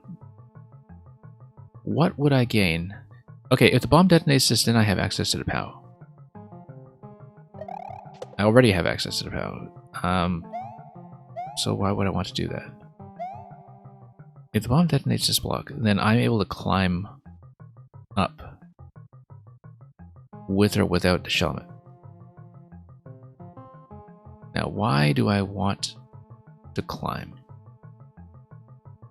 The whole purpose of climbing is that I'm able to make it upstairs with the shellmet without using something like this vine and without using any kind of additional piece to jump over.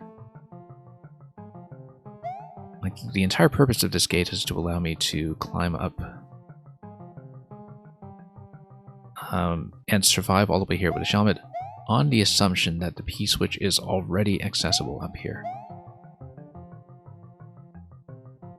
So how do we make the P-switch accessible? We can do a throw followed by... Whoops. That was not what I wanted. Also, one thing we haven't really played with at all is just hot potato in the on state. Nope.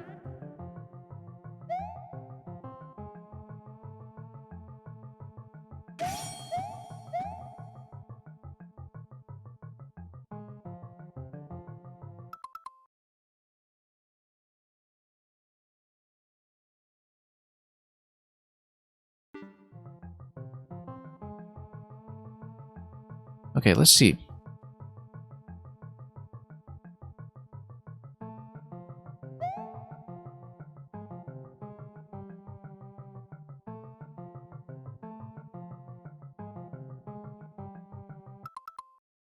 Sorry, let me just check one thing. I may, in fact, have to cut off early, but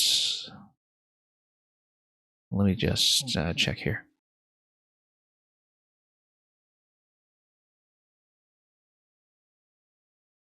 Okay, let's try to go on and see whether we can make this work.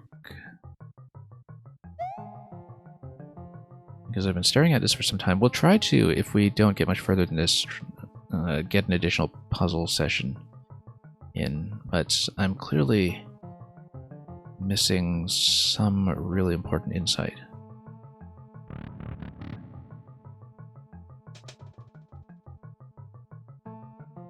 Because we've been on this one for a while.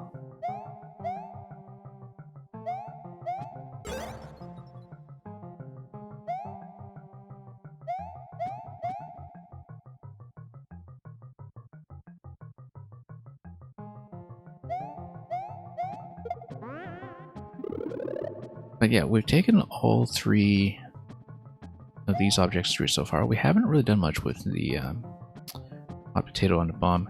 Care for any hints? I may ask a question at some point. Like that's how I usually handle hints here, as you probably know. Is that I'll do some kind of directed question too. Just kind of eliminate that the possibility that I may be trying something very fruitless, but it seems like I just haven't explored all of the possibilities just yet, so unless it's a really kind of edge case interaction, you know, with a big aha like the POW that we saw before.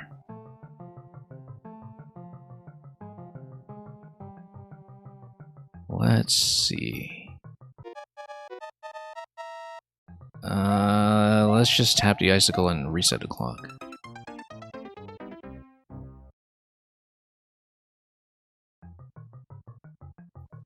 I think it's probably a more useful playtest if I don't request hints for the time being, but we may need to split it up over an additional session again. That's the only thing. And we've had puzzles that have given me this hard a time before, so certainly no stranger to that. It's possible to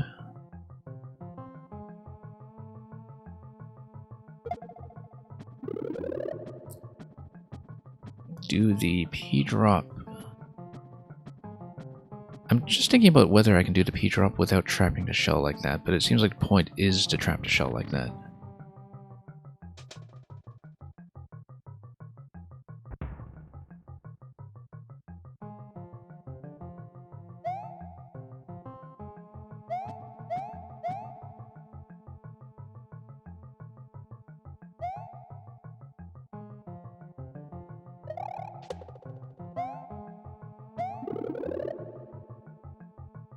So I'm thinking again about the bomb drop here, whether it's ever useful.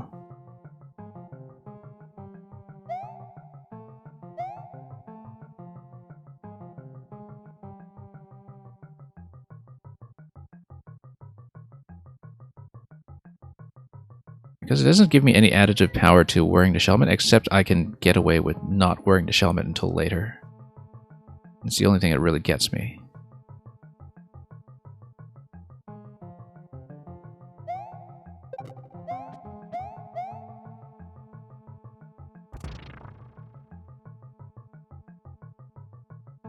Now, if I don't wear the Shelmet until later, that implies to me that I should be using the Shelmet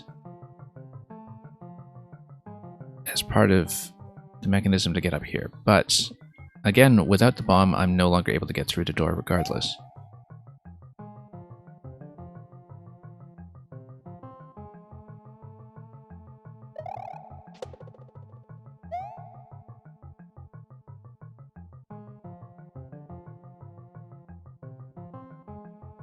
However, one thing I haven't considered is that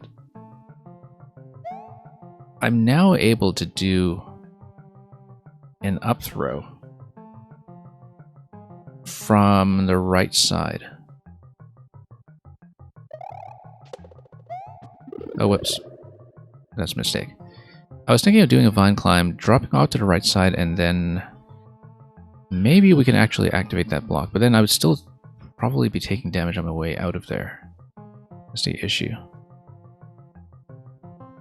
Yeah, I think this central vine is key here. We need to rethink that quite a bit.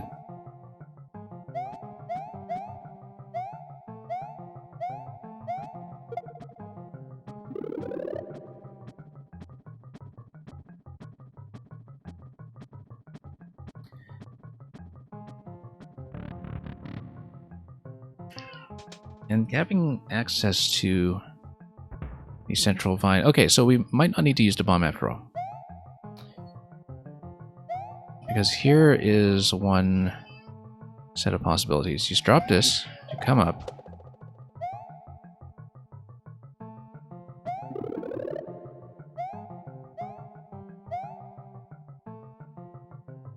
I don't know that we'll need power for anything else, but I do still need to figure out this P-switch bit over here. Like if I throw the P-switch all the way to the right side,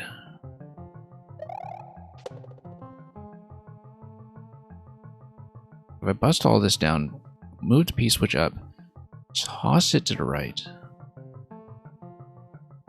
move all the way to the right, up throw it, and then bust through again. It would depend entirely on whether it's possible to do this specific throw.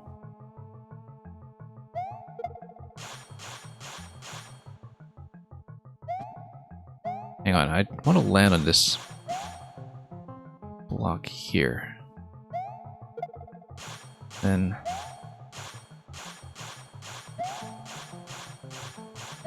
yeah, we'll turn on Divine to force it here. Okay, great. That's the first time I've gotten that.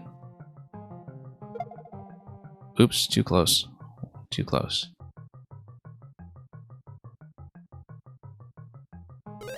I was hoping to do this, and then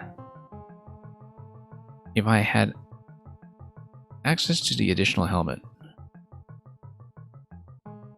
or indeed if we had just kind of leaned into the throw for a few additional blocks,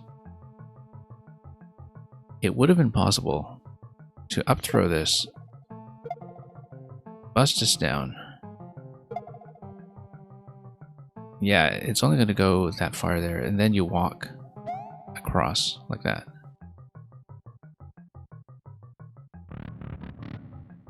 In fact, if I do that, it might be possible to go in wearing the helmet. Because then you just bust these blocks in advance and then you change helmets. If that meaning is clear. No, except you need to get Divine first, so. Let's just try to figure that accordingly. Whoops. No. But if I come in here with the helmet, I mean, I can always just voluntarily lose the helmet, so there's no reason why I shouldn't just re-enter with the helmet on. If it turns out it's in the way, I can just shed it, right? So, might as well bust this. I feel like just going on autopilot and busting these down is probably a bad idea as well, but...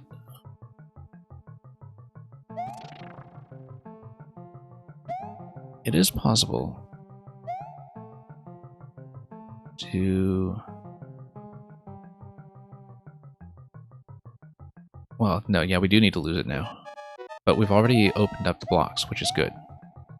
We open them up in advance.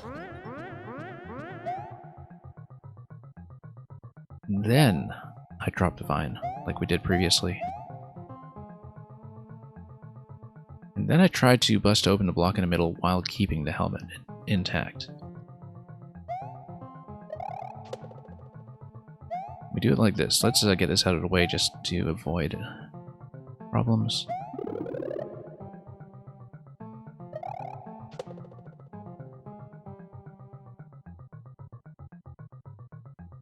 So now, what we can do is we can wear this. It would be safer to do so, except if I take damage, it's going to be a loss anyway, so let's just do this. Jump up here. Do a directional throw. Nope. Never mind. Doesn't work.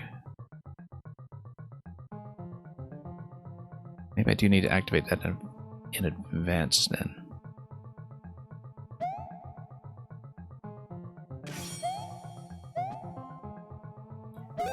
Yeah, because I was hoping to chuck the object all the way across. It feels like I'm just mechanically slightly off if I take that pathway. Just very slightly off. Anyway, this will probably have to be the last real attempt before I have to run off. But if I don't get it now, we'll definitely have a continuation. And yeah, no, I think we're close enough that I just need to work it out systematically. We could probably work it out hintless, but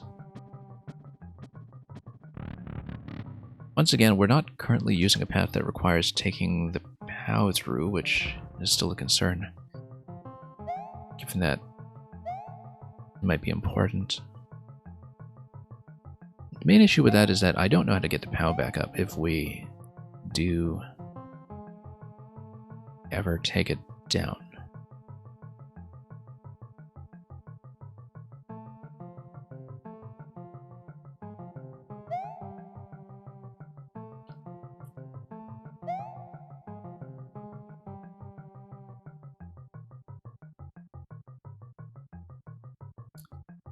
Let's see. I feel like I'm really just kind of blind to something I should be seeing.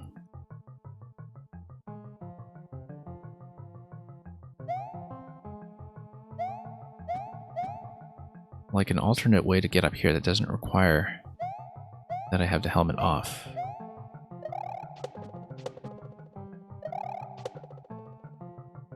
Because if I can get up here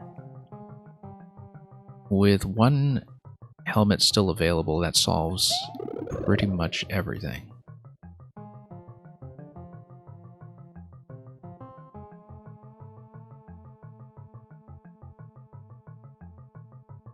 And so the question is whether I can find that. If I can activate the vine, rather, with one helmet remaining.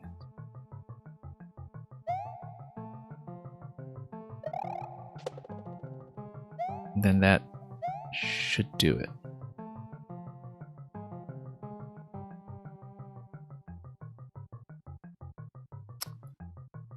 Currently, though, that would require me to get rid of all this.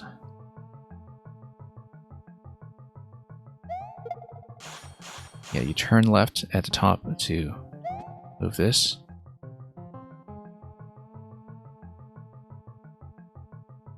Doesn't really seem like I can drop this in an appropriate location unless...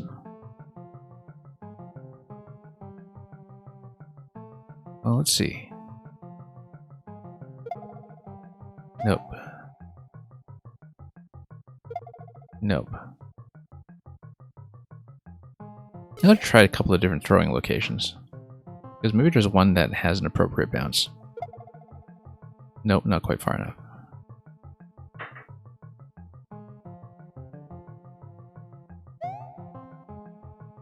And it seems like it would be overly precise to have that dependent on the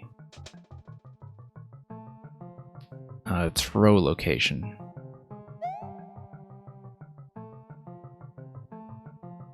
Doesn't quite seem plausible.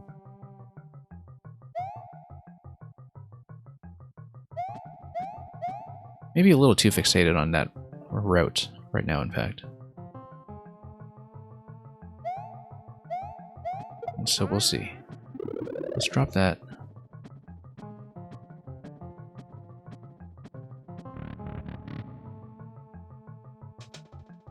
Yeah, I can't believe this one step has just continuously defeated me for this long. That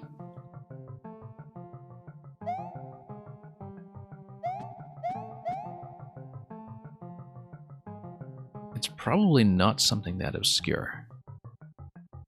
Just looking at this.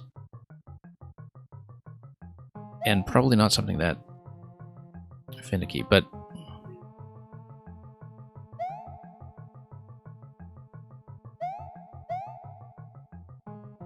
whoops.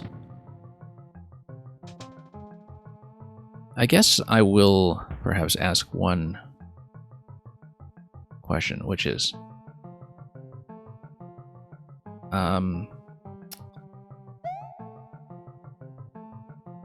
does this depend on me destroying the top center invisible block? Because like I may have been fixated on that as the route for some time, when it might just be a climbing required check.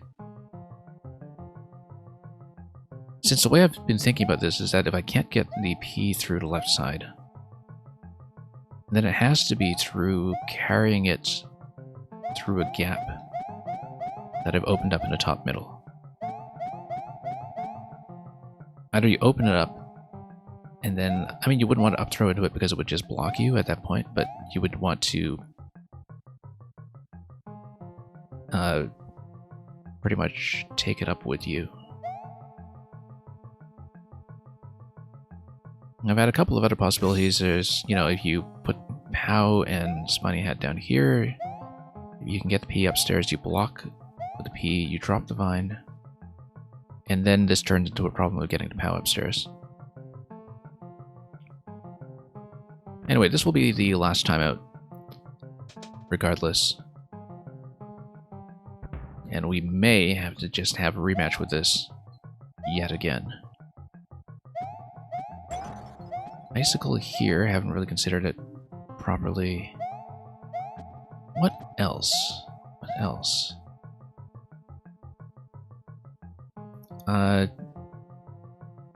I myself cannot really go through here. It's not traversable.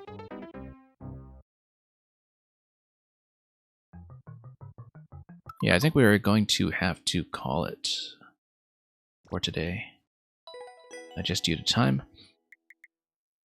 We'll try to continue with another puzzle session later this week, and we might not get into this one right away. We might actually get some solutions first, just to get warmed up, like we did with the tower puzzles earlier in this session. But there are basically two things that I'm looking at in this one, which is, do we bust open the top middle block, or do we ever try to reach a valid state where we have access to both the spiny helmet and the carried spiny shell? And those are basically the two things to resolve, because otherwise it seems like we're always just short one piece, and it seems like all four pieces are required to cooperate in order to pop out at the very end. So anyway, we're going to send you folks on to somebody else. Unfortunate that yet again we were defeated by the grocery bagging problem here. But we'll maybe get a little more warmed up with that next time. And yeah, good to have you here for the live play again, Teramis. And hopefully from a playtesting perspective, it's a useful look at the latest version. I think I definitely have to just kind of get some notes jotted down so I'm not kind of repeating the same configurations aimlessly. Because I am sort of thinking about this in terms of the possible combinations, like item, P state, helmet state. And I feel like I haven't really gone through the list. And you're going to re-upload anyway. Yeah, that's great. That means we'll keep on looking at it. And yeah, the conveyor belt cheese potential is kind of an interesting one to think about. It seems like it's probably not feasible anyway, but you never know. So, thanks so much for watching. We'll pass you on to somebody in a moment. And we'll hopefully try to return with at least one more backlog or personal selection stream this week before we head back to viewer levels for the weekend. As usual, we'll post to the Discord as the schedule develops. So, thank you for coming by, and have a great week ahead. As usual, fare thee well.